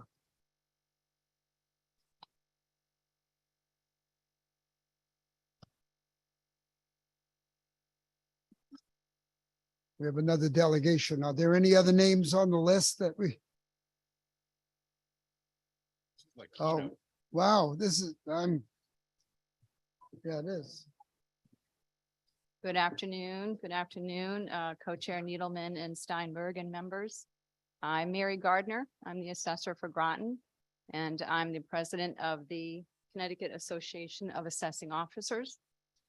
Some of the other hats that I've worn, I've been past chairman of the Personal Property Committee for the Assessors Association. This is Brian Lastra. Go ahead. Good afternoon, Co-Chair Needleman, Co-Chair Steinberg, members of the Energy and Technology Committee, and a special shout out to Representative Buckby from the 67th. I'm Brian Lastra, assessor for the town of New Milford. And we're here today to talk about House Bill 6764. I'm co-chair of the Legislative Committee with the Connecticut Association of Assessing Officers, CAAO. Specifically, the CAAO opposes sections 2 and 3 of the proposed bill. Section 2 would eliminate the current property tax system in place by exempting from taxation virtually all solar photovoltaic systems. Currently, only commercial projects that are subject to an approved virtual net metering program are generally exempt from taxation. The revenue loss to municipalities could be significant, which would then be shifted onto all other local property taxpayers. As an example, a 1 megawatt solar ground mount retail installation in New Milford would generate approximately $30,000 in property tax revenue annually. This revenue stream would be lost by the town permanently if Section 2 was passed. Section 3 of the Act would create a tax at the rate of $5 per kilowatt, which translates into $5,000 per megawatt to be paid to the Commissioner of Revenue Services, or DRS. Using the New Milford example, $30,000 in local property tax revenue would be eliminated and replaced by a $5,000 tax or fee payable to the DRS. Furthermore, approximately half of the fee paid to the DRS would be deposited into a separate solar uniform capacity tax account and dispersed back to the municipalities. In the end, New Milford's $30,000 annual property tax payment would be reduced to a insignificant $2,500 payment from the state. So those are the two primary concerns our association has. And I know Mary has probably some examples with respect to Groton. I do, and Brian is also the current chair of the Personal Property Committee. So when we build our grand lists, the one that we're mostly talking about here with solar would be the personal property business asset list. Existing statutes already allow towns to enter into tax stabilization agreements and pilot and payment in lieu of tax agreements. I think this House Bill 6764 would kind of almost eliminate the need for that, but I'm a proponent of letting towns organize these and negotiate these themselves, letting them understand what their town needs are. And I do think that the other taxpayers, as Brian said, would be subsidizing these for-profit companies when the tax is removed off the table. In Groton, we have a solar ground mount project. There's 3 properties involved. They're all separate parcels for a combined 6,270 kilowatt project. Right now, the taxes that we generate just on the personal property assets, the solar assets, are about $280,000 in taxes a year. House Bill 6764, if you go through all the math of $5 per kilowatt would, and if we got the full 50% that OPM would be dispersed, we would have about $16,000. So Groton would lose about $263,000 in tax revenue. And for those 3 separate parcels of land, which by the way are on federal land, the taxpayer pays taxes on the land. And we have, they've never appealed it. We use just a basic residential lot rate and the commercial lot rate for one of the properties. So it's, I didn't bring the taxes for that, but I think it's probably about $100,000 a year that they pay on that land. And with the understanding that these projects can't exist, but for these lease agreements with these landholders, there's a leasehold interest in the value of that land that is designed for these projects. Chairman Steinberg mentioned the word balance and striking the balance between the solar companies, what the state's design is for energy and the municipalities. I think that allowing the towns to continue to negotiate as best as they can. And I like the idea of CCM pulling together some kind of concept of template that towns can use for these processes. I think we all need help coming up with these concepts, and our political bodies do as well. CAAO can help with gathering some of this data. We have the ability, and we have worked with OFA at times to pull together data that we have on our grant lists. We can either put out a notice to our assessors asking for information. We also have the ability right now to probably understand what most of the total dollar value of the solar exemptions are around the state. We would have a harder time pulling data on exactly what taxable solar projects are, because we can tend to code them a little differently in our grant list. Different towns do it differently. But we're very happy to assist where we can.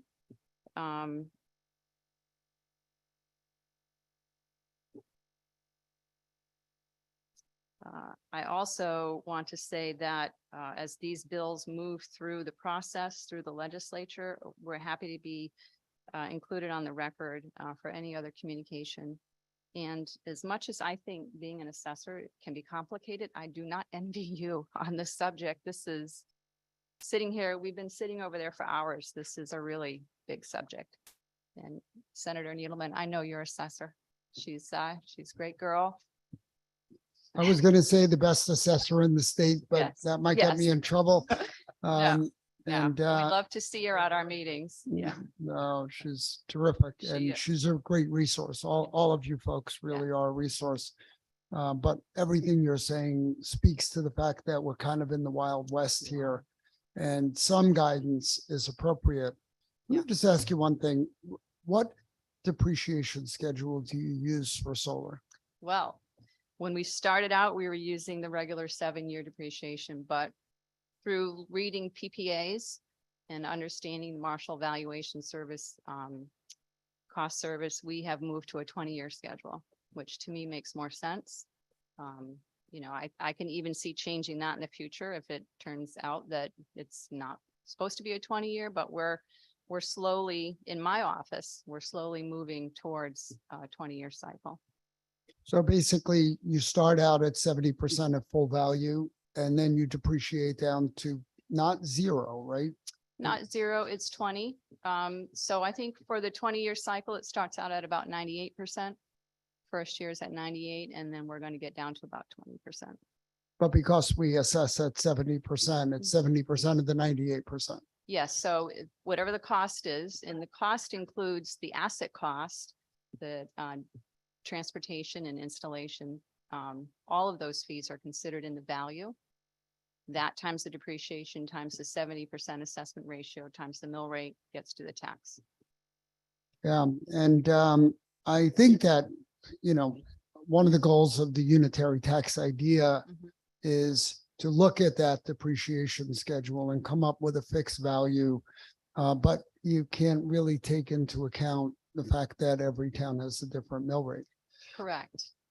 It- Correct. It gets much more complicated than anybody wants to acknowledge. And as I said earlier, you probably heard me, never a good thing to be sitting here trying to take money away from municipalities.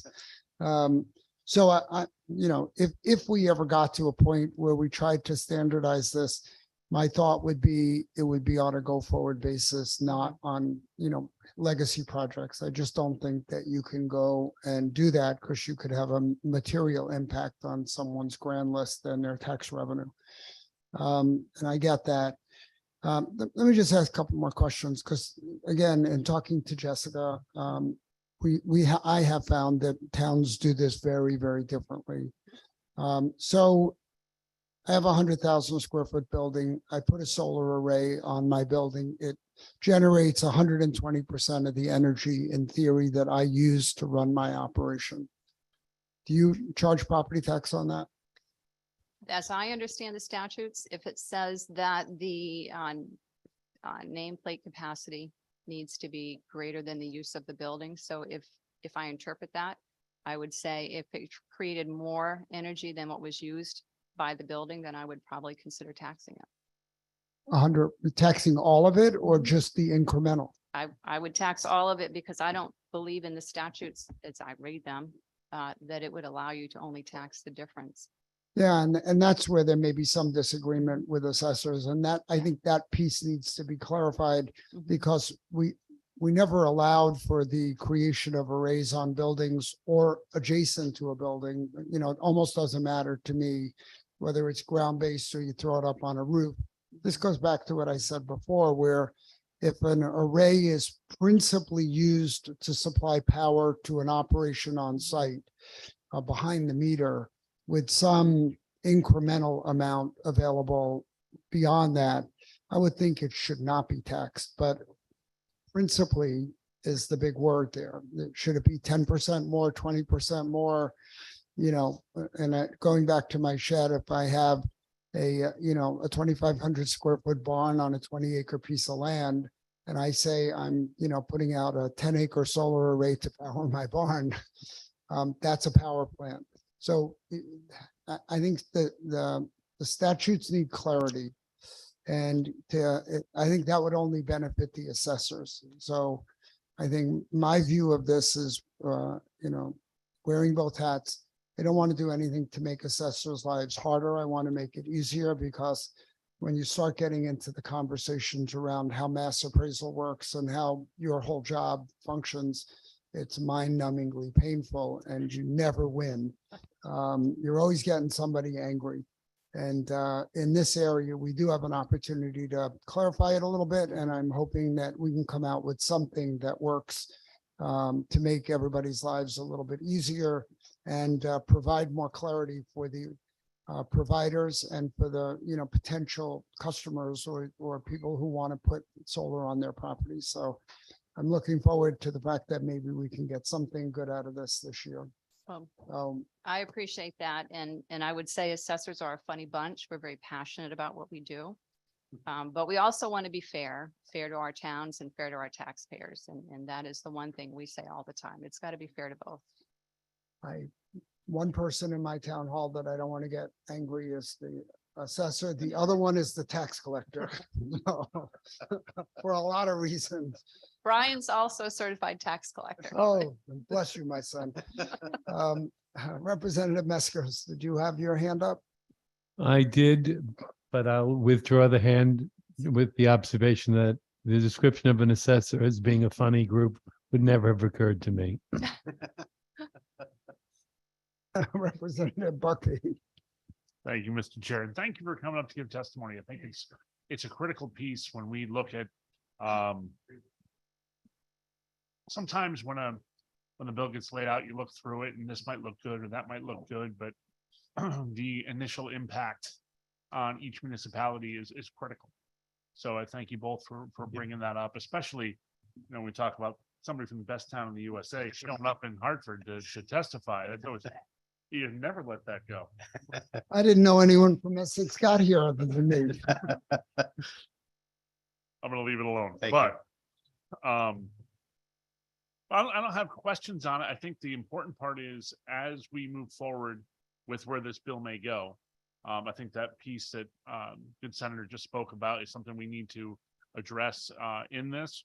And I'd love if we could maintain that communication with you both and with the organization as well to ensure that we're doing this properly. And I love the fact that I just heard my colleague from the Senate and across the aisle say he doesn't like taxes. So we gotta work on that piece of it to make sure we can spread that across the board in a bipartisan fashion in this building. So again, thank you very much. I hope we can continue this and thanks for taking the trip up. Next time, let me know. We can carpool. And I know the pain of sitting on the sideline. We do that too.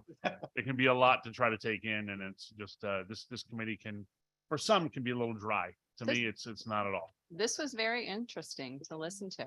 It's And interesting for a day. Well, the top, okay, I'll take it. But thank you very much. Thank you, Mr. Chair. Thank you very much. We appreciate it. Thank you, guys. It does make assessing, puts it in a frame of reference, managing energy policy in a time of looking at most environmentally friendly, carbon reduction path ahead is quite complicated and it touches everybody. That's why the best minds in the legislature are here working on it. Thank you, guys. Well, some of us. I meant her. Yeah. Wheezy from Dominion, is Wheezy here? She had to catch her flight. Anybody else from Dominion floating around? Anybody glowing? No. Well, we're sorry about that. So Brian's done, and I think Mike is done. So Mike Farrell on? Nope. Mike Farrell is not on. Tom Malone, is Tom on? See him online. Yes, I am, Senator. Thank you, Tom. You're up. Okay, thank you. I don't like taxes either. I started my Tom, profession. Tom, I'm really sorry. There was somebody on the phone who is a first selectman who couldn't be on. Okay. Can you just bear with me? Jason Bowser is next. Yep. Okay. Good afternoon, Senator. Thank you for the accommodation. I would have been perfectly happy to wait until Mr. Malone had concluded, but I'll take the opportunity. And I appreciate the committee's willingness to let me shuffle some things around. I had a meeting with the Lieutenant Governor in East Windsor early, conflicting with my original time, and it's great for me to be able to circle back with you guys and accomplish both things today. So thank you very much for the accommodation. I'm speaking today with some comments on House Bill 6764 and that concerning solar incentives and shared clean energy facilities. I did submit written testimony for the record, and I'll let that stand. In that testimony, I outlined some of the economic concerns that I have about this. But first, I'd like to touch on a comment that I think you had alluded to with the previous speaker, which the state is working towards its renewable energy goals, and they're good goals, and we should be working towards them. But the state also has farmland preservation targets that we have not done as great a job working towards. Preserving 140,000 acres of prime farmland soils in the state of Connecticut is a daunting goal when it's in conflict with meeting our state's renewable energy goals, because these large grid scale projects typically look for flat and clear parcels, large scale parcels of land to do these developments. That screams farmland. And in East Windsor, at a point in time anyway, I believe it's still true, but at a point in time, we were home to about 25% of the cited renewable energy projects in the state of Connecticut. We have done our part in terms of helping the state meet its renewable energy targets. And that comes at a detriment to us when we see these projects come in and they take land that could otherwise be developed commercially, and they, under the language that's involved in subsection 3 of the bill, East Windsor would only be getting a fraction of what we should be getting, and any town in this circumstance would only be getting a fraction of what we would be getting if these parcels were developed commercially. In 2021, Senate Bill 993, the industry put forward a bill that would have established a flat per megawatt rate owed to municipalities at $5,000 a megawatt. And you can absolutely tell that that was an industry written bill, because they're talking in terms that the industry uses, and they're not talking in terms that municipalities use. They're not talking in terms of grand lists or revaluations or mill rates or taxable property or budgets. They're talking in terms of megawatts. We don't speak that language at the municipal level. But in this new bill, they're sticking to that same $5,000 per megawatt rate, actually $5 kilowatt, but it translates to the same. And in this case, half of that money would stay with the state, and only half of that money would come back to the municipality. So at that already significantly discounted rate, the municipalities stand to see only half of what they were offered in 2021. This is not good for municipal grant lists, especially in circumstances where the municipality doesn't have a say in whether to cite these things. When these projects come before the siting council enjoys sovereignty. And although I have had great working relationships with the staff at the siting council over time, local zoning considerations don't apply. In my community, both the Board of Selectmen and the Planning and Zoning Commission are on record with the siting council that the town of East Windsor does not want any more of these types of developments in our community. But the state and the siting council can absolutely ignore that and cite them at their discretion.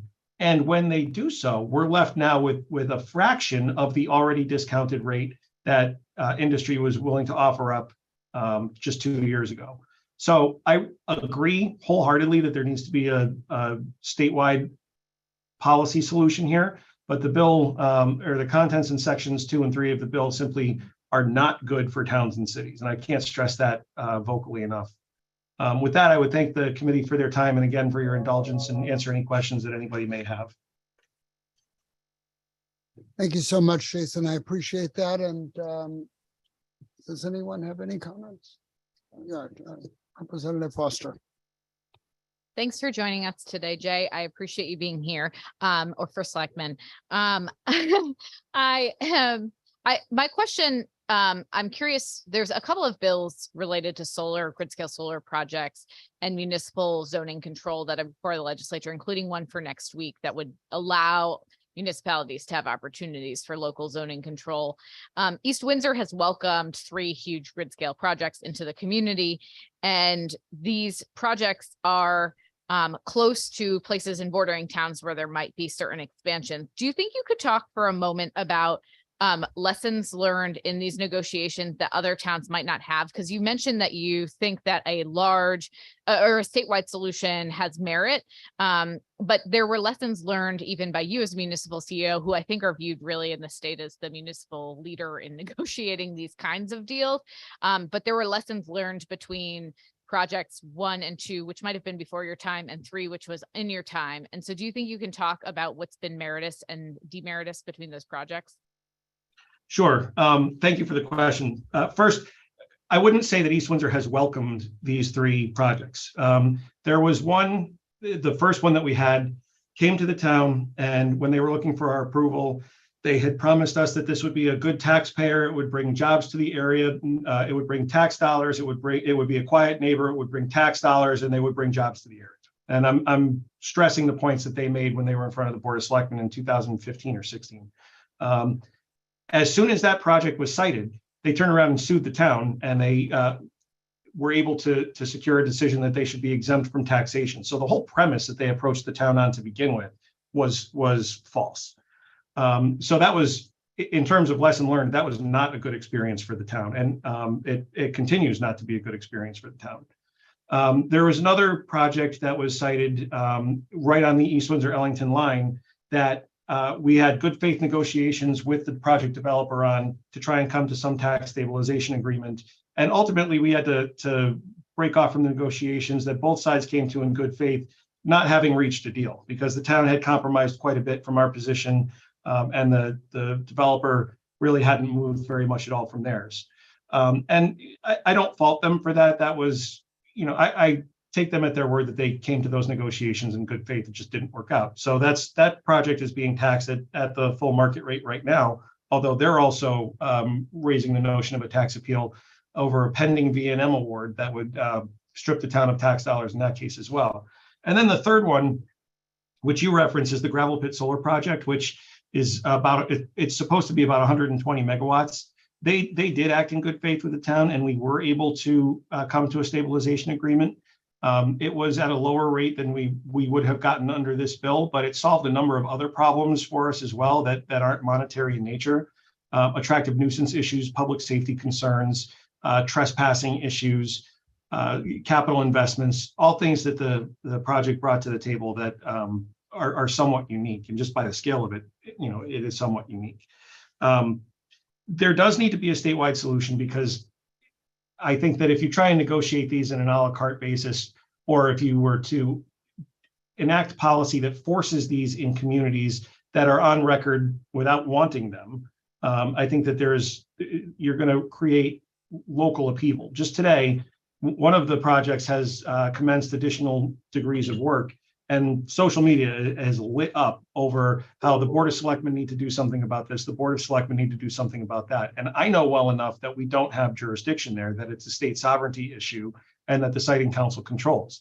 But there is local pushback suggesting quite the opposite, that we need to be out there, or we need to provide a town meeting where people can opine on this. There's no value to that. There's no effectiveness to that.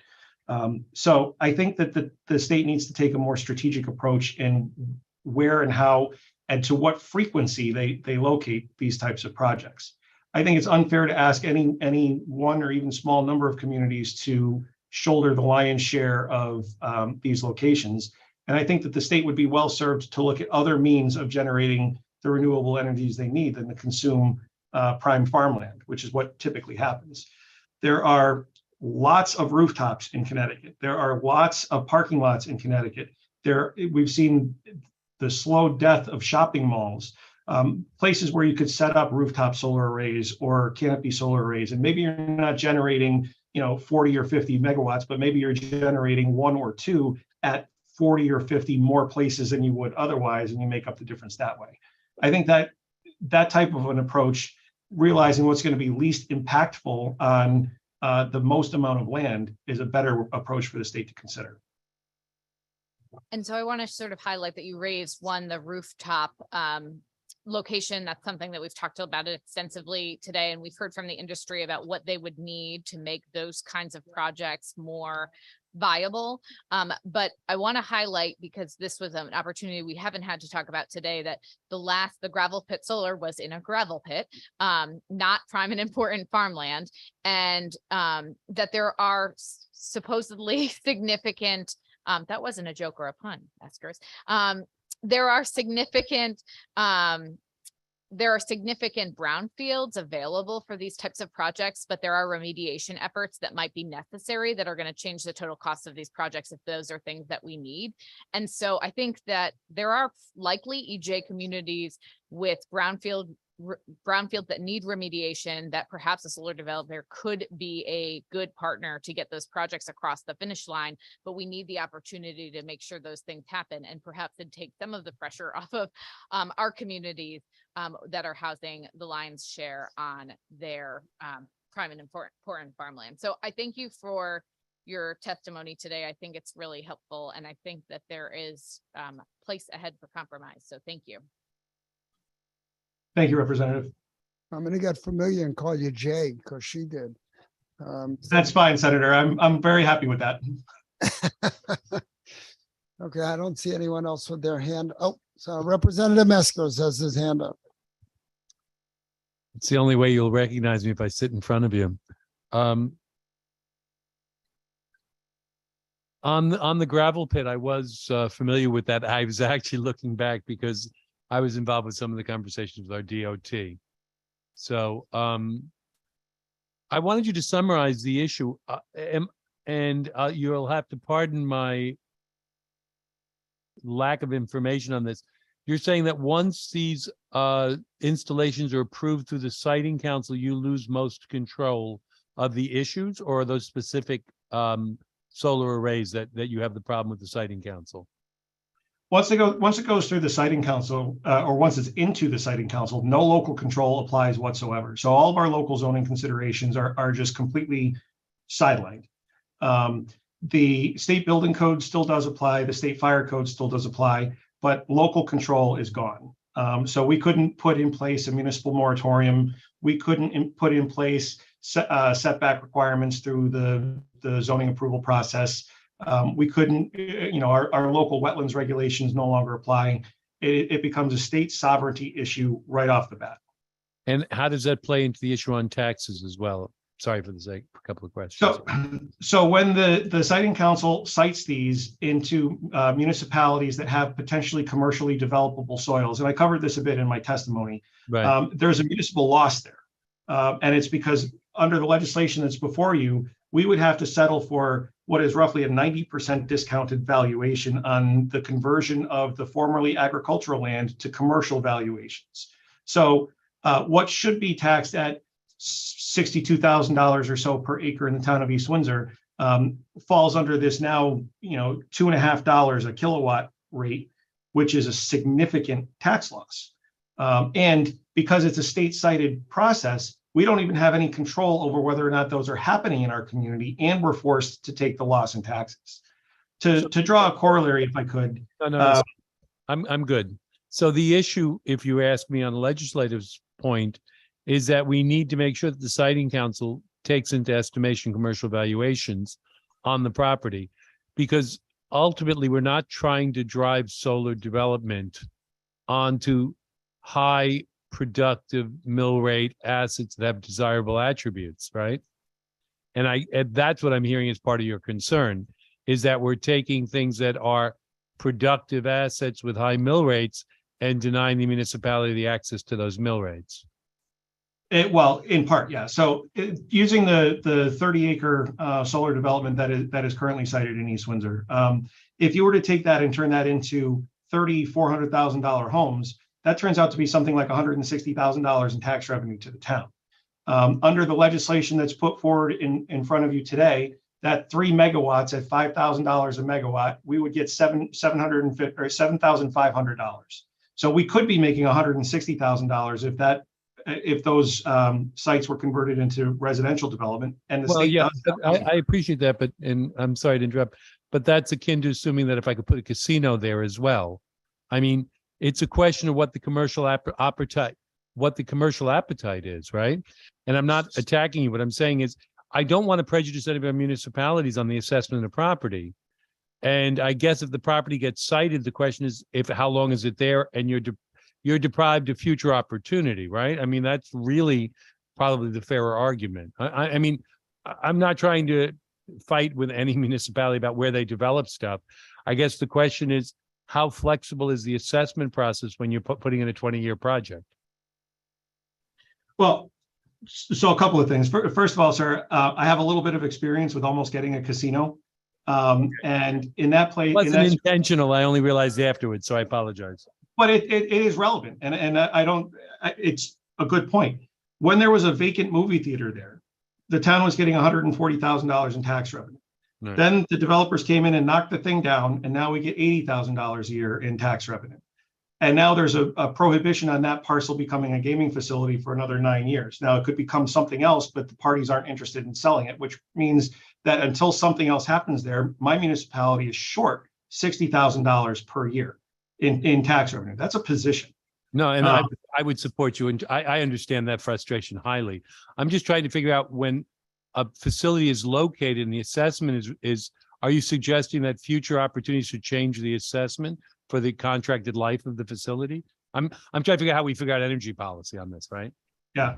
Well, I'm not sure if this answers your question or not, and if it doesn't, I'm happy to try again. I'm trying to understand what you're asking, but so we're required to submit a POCD to OPM every 10 years. And that's the town's roadmap for how we want the municipality to develop. And then when these projects are approved through the siting council doesn't consider the POCD or the municipality's representation of what it wants or where it sees the value of it going. You could put a solar development, actually this happened. You could put a solar development right next to an elementary school. That's what happened in the town of Simsbury with Tobacco Valley Solar. So we're trying to chart a course at the state's direction for where each individual community is trying to get to over a 10 or 20-year period of time through our POCD, 10 years with the POCD. And then that's getting discarded, and somebody else's vision for what our community is supposed to look like is placed upon us. At the same time, what the legislation in front of you does is it handicaps the amount of taxable revenue that we would be getting. So it seems like we're kind of we're stuck between a rock and a hard place where we need to be able to plan for our future in a way that we can that allows us to not burden our taxpayers financially. But this is something that could be foisted upon us at a rate that isn't where we could be offsetting our tax rate. I hope I answered your question there. If not, I'm No, happy to. I can't believe, I think you're so perfectly clear on that. And I understand, you know, as siting council, when I think about electric lines, power cables, gas, and what we do there is if we're applying the same regulations to solar arrays next to a school, I do have an issue as well. And so I understand your complaints. That's what I'm really trying to get to. I want to understand what flexibility you're asking for and where you are. So I have to tell you, apologize again on the casino. I think your delivery and your concerns are so genuine and they're very helpful, because the policy has to take into account the handicapping that we're giving a municipality such as yourself. And I like the contrast between the gravel pit and some of the other projects. That also helps the framework. So thank you for that testimony. Thank you, sir. Thank you, Representative. I don't see anyone else with their hand up. Thank you so much, Shay. And next up, Carrie Lynch from the Nature Conservancy.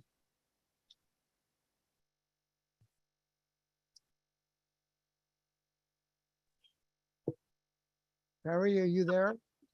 Yeah, sorry. I thought I still had more time. That's okay. I'm ready to go.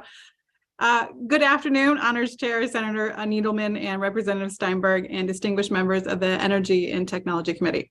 I'm Carrie Lynch, Climate and Energy Policy Manager at the Nature Conservancy. Thank you for the opportunity to present testimony today. We have submitted written testimony on 4 bills, but I wish to speak only on 3 of those bills: Senate Bill 1099, House Bill 6764, and House Bill 5634. We support Senate Bill 1099. This bill is intended to establish a council to promote the expansion of nuclear energy and organize state resources related to nuclear energy. Following the passage of Public Act 22-76, this bill will help in state planning efforts to secure the 100% clean energy supply by 2040 target. We believe that once created, this council will help 1, maintain existing nuclear facilities, 2, value nuclear energy as a clean energy resource, and 3, set the stage for advanced small modular reactors and advanced nuclear technologies. The Nature Conservancy is a supporter of nuclear energy resources. However, we take great care with respect to energy policy, understanding that no energy source is free of environmental and social risks. These are complicated issues that require consideration of technical feasibility, cost, environmental impacts, social risks, and other factors. As with any energy resource, the Nature Conservancy will recommend that this council applies a mitigation hierarchy that seeks to avoid, minimize, and mitigate negative impacts. We also support House Bill 6764. This bill has potential to increase solar energy deployment while maximizing benefits to Connecticut residents. Despite our support of this bill overall, we do not think Section 1 is needed, as PURA is already examining ratepayer impact of necessary transmission upgrades in 2 PURA dockets. We are concerned about sections 2 and 3 and the uniform capacity tax issue. We realize that this is a complicated issue, and as such, we request that the work group recommendations from Public Act 22-14 be re-examined and developed by PURA. We support sections 4, which amends the Shared Clean Energy Facilities Program. And finally, we support sections 5 and 6, which directs DEEP, among other agencies, to identify state-owned properties and land that would be suitable for solar development. And then finally, we support House Bill 5634, a bill that provides supplemental funding for energy efficiency programs identified in the Conservation and Load Management Plan.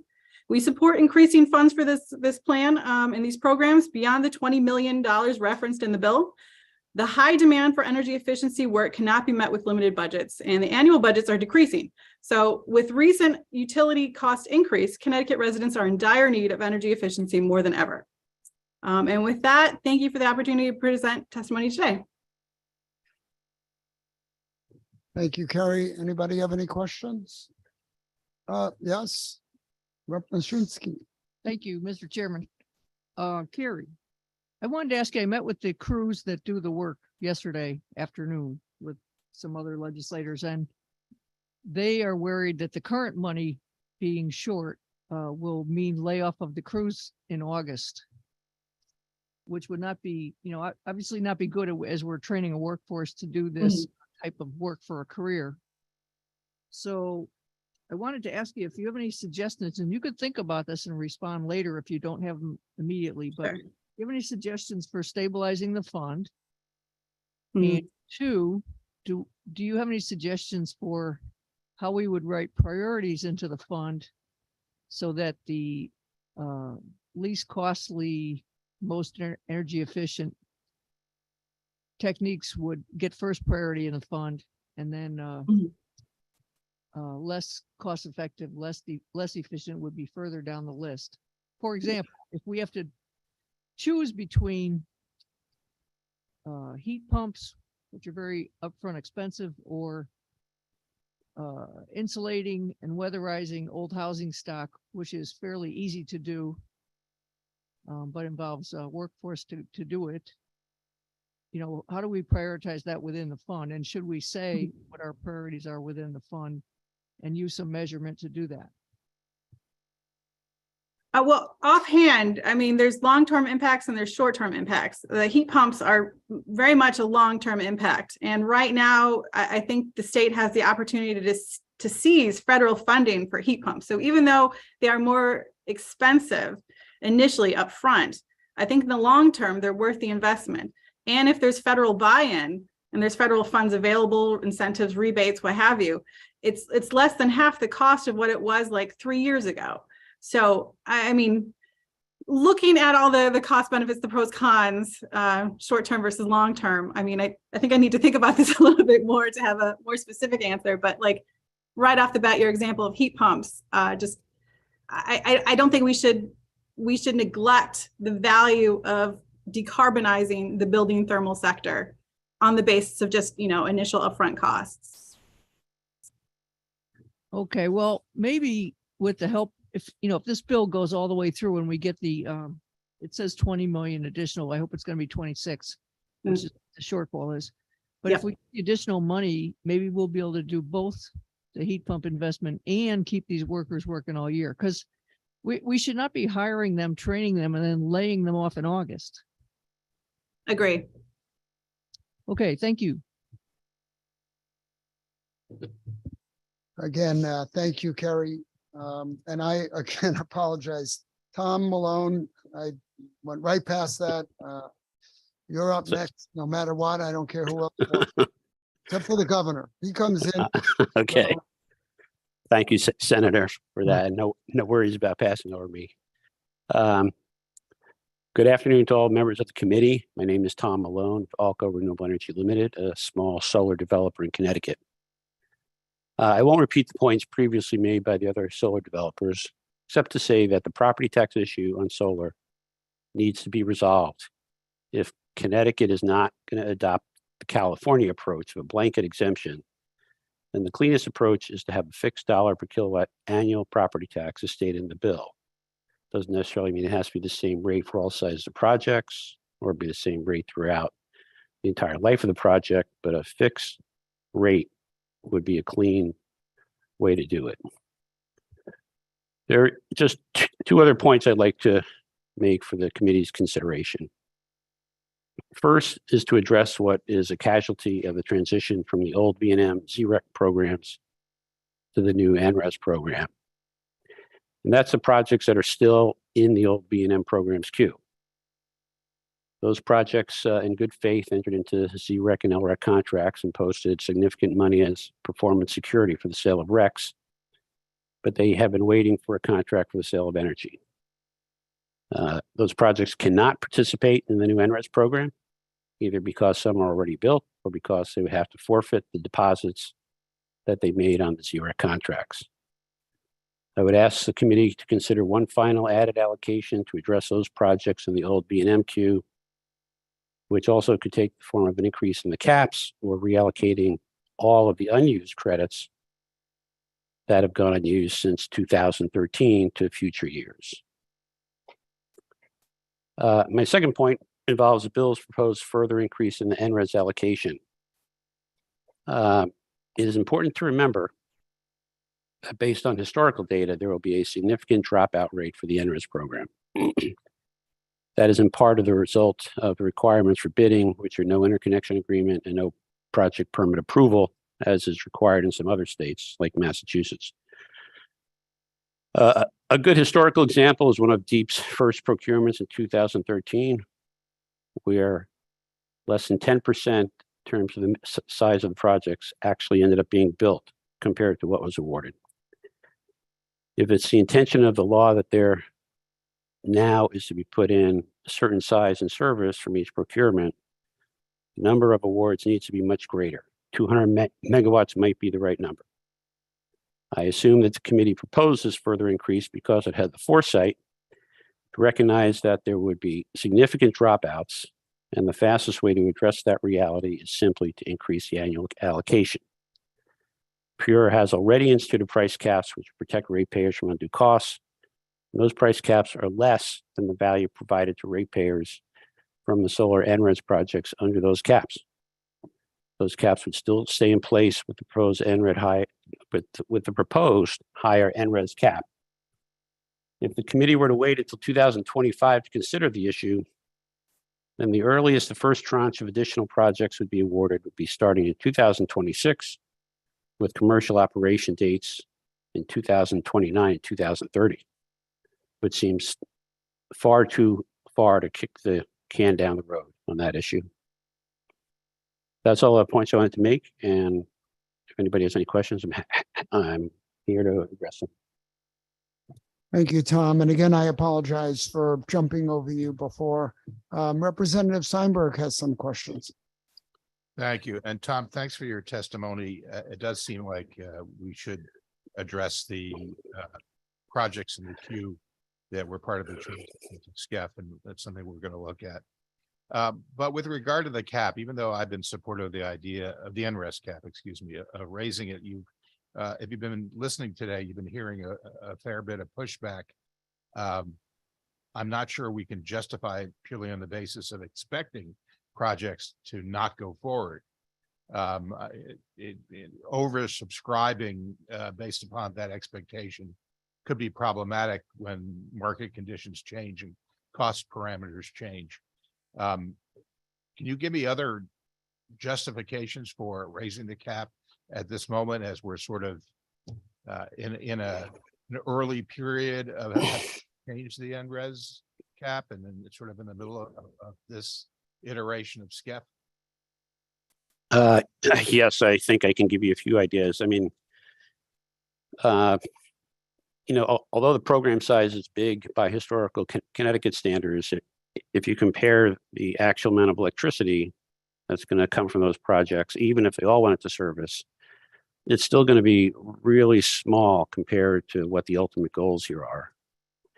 And right now, there's an increase in the investment tax credit. That's probably going to expire at some point. When it does expire, it will increase the actual build cost for everybody. So I think right now, from a long-term perspective, even with the inflation that's around now, with the additional credits that taxpayers were getting, you should, in effect, put these projects in service when those are there. And if you delay the cap, then again, you're going to end up with potentially a lot of projects going into service that ratepayers will pay for that don't reflect financial benefit of investment tax credits. Yeah, it's a conundrum. I don't think when we designed the program, we anticipated so many projects going by the wayside, but I don't think anybody predicted the pandemic either. So we'll look at that. Thank you. Thank you, Representative. Representative Meskers. Yeah, a question on California, since we were hearing conversation prior from the selectmen on property taxes. You know, in Connecticut, the unique situation we have is that the municipalities survive solely on property taxes, right? Right. So how is the adjustment, you know, particularly now we're sitting and you realize now, you know, some of the concern, if you look at the inflation, the costs at municipal levels for labor contracts, insurance, et cetera. If the project gets a locked in mill rate for the 20 or 30 years life of it, how is that different in California? How do they handle the assessments? Or is there government subsidies in relation to that, to the municipalities? Do you know? So in California, they grant a complete property tax exemption for the first 20 years of the project, regardless of what the size is. But the municipalities, but unlike Connecticut, in general, in California, they do assess a sales tax on the building of the project up front. Then those those are local taxes. Well, I think it's supposed to be about half those taxes in total are supposed to go to the locality. Okay. So that's their biggest source of income from the solar. And there's still a taxation on the land. So the land taxation stays the same as it was before the solar. But it's frozen for the 20 years. You're saying it's a zero tax increase, so it's locked for 20 years. Well, on the land, it's not. No, on the land, it's not. That the land would follow the normal course. For raw land, just the development wouldn't be assessed. That's right. That's right. So there is some indexation. I mean, that's what I was hearing, is that there are concerns that the property tax is frozen, right? Right. Okay. Well, yeah. So, but in theory, if you had a declining fixed rate, that would kind of, potentially compare to a depreciation schedule. And you need to remember, from a fair market value standpoint, the way the law is currently, when the solar facility gets placed in service, day 2, it's worth a lot less because a subsequent transferee cannot get the investment tax credit. It's only the original owner. In terms of an assessment valuation. Right. So in terms of an assessment valuation, yeah. That's it. No further. Thank you. Thank you, Representative, and thank you, Tom. Thank you, Senator. Else with any questions? Jeff Hinsky, Green Skies, Green Skies, okay. Yeah, can you hear me okay? Can hear you fine, thank you. Great, thank you. Yeah, thanks for the opportunity, Chairman Needleman and Chairman Steinberg. Green Skies Clean Energy is a medium size C&I developer based in North Haven. We employ about 70 people in Connecticut. We believe we are probably the largest C&I solar developer in the state and somewhere in the top 10 in the country. But that's, I just want to give a few items on 6764. The one clearly is broadly, we support the unitary tax. The implementation going to the state is something we don't agree with. And I'm not going to, dwell on this. Many other people have talked about it, and it's a very complex issue, obviously. So I just will add one other comment. These comparing the solar installation to other commercial type of uses on the property is probably not a fair comparison.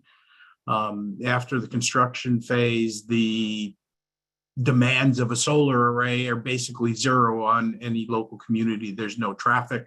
There's no ongoing maintenance that's required from a street or sidewalks or whatever, like there is for housing or commercial development. So to necessarily say it's a one-to-one comparison with other types of commercial development on a property is probably not a fair statement.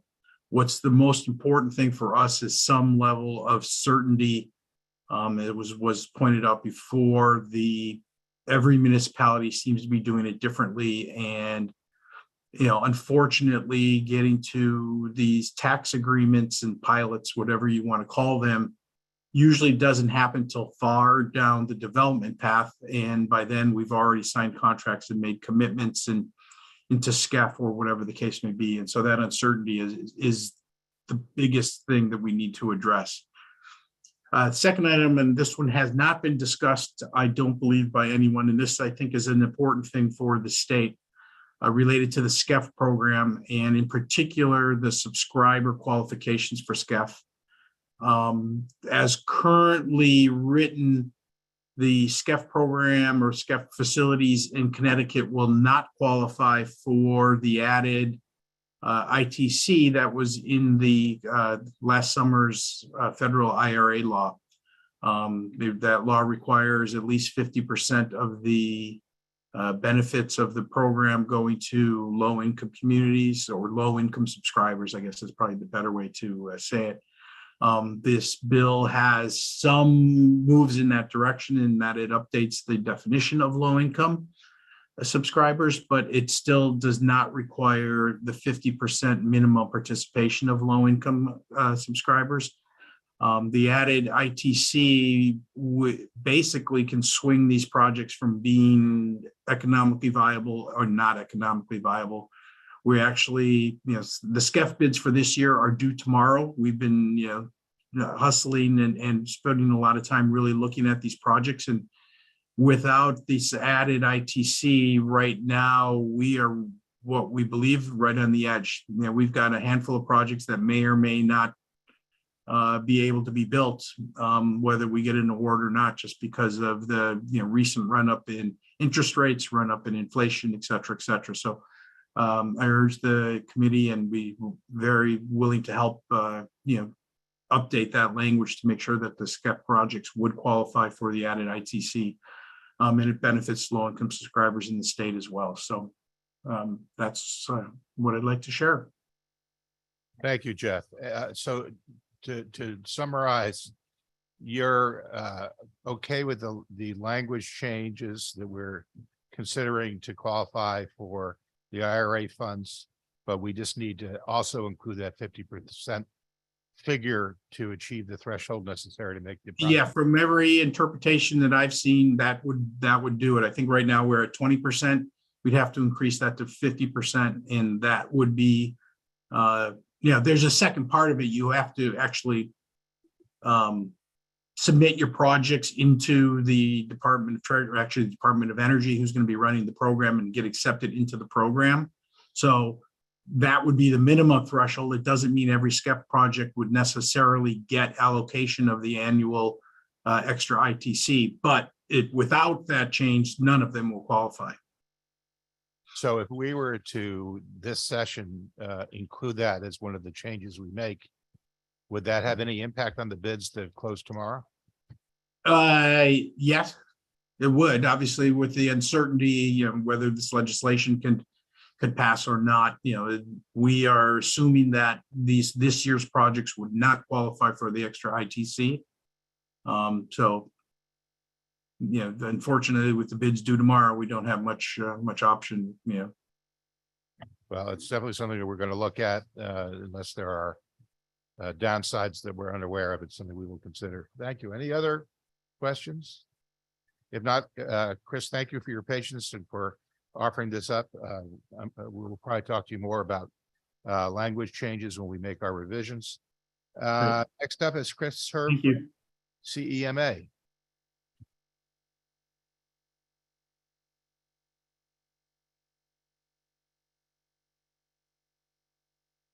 Oh, that's right.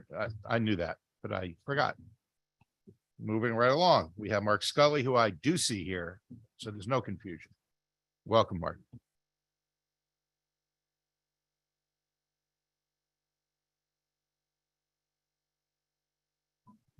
There we go. Thank you. My name is Mark Scully. distinguished members of the Energy and Technology Committee. I'm president of People's Action for Clean Energy, or PACE, a small Connecticut-based 45-year-old nonprofit promoting clean energy. I commend you for really so many of the bills that are before you and the bold approach you're taking, which is really commensurate with the climate challenge that we face. I'd like to comment briefly on two bills. The first being 6764. And I'd like to focus on one or two aspects of that. And one is solar canopies. And I'd like to just share with you a little bit of work that PACE has done. We see the many conflicts going on at the Siting Council and the challenges for siting larger solar projects.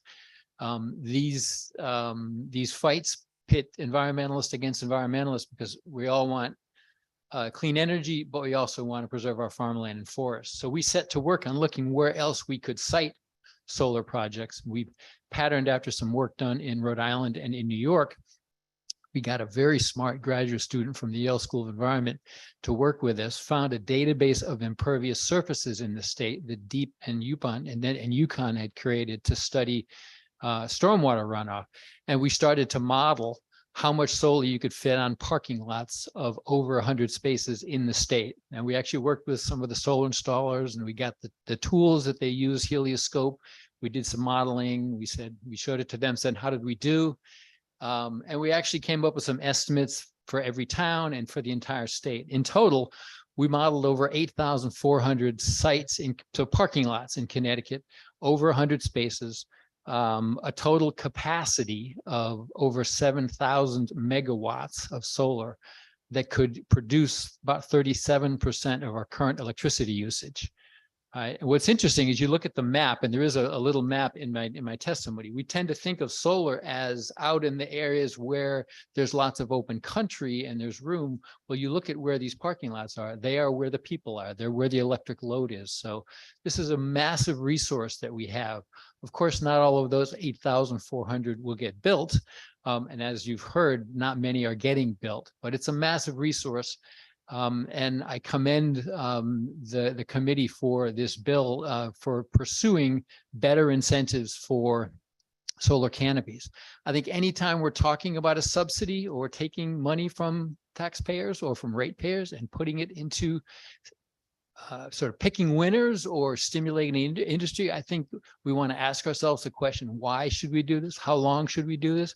I think the answer in this case is very clear cut, because what we're really doing is we are rewarding solar canopies for the additional benefits that they provide.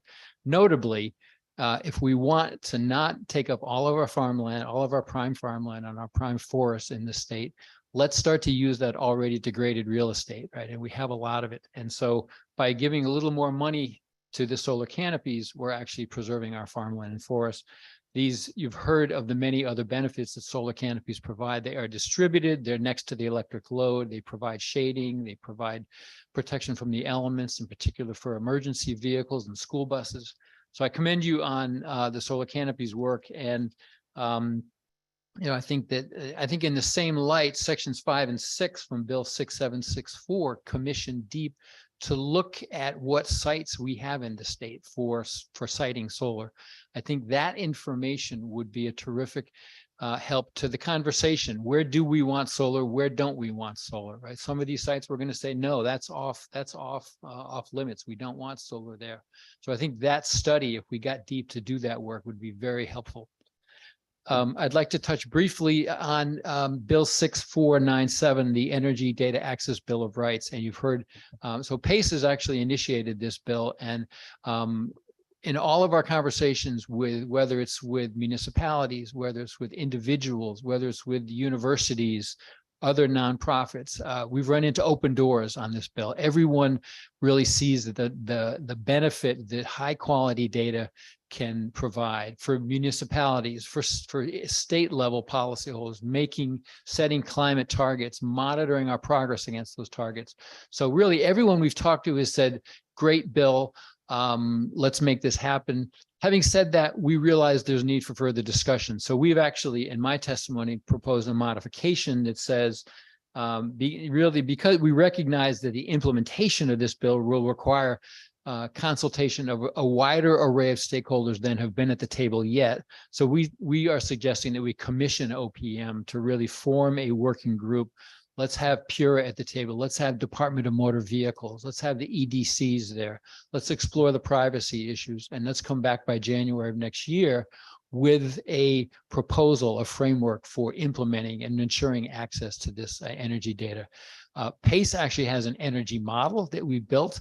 We model the energy usage for individual towns. We help them understand their energy usage, their greenhouse gas emissions. We provide this service to towns for free.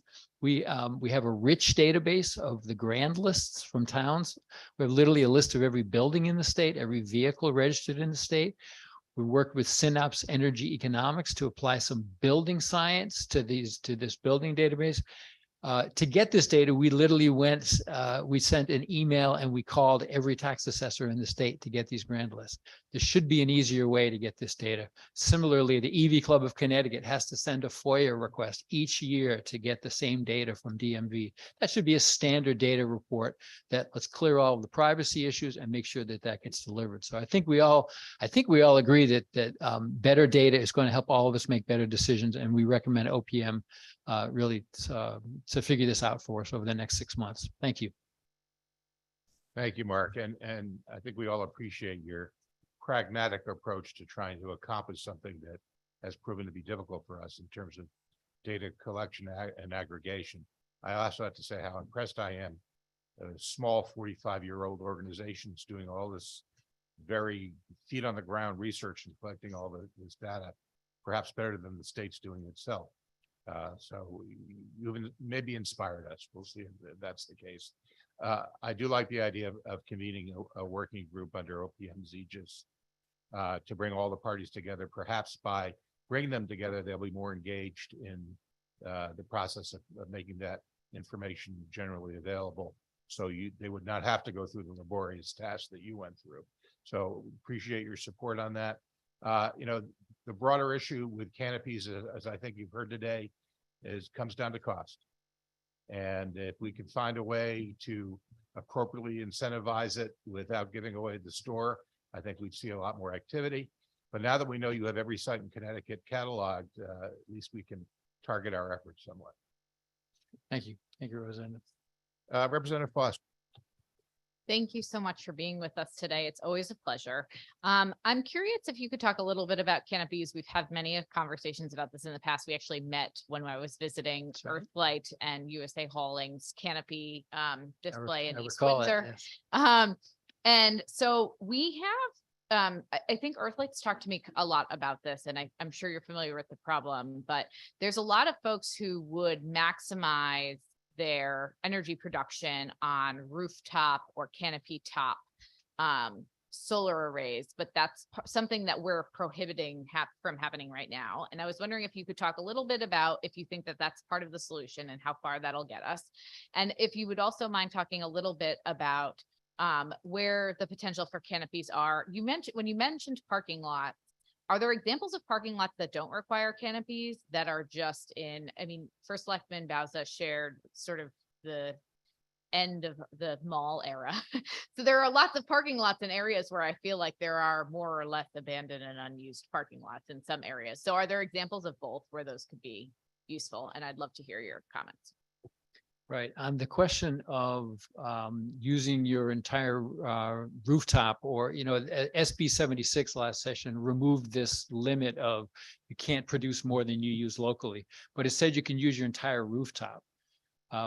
I would encourage the committee to consider just changing one word, use your whole premises, right? So that you can not only use your rooftop, but go ahead and use your parking lot, and use, if you've got some area in a field next door, put a ground mount solar there.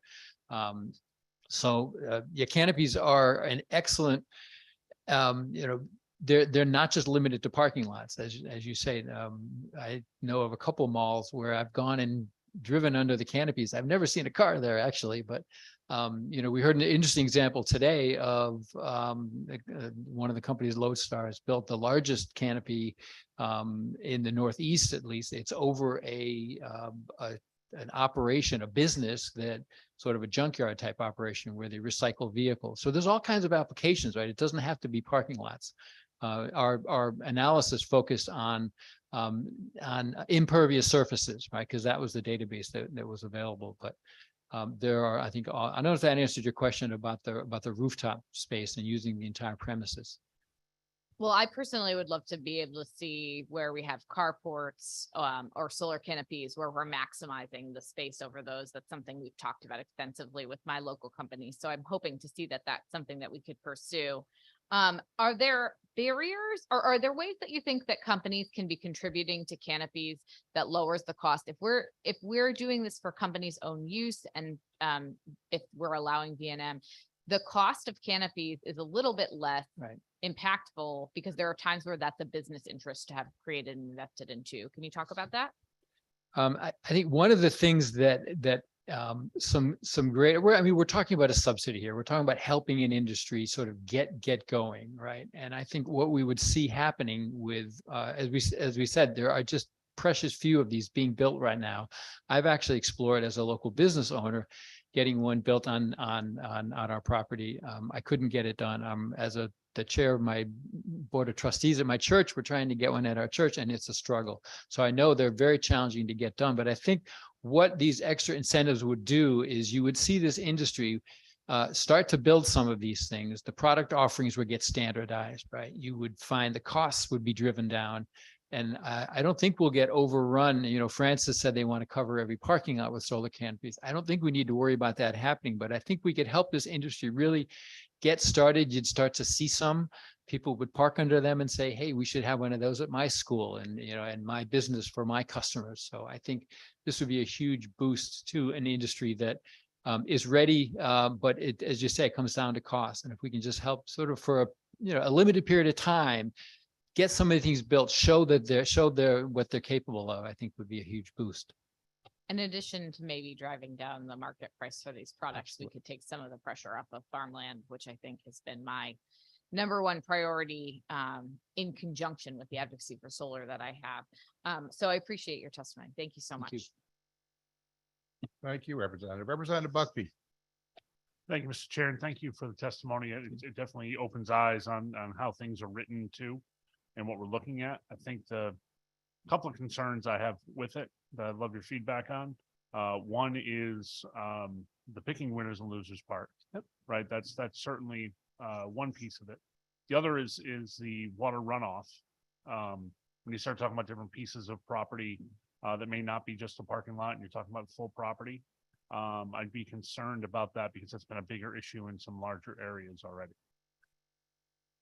In terms of the water runoff, I really, I'm not going to profess to have any particular expertise there. I know there are, I think there are people in this room or who have testified who could answer that a lot better. I know in the ones that we looked at, one of the options was have gutters. So there wasn't any additional runoff. It was just all being very concentrated. So I think the water runoff needs to be managed, but it strikes me, at least in the examples I've looked at, it's a manageable situation because these are typically already impervious surfaces. And the idea of picking winners and losers is, I think, something we should do carefully, right? But I think we, for one, I think what we're truly doing is reflecting the true benefits of this technology, right? There are, by diverting solar away from farmland and forest, there's a value to that. So let's pay that.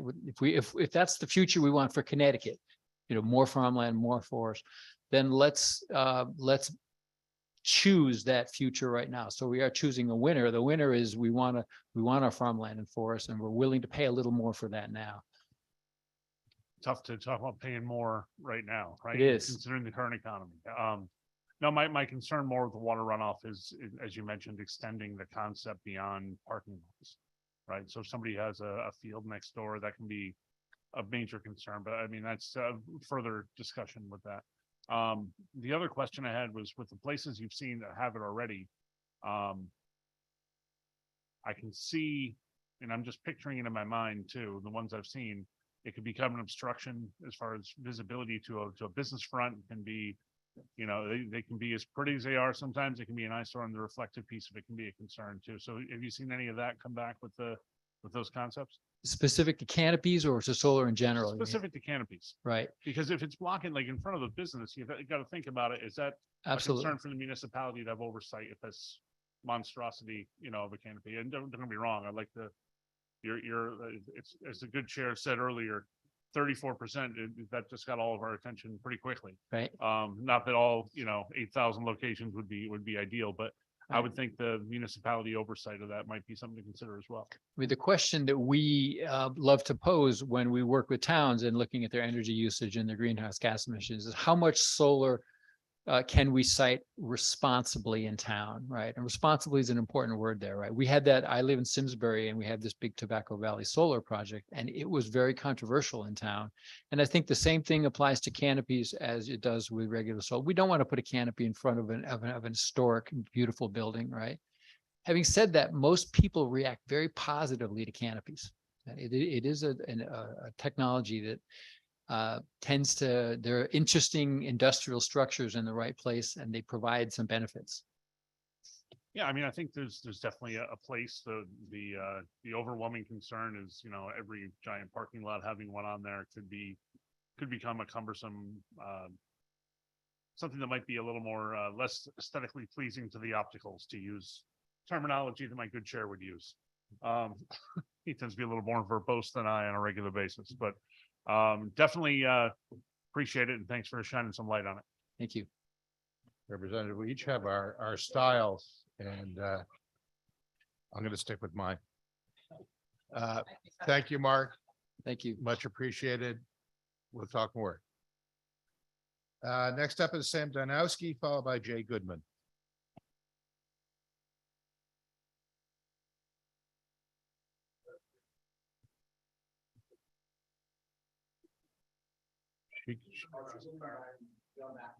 All right, well, we'll catch her on the rebound.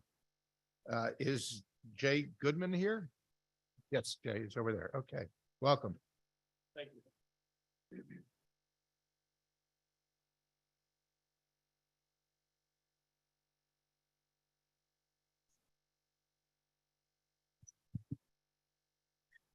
Good afternoon, Representative Steinberg, Senator Needleman, Senator Fazio, Representative Buckby, and members of the Energy and Technology Committee. My name is Jay Goodman, and I am appearing on behalf of the Connecticut Industrial Energy Consumers, or CIEC, regarding Bill number 6764. CIEC is an ad hoc coalition of large commercial and industrial companies that collectively employ over 45,000 Connecticut workers at numerous locations. More broadly, there are over 6,000 manufacturers and large commercial businesses in Connecticut. They account for more than 12% of the state's economy, employ more than 190,000 residents, and pay hundreds of millions of dollars in local property taxes. Large energy-intensive businesses collectively pay hundreds of millions of dollars in annual energy costs, and those costs are a significant portion of their annual operating expenses. Energy affordability is a real issue for customers of all sizes. Unfortunately, as of November 2022, the average price of electricity to industrial customers in Connecticut exceeded the national average by approximately 72%. The competitive impact of high energy costs is factored into long-term business decisions on whether to continue investing in Connecticut facilities or to shift investment and/or jobs to other states. Connecticut businesses face intense competitive pressure from other companies, as well as other facilities in their corporate family that benefit from cheaper power in other jurisdictions. All of this provides important context for CIEC's recommendation that Bill number 6764 be modified to include an economic development incentive for electricity service to retain existing commercial and industrial load, encourage existing businesses to increase employment and/or capital investment in the state, and to attract new businesses to locate in Connecticut. Importantly, many states already offer some form of this economic development incentive.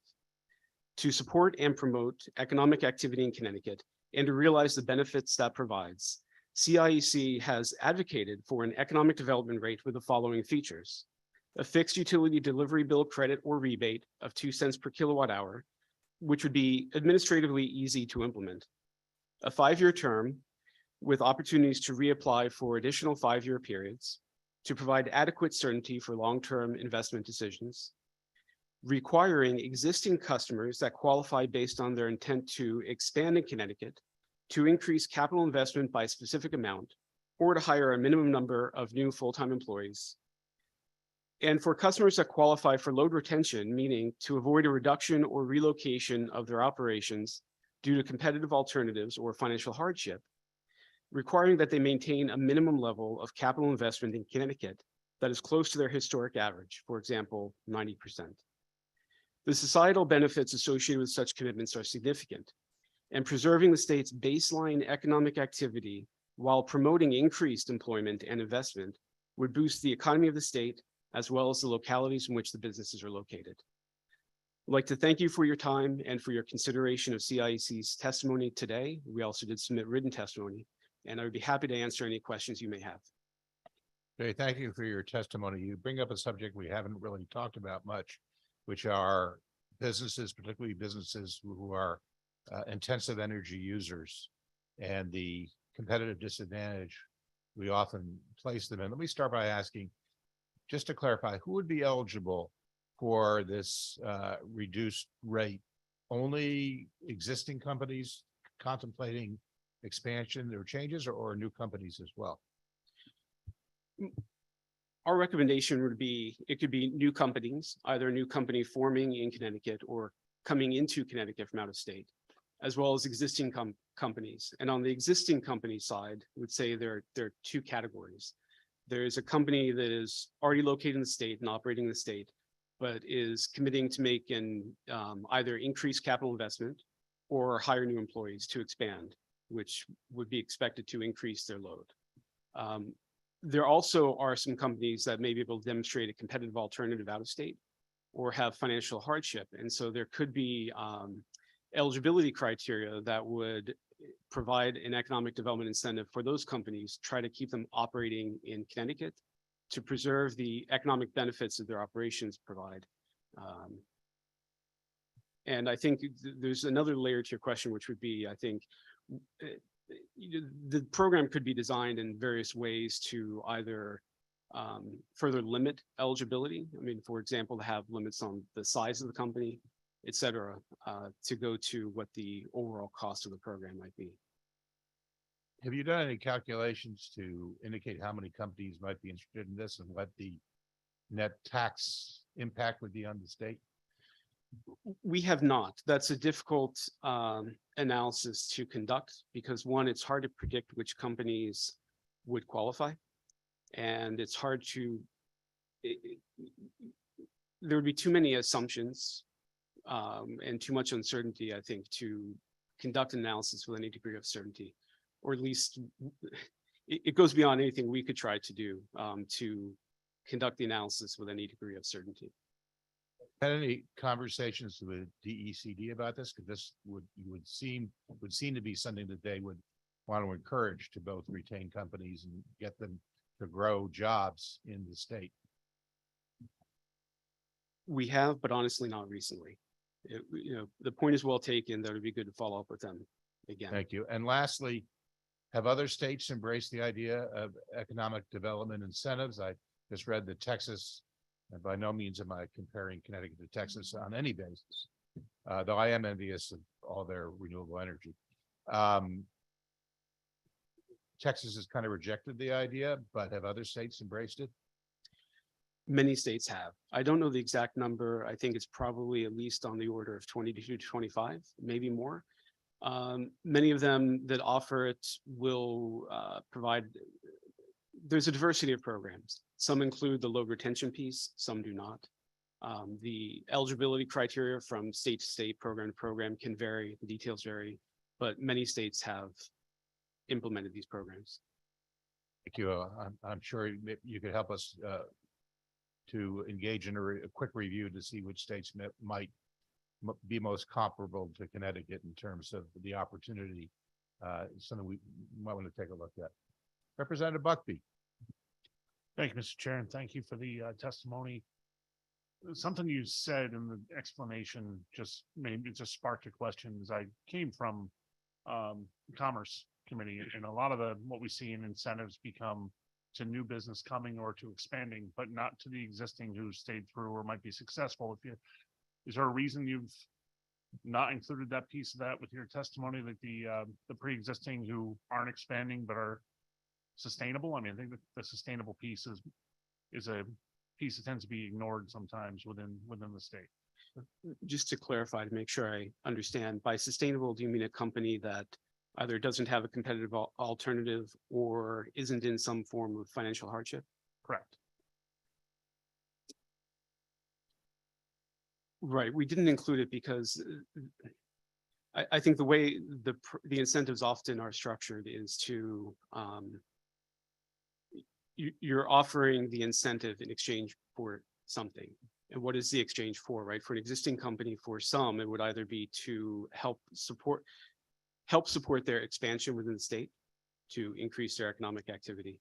And for others would be try to keep the company operating in the state, at the current levels or otherwise. I think the idea is that for the companies that don't need the incentive to maintain or expand operations, I don't want to, maybe I started answering the question improperly because I don't want to suggest that the state wouldn't get anything out of that. But I think that a lot of the programs are set up from that policy perspective of, how should we use these ratepayer dollars to help businesses? And they've typically been focused on the expanding businesses, trying to get new businesses located in the state, or in some instances to help the existing companies continue operating, as opposed to giving the incentive to a company that doesn't need it,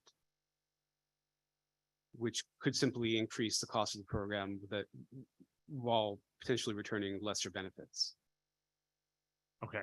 I don't know if that adequately answers your question, but I'd be happy to try again. I think I hear where you're coming from. I'd say it may be just a conflict of opinion, which is fine, which is not why we're here to debate that by any means. I appreciate you bringing that piece forward. And I just think that sustaining existing businesses is equal, if not more valuable than drawing new in before they consider leaving. So if someone is doing okay, not in a hardship situation, and wants to be able to sustain and eventually grow within the state, then it just seems like that piece was left out from what your testimony said. That's all. And I understand. I appreciate the clarification. And I don't think we're not opposed to adding the element that you're suggesting.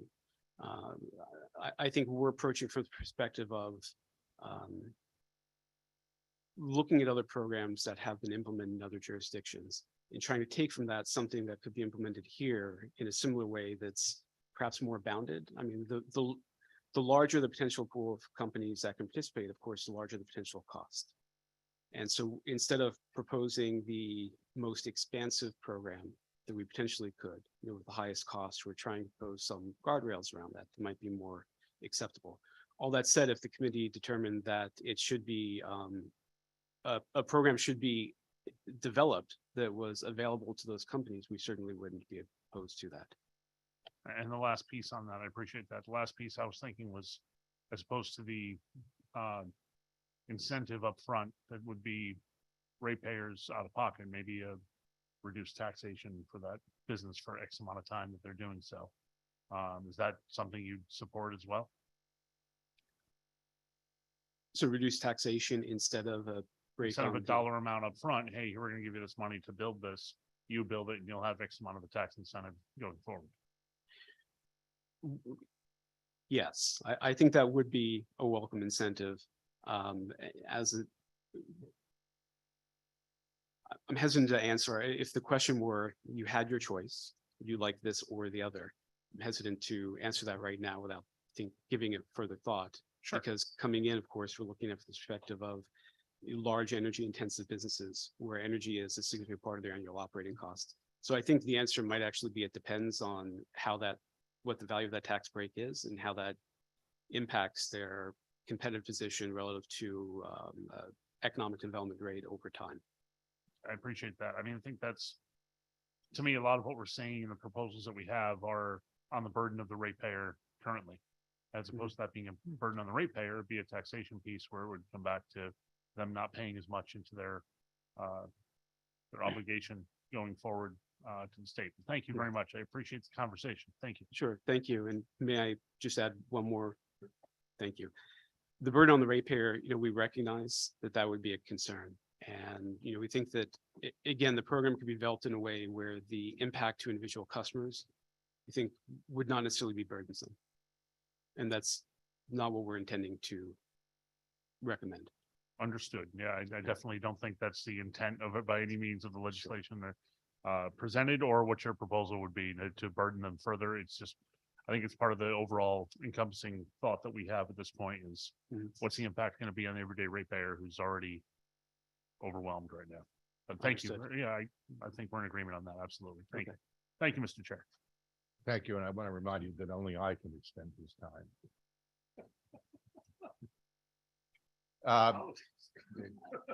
Just want to be clear. But to your point, the concept of sustaining existing businesses, particularly those that are energy intensive, is an ongoing issue we have in the state. I'm sure that he started with this because he wanted to have companies to have some skin in the game, some additional incentive to take action. But if we're talking about protecting jobs in the state, sustainability is important. Any other questions or comments? If not, thank you for putting this on the table. It's something we will consider. And maybe we'll have a conversation with DECD. Great. Thank you. Thank you very much. I understand Sam Donowski is here. Let's catch her. She's sort of like the living embodiment of the Heisenberg uncertainty principle. You're an electron moving back between two different committees, and observing you will change you, but please go ahead. Something like that. Good afternoon, Chairman Steinberg, members of the committee. My name is Sam Donowski. I'm the State Director of Sierra Club's Connecticut chapter, and I'm pleased to be here today to testify in a number of bills on the agenda on behalf of our 40,000 members and supporters here in the state. I'll begin with House Bill 5634, an act increasing funding for energy efficiency programs. We strongly support this bill and appreciate learning that that there's a drafting error because we do not think the funds should go to the Green Bank. So glad to hear that's being resolved. This is a really critical program in our state to reduce energy consumption, help people with energy costs, and it has a great climate benefit. So the $26 million shortfall that the program is feeling right now, we hope that we're able to fill that gap and keep the program whole throughout the year, because residents are there's really high demand and residents are looking for that kind of support. I also want to express our support for 6764, the solar bill. Connecticut is really lagging behind some of our neighboring states in the deployment of solar. In Massachusetts, they get 20% of their energy generation from solar, and we're barely scraping 3%. So appreciate the committee doing everything you can to help accelerate the deployment of solar in our state. Especially interested in the issue of canopies. And one of the issues we hear a lot from our members is about the interconnection fees. And I understand you're still working with that, but what we often hear is it's just taking so long. So folks, our members would be interested in seeing a time limit on the amount of time that the utilities have to make those interconnection fees. Sierra Club opposes SB 1101 and 1099, the two nuclear bills. We have a very long-standing policy opposed to new nuclear power plants, and we'll happily detail that in our written testimony. And I know we've talked about that over the last couple of years. But in addition to our environmental concerns about nuclear is very incredibly expensive. It takes a long time to get permitted, and we can be doing the kind of investments in renewable, truly 100% renewable energy, and get them online in a very swift time period compared to what you're looking at nuclear, and get far more of that energy deployed with our precious dollars. And the last bill I wanted to talk about was HB 6339. I understand from Deep's testimony that using biosolids as energy is already something the state can do. But I have a very serious cautionary note around biosolids, which is that they have been shown to have astronomical levels of PFAS contamination. Maine recently banned the use of sewage sludge as a fertilizer because of PFAS contamination that has ruined farms and threatened the health of farmers, their families, and their livestock. They also prohibited sludge from being composted with other organic material. The byproduct of biosolid, either sewage sludge or composting, gets put in bags and sold as compost, and people do not know that it's sewage sludge. They do not know that it's contaminated with PFAS. It's a very serious concern. And I think we must understand what that PFAS threat really is and how to protect consumers from it. And in fact, I think we should have a task force that does that. And so I just wanted to name that threat. See you, Representative Buckby. So you're all getting a chuckle out of Representative Buckby and my ongoing relationship. So thank you very much for consideration of our testimony, and appreciate the work you're doing here in the committee. And we appreciate the work that you do with the Sierra Club, Sam. So it sounds like Rep. Buckby that you can have your cake, but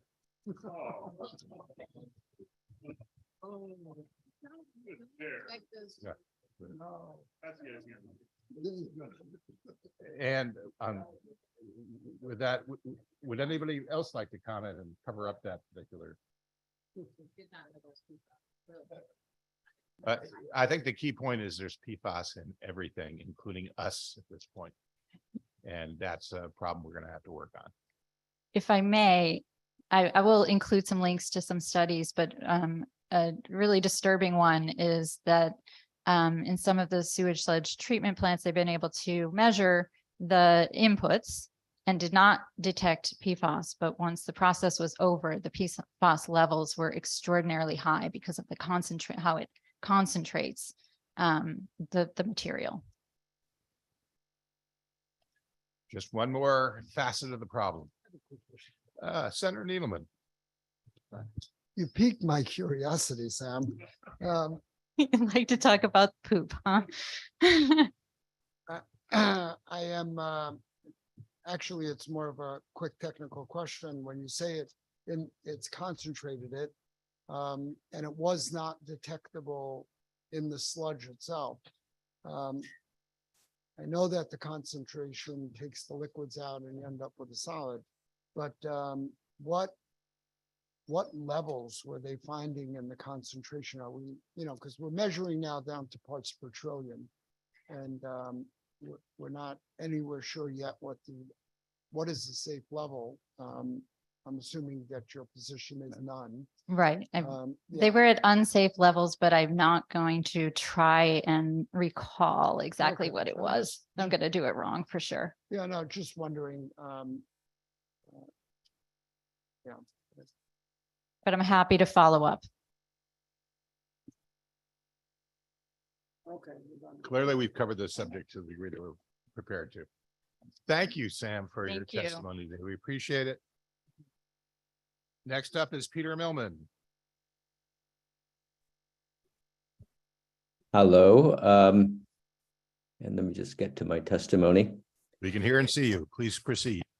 Great. So I want to thank all the committee members and committee leadership for the opportunity to submit testimony regarding HB 6497, an act concerning Connecticut Energy Data Access Bill of Rights. PACE strongly supports this bill. Connecticut needs to know more about how energy is used in our state, by whom, when, how much, and where. Right now, if you are a consumer, local or state level policymaker, advocate, researcher, or company that offers energy services like energy efficiency or demand response, it's hard to answer these kinds of questions. The information is out there, but it's scattered, often difficult to find and incomplete. Better data usefully organized and easily accessible, will help all stakeholders make better decisions, design better programs and services, and develop better policies. Right now, Connecticut utilities have a data advantage over all other stakeholders. More data accessibility would help rectify this information imbalance. The point is not to point a finger at utilities, but rather to improve the quality of decision-making in Connecticut by all stakeholders. If Connecticut does pass a data bill of rights, it will not be the first New England state to enact this kind of legislation. In 2022, New Hampshire Governor Chris Sununu signed SB 284, a bill that establishes a statewide energy data platform. It was introduced at the request of the Office of Consumer Advocate, which represents the interests of New Hampshire's residential ratepayers. Provisions of the bill balance the need for accessibility and strong privacy standards. The cost of the data program platform will be likely borne by users of the system. Knowledge is power. If Connecticut is to make the smartest, least costly, and fastest transition to a clean energy future, we need to share the power of data more widely than we do now. And I would just use up, if I have a few more seconds, say that PACE strongly supports HB 5634, an act increasing funding for energy efficiency programs. I won't belabor you with all the reasons why, except that to say that I think that sometimes, it's lost that reducing energy demand through energy efficiency will not only reduce the cost for future or the need for future distribution system upgrades, but reduction of demand also reduces the cost of supply. I mean, the energy price crisis of this winter was because of an imbalance between demand and supply. We had far more demand than we had supply. So anything that reduces demand will also reduce the cost of supply. So with that, I will stop and thank you again for the opportunity to talk with you. Thank you. It does bear repeating that energy efficiency is a large part of the solution for our overall supply demand balance going forward. I want to thank you, Peter, for the good work you do. I think Mark kind of stole most of your thunder. Right. Two of you, we hear you loud and clear, and we really appreciate it. Any other questions? If not, thank you. Thank you for being so patient. But we really do appreciate it. Thank you. Next up, we have Madison Schroeder. Hello, can you all hear me? Yes, we can. Please proceed. Hi. All right. Good afternoon, Chairman Steinberg, members of the committee. My name is Madison Schroeder, and I'm here representing Generation Atomic, a nonprofit advocating for a clean, energy secure future through the use of nuclear technology. I want to thank the committee for the opportunity to testify today in support of Senate Bill 1099 and the development of the Connecticut Nuclear Energy Council. I will be brief as to respect this committee's time. As a strong advocate for the development and deployment of clean energy technologies, we fully support the establishment of the Nuclear Advisory Council as a means of exploring and facilitating the advancement of nuclear energy in Connecticut. This body would be a critical forum for experts to come together to discuss the opportunities and challenges of nuclear energy and to potentially develop recommendations for policies that would promote the safe and efficient operation of nuclear power plants, encourage innovation in nuclear technology, and support the responsible management of nuclear waste.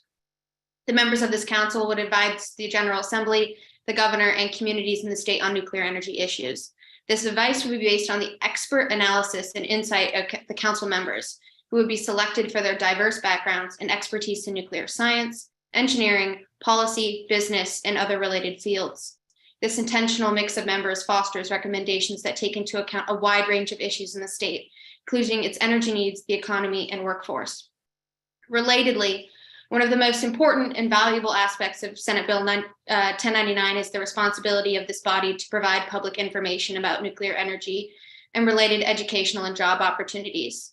By educating the public about the strengths of nuclear energy and the many opportunities available in this field, the Nuclear Advisory Council would help build support for the development and deployment of nuclear energy in Connecticut, helping its residents understand and take advantage of the benefits that this technology can provide the state and its workforce.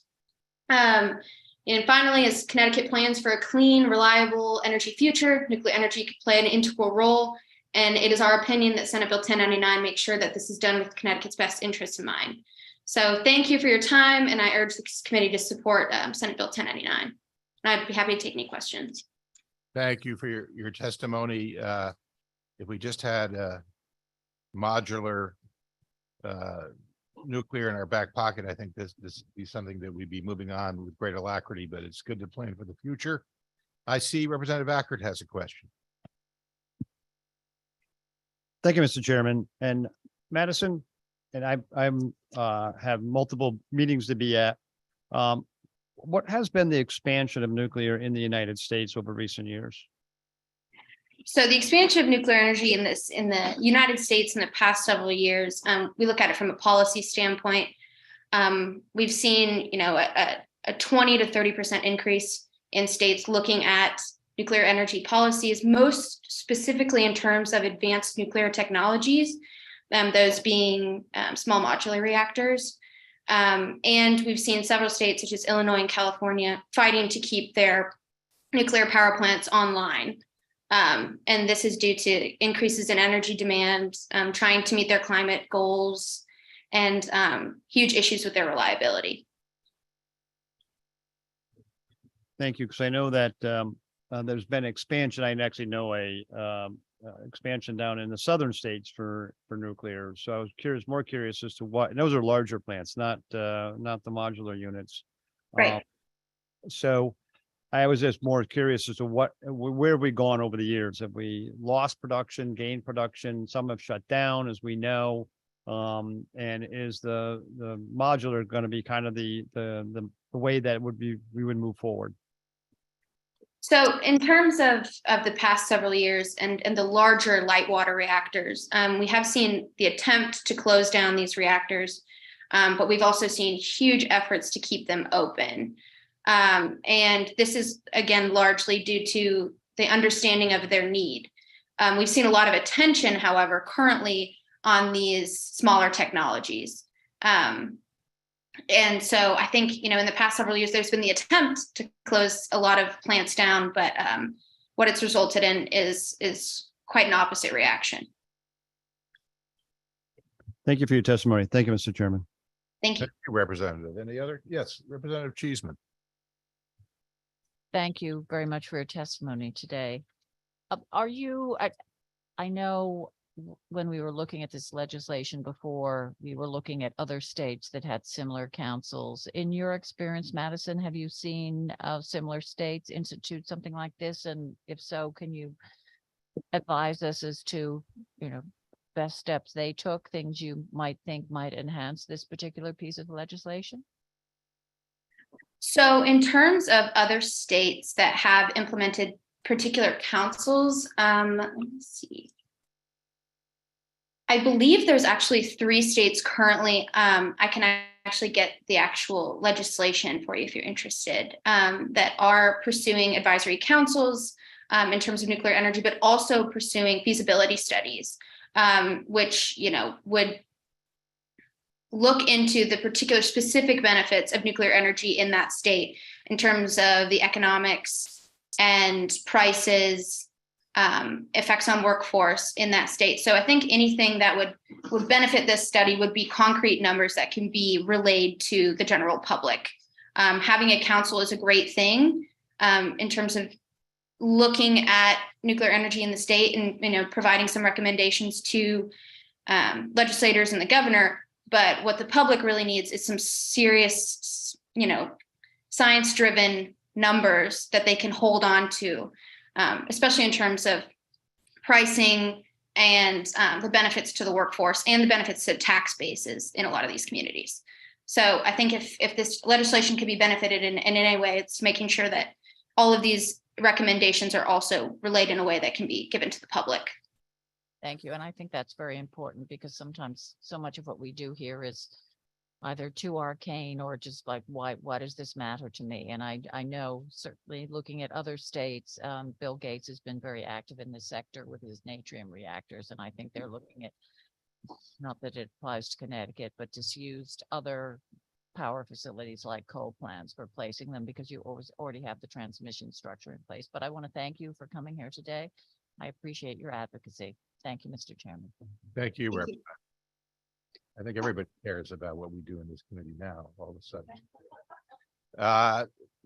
Last up from the internet, we have Barry Kresh. Welcome, Barry. Thank you, Representative Steinberg.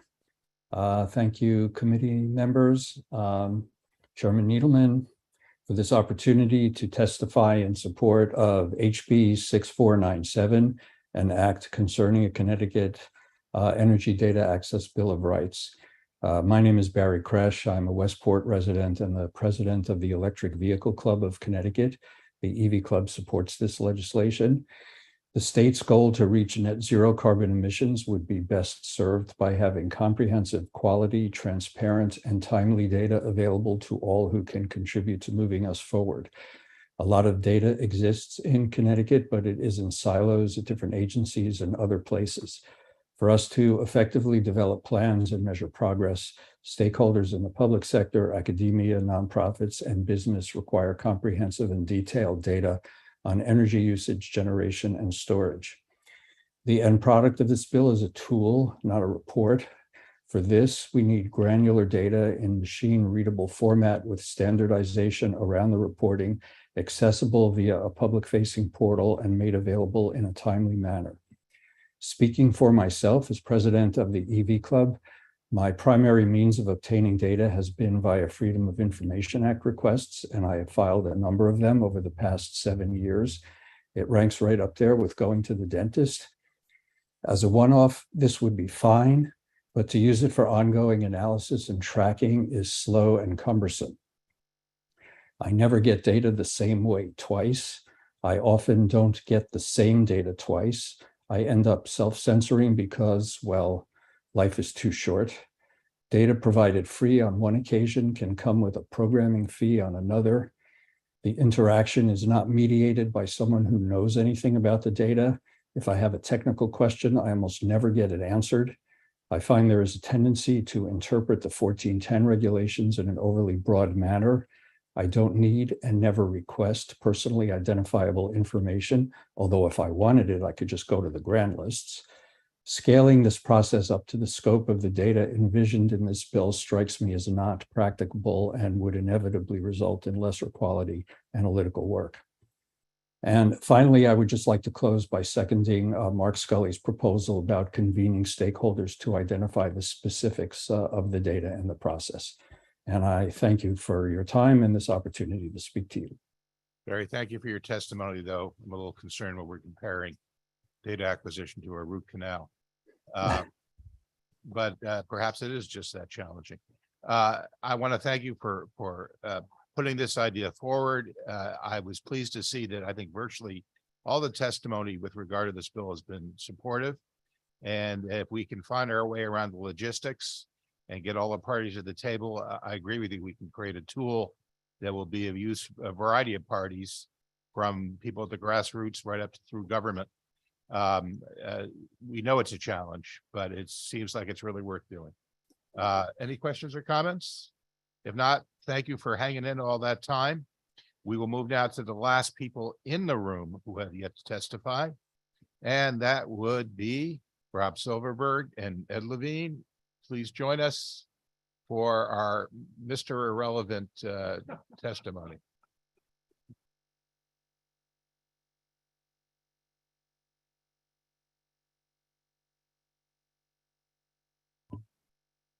I suppose there are worse things to be called than irrelevant.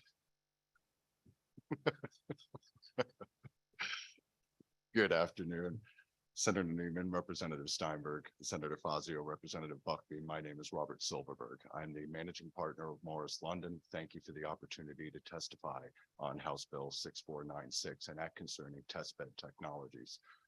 Mr. Chairman, I have submitted written testimony for the committee, but I think my time here would just be best spent by taking a few minutes to walk the committee through the history of the testbed legislation from where we were to where we are today, because it'll put what we are looking to try to do now in a clearer context.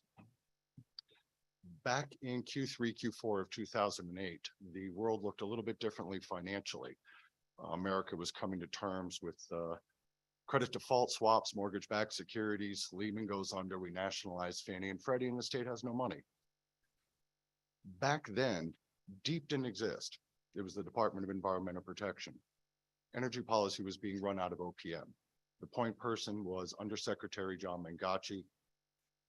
Undersecretary Mangachi, when it came to energy policy, had one objective: how do we save money without spending money and do it as fast as possible?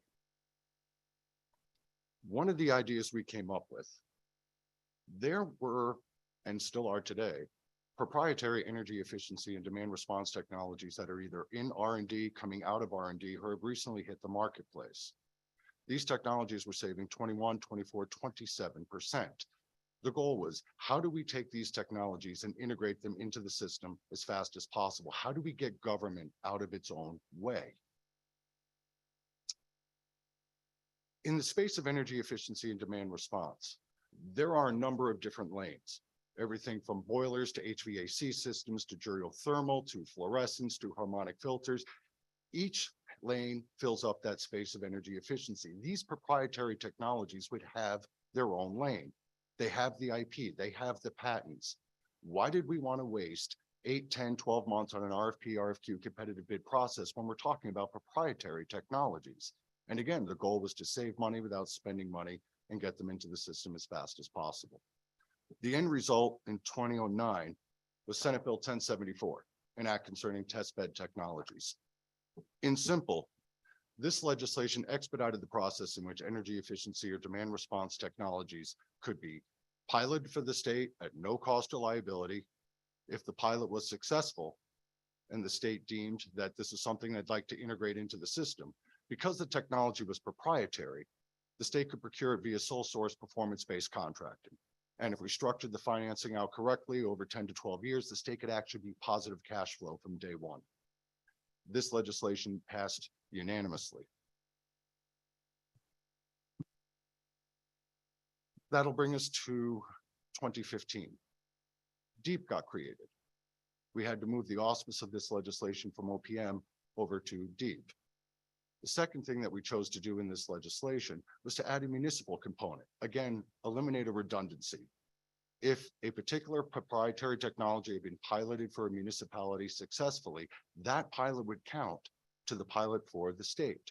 In other words, why did we again want to waste time piloting a technology that had just been piloted in a municipal government building? If something had been piloted at, say, City Hall in Stamford, why do we need to do it at, say, the Legislative Office building? A government building was a government building. This legislation also passed unanimously. This was House Bill 6021, again, an act concerning test bed technologies. This brings us to where we are today. Just a week ago today, Commissioner Gilman of DAS was a featured speaker at a conference called Beyond the Beltway. This is coming at a time where Connecticut was being recognized as a national leader in digital government excellence, technology, and streamlining improvements. That is what the purpose of this legislation was supposed to be. What I need to do to clarify for the committee is the language that was submitted to LCO is not the language that we got kicked back. The language that we submitted to LCO was exactly the same issue that was being addressed by Commissioner Gilman, which is a digital optimization or an online optimization. Instead, the language that got kicked back was a similar version to that of the 2015 Energy Efficiency and Demand Response Technology. I have taken a few moments to speak with Commissioner Dykes. I've spoken to Commissioner Gilman. I've spoken briefly to the legislative liaison at Pure and informed them there was going to be language that is going to be omitting energy or energy efficiency technologies in the particular digital optimization or online optimization technology. The reason being, Commissioner Gillette has got a great program going as far as integrating new proprietary or state-of-the-art technologies for demand response or energy efficiency. I don't think it's necessary to step on the toes. Energy is its own animal. Unlike any other committee in this room, what Commissioner Gillette has been able to do was to really specify and grow the testbed technology bill into the programs that she has today. So again, would like to steer away from accidentally stepping on Chairman Gillette's toes with this. With that, I would be happy to take any questions. I'm sure there might be a few. Let me start, and then I see Representative Acker, who also raised his hand. First of all, you can imagine the challenges we have to reconcile new legislation with existing legislation that is complementary, but not exactly the same. So we can always work to make sure the language reflects the intent that you described. But let me play devil's advocate for a minute. So many applications contain elements that are by definition proprietary. Mm-hmm. What's the difference between any multiple bid for a specific solution that involves proprietary technology and what you're proposing here? I would ask that you rephrase the question because I'm not following. What I'm saying is you describe this as only for proprietary technologies, effectively technologies that don't exist elsewhere. There's not really a competitor that would be in the same space, if I understand that correctly. I was just trying to contrast that with the fact that when we go out to bid for any application, each of those applications may have elements that are by definition proprietary, but are still in effect competitive with other applications. Why is this different? This would be different because by proprietary, we mean they own the IP. They have the patents. Nobody can travel in the very lane that they're in. And there was actually language in the bill that states what the definition of proprietary was. This was agreed to going back to 2009 on a bipartisan basis, and again reaffirmed in 2015. There are technologies that may operate similarly, but we are not talking about the difference between Coke, Pepsi, and Sprite. Those are all sodas. You could say Coca-Cola would be a proprietary, you could say Pepsi, but they are all sodas. So it's not, it's just a proprietary formula. We're talking about technologies that don't exist anywhere else. They have the IP, they have the patents. That is the difference. Thank you for that clarification. Have other states enacted legislation like this? They have. In 2013, if I can get this out, I introduced the test bed legislation in the state of Pennsylvania. It turned out to be House Bill 1672, known as the Green Technology Implementation Act. This legislation was almost a mirror of what we did here in Connecticut, almost word for word. What they did is tweak it to just fit the Department of General Services, which is Pennsylvania's version of OPM.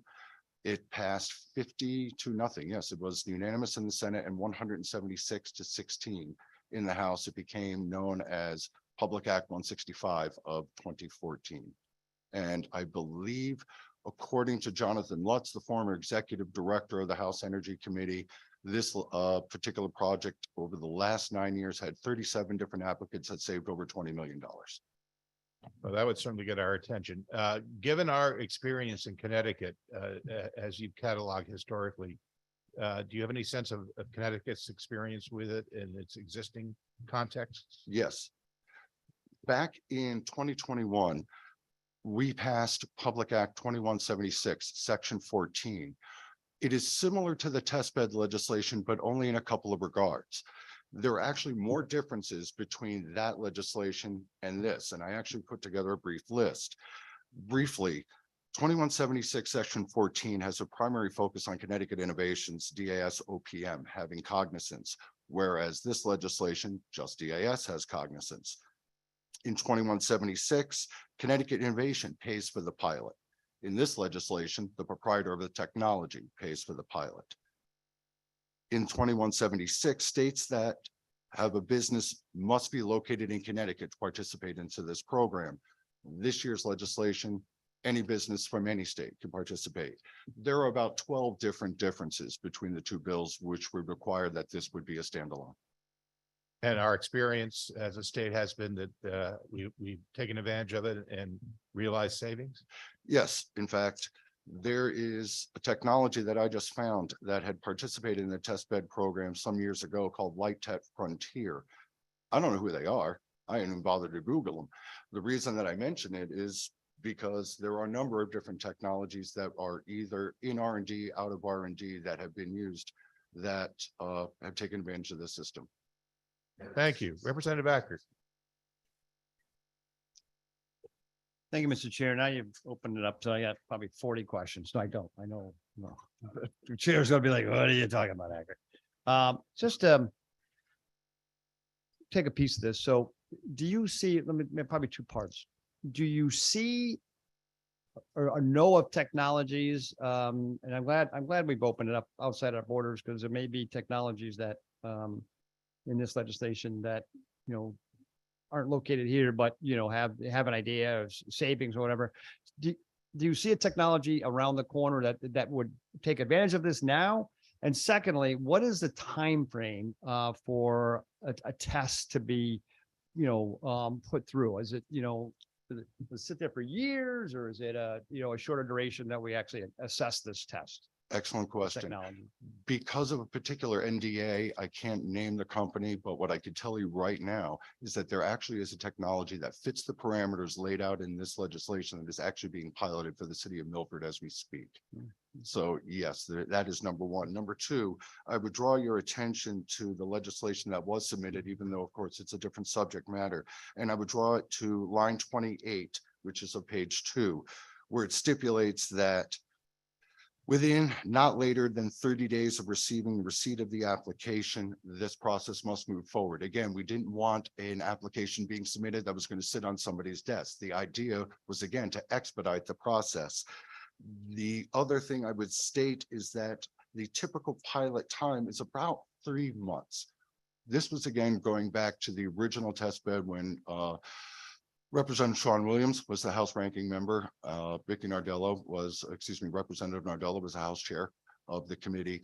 And again, not wanting to drag our feet, we wanted to set a time limit as to how long the pilot would take place. What would be enough time to gather enough data that would actually be notable and credible, but not so much so that we're wasting time. And the genuine consensus was a fiscal quarter.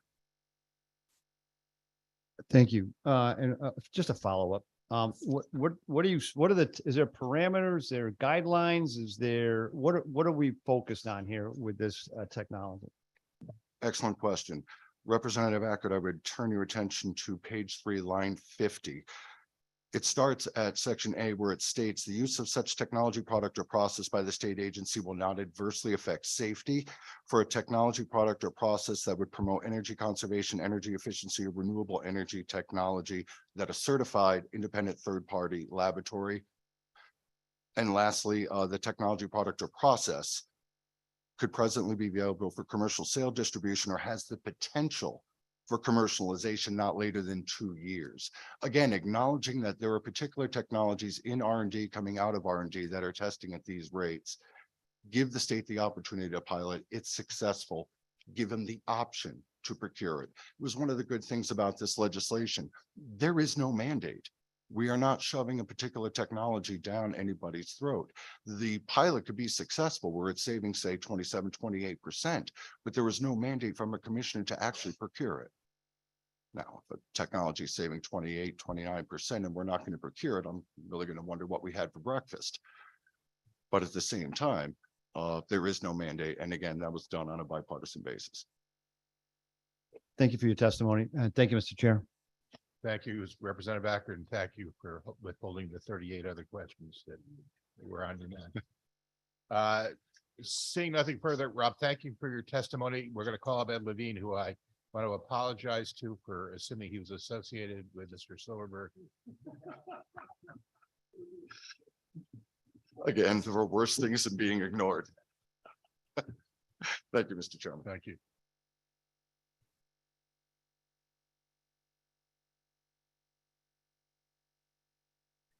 Good afternoon, Chairman Steinberg, Chairman Needleman, Representative Buckby, and members of the committee.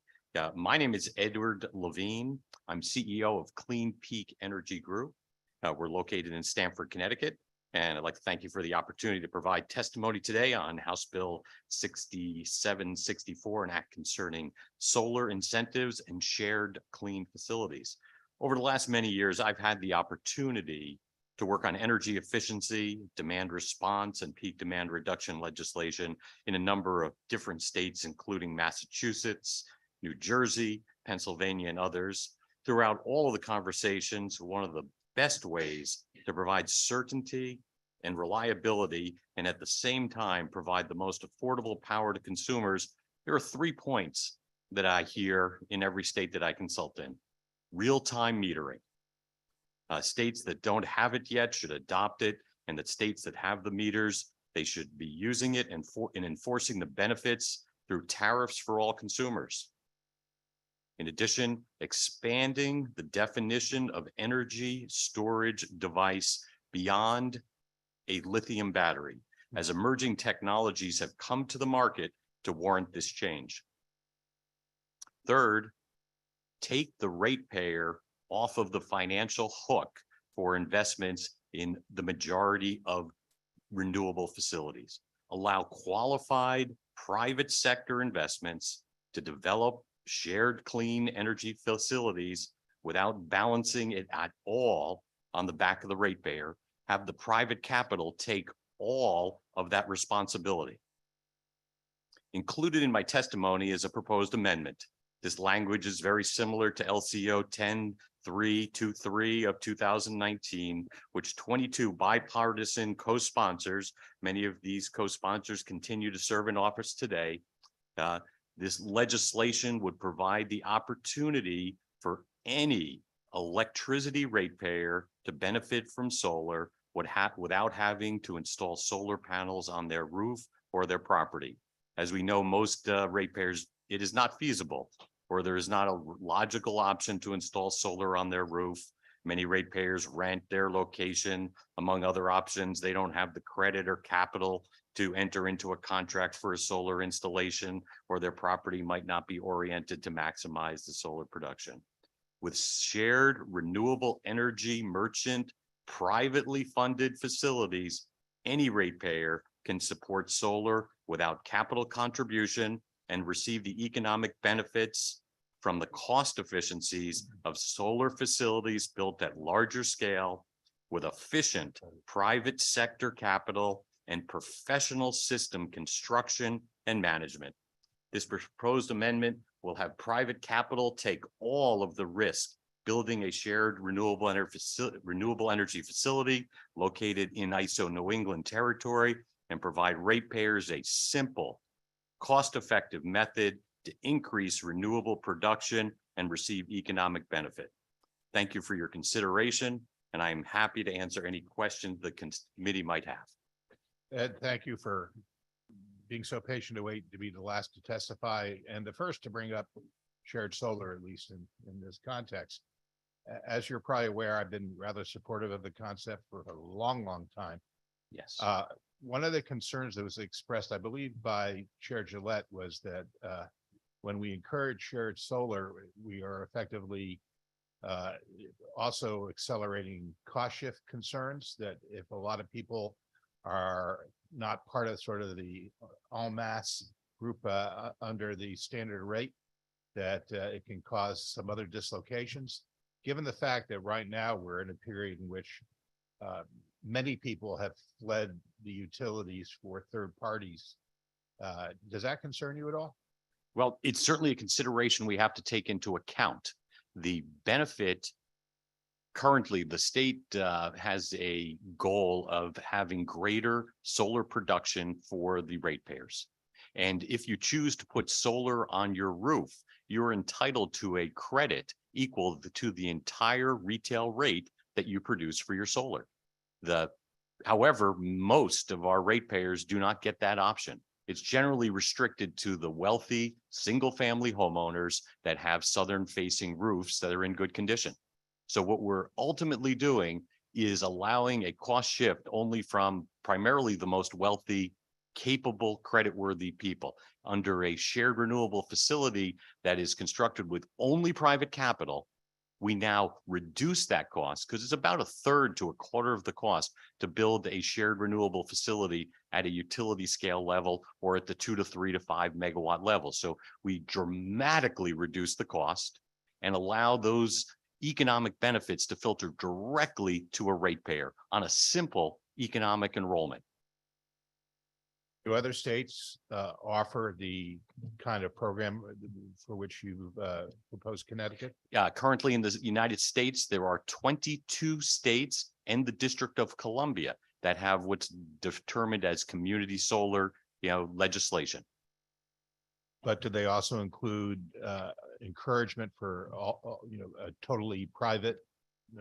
They're different, different states have different jurisdictions, different rules, but the proposal that's being made here is available in other states, and the private capital takes away the risk that should the state encourage through the ultimate guarantee of a ratepayer, if our wind production costs increase or the cost of alternative production decreases, the ratepayers are saddled for a number of years with that high cost. Here, if an investment by private capital, let's say we put in solar or solar with batteries, turns out to be uneconomic, the ratepayer has absolutely no economic negative effect.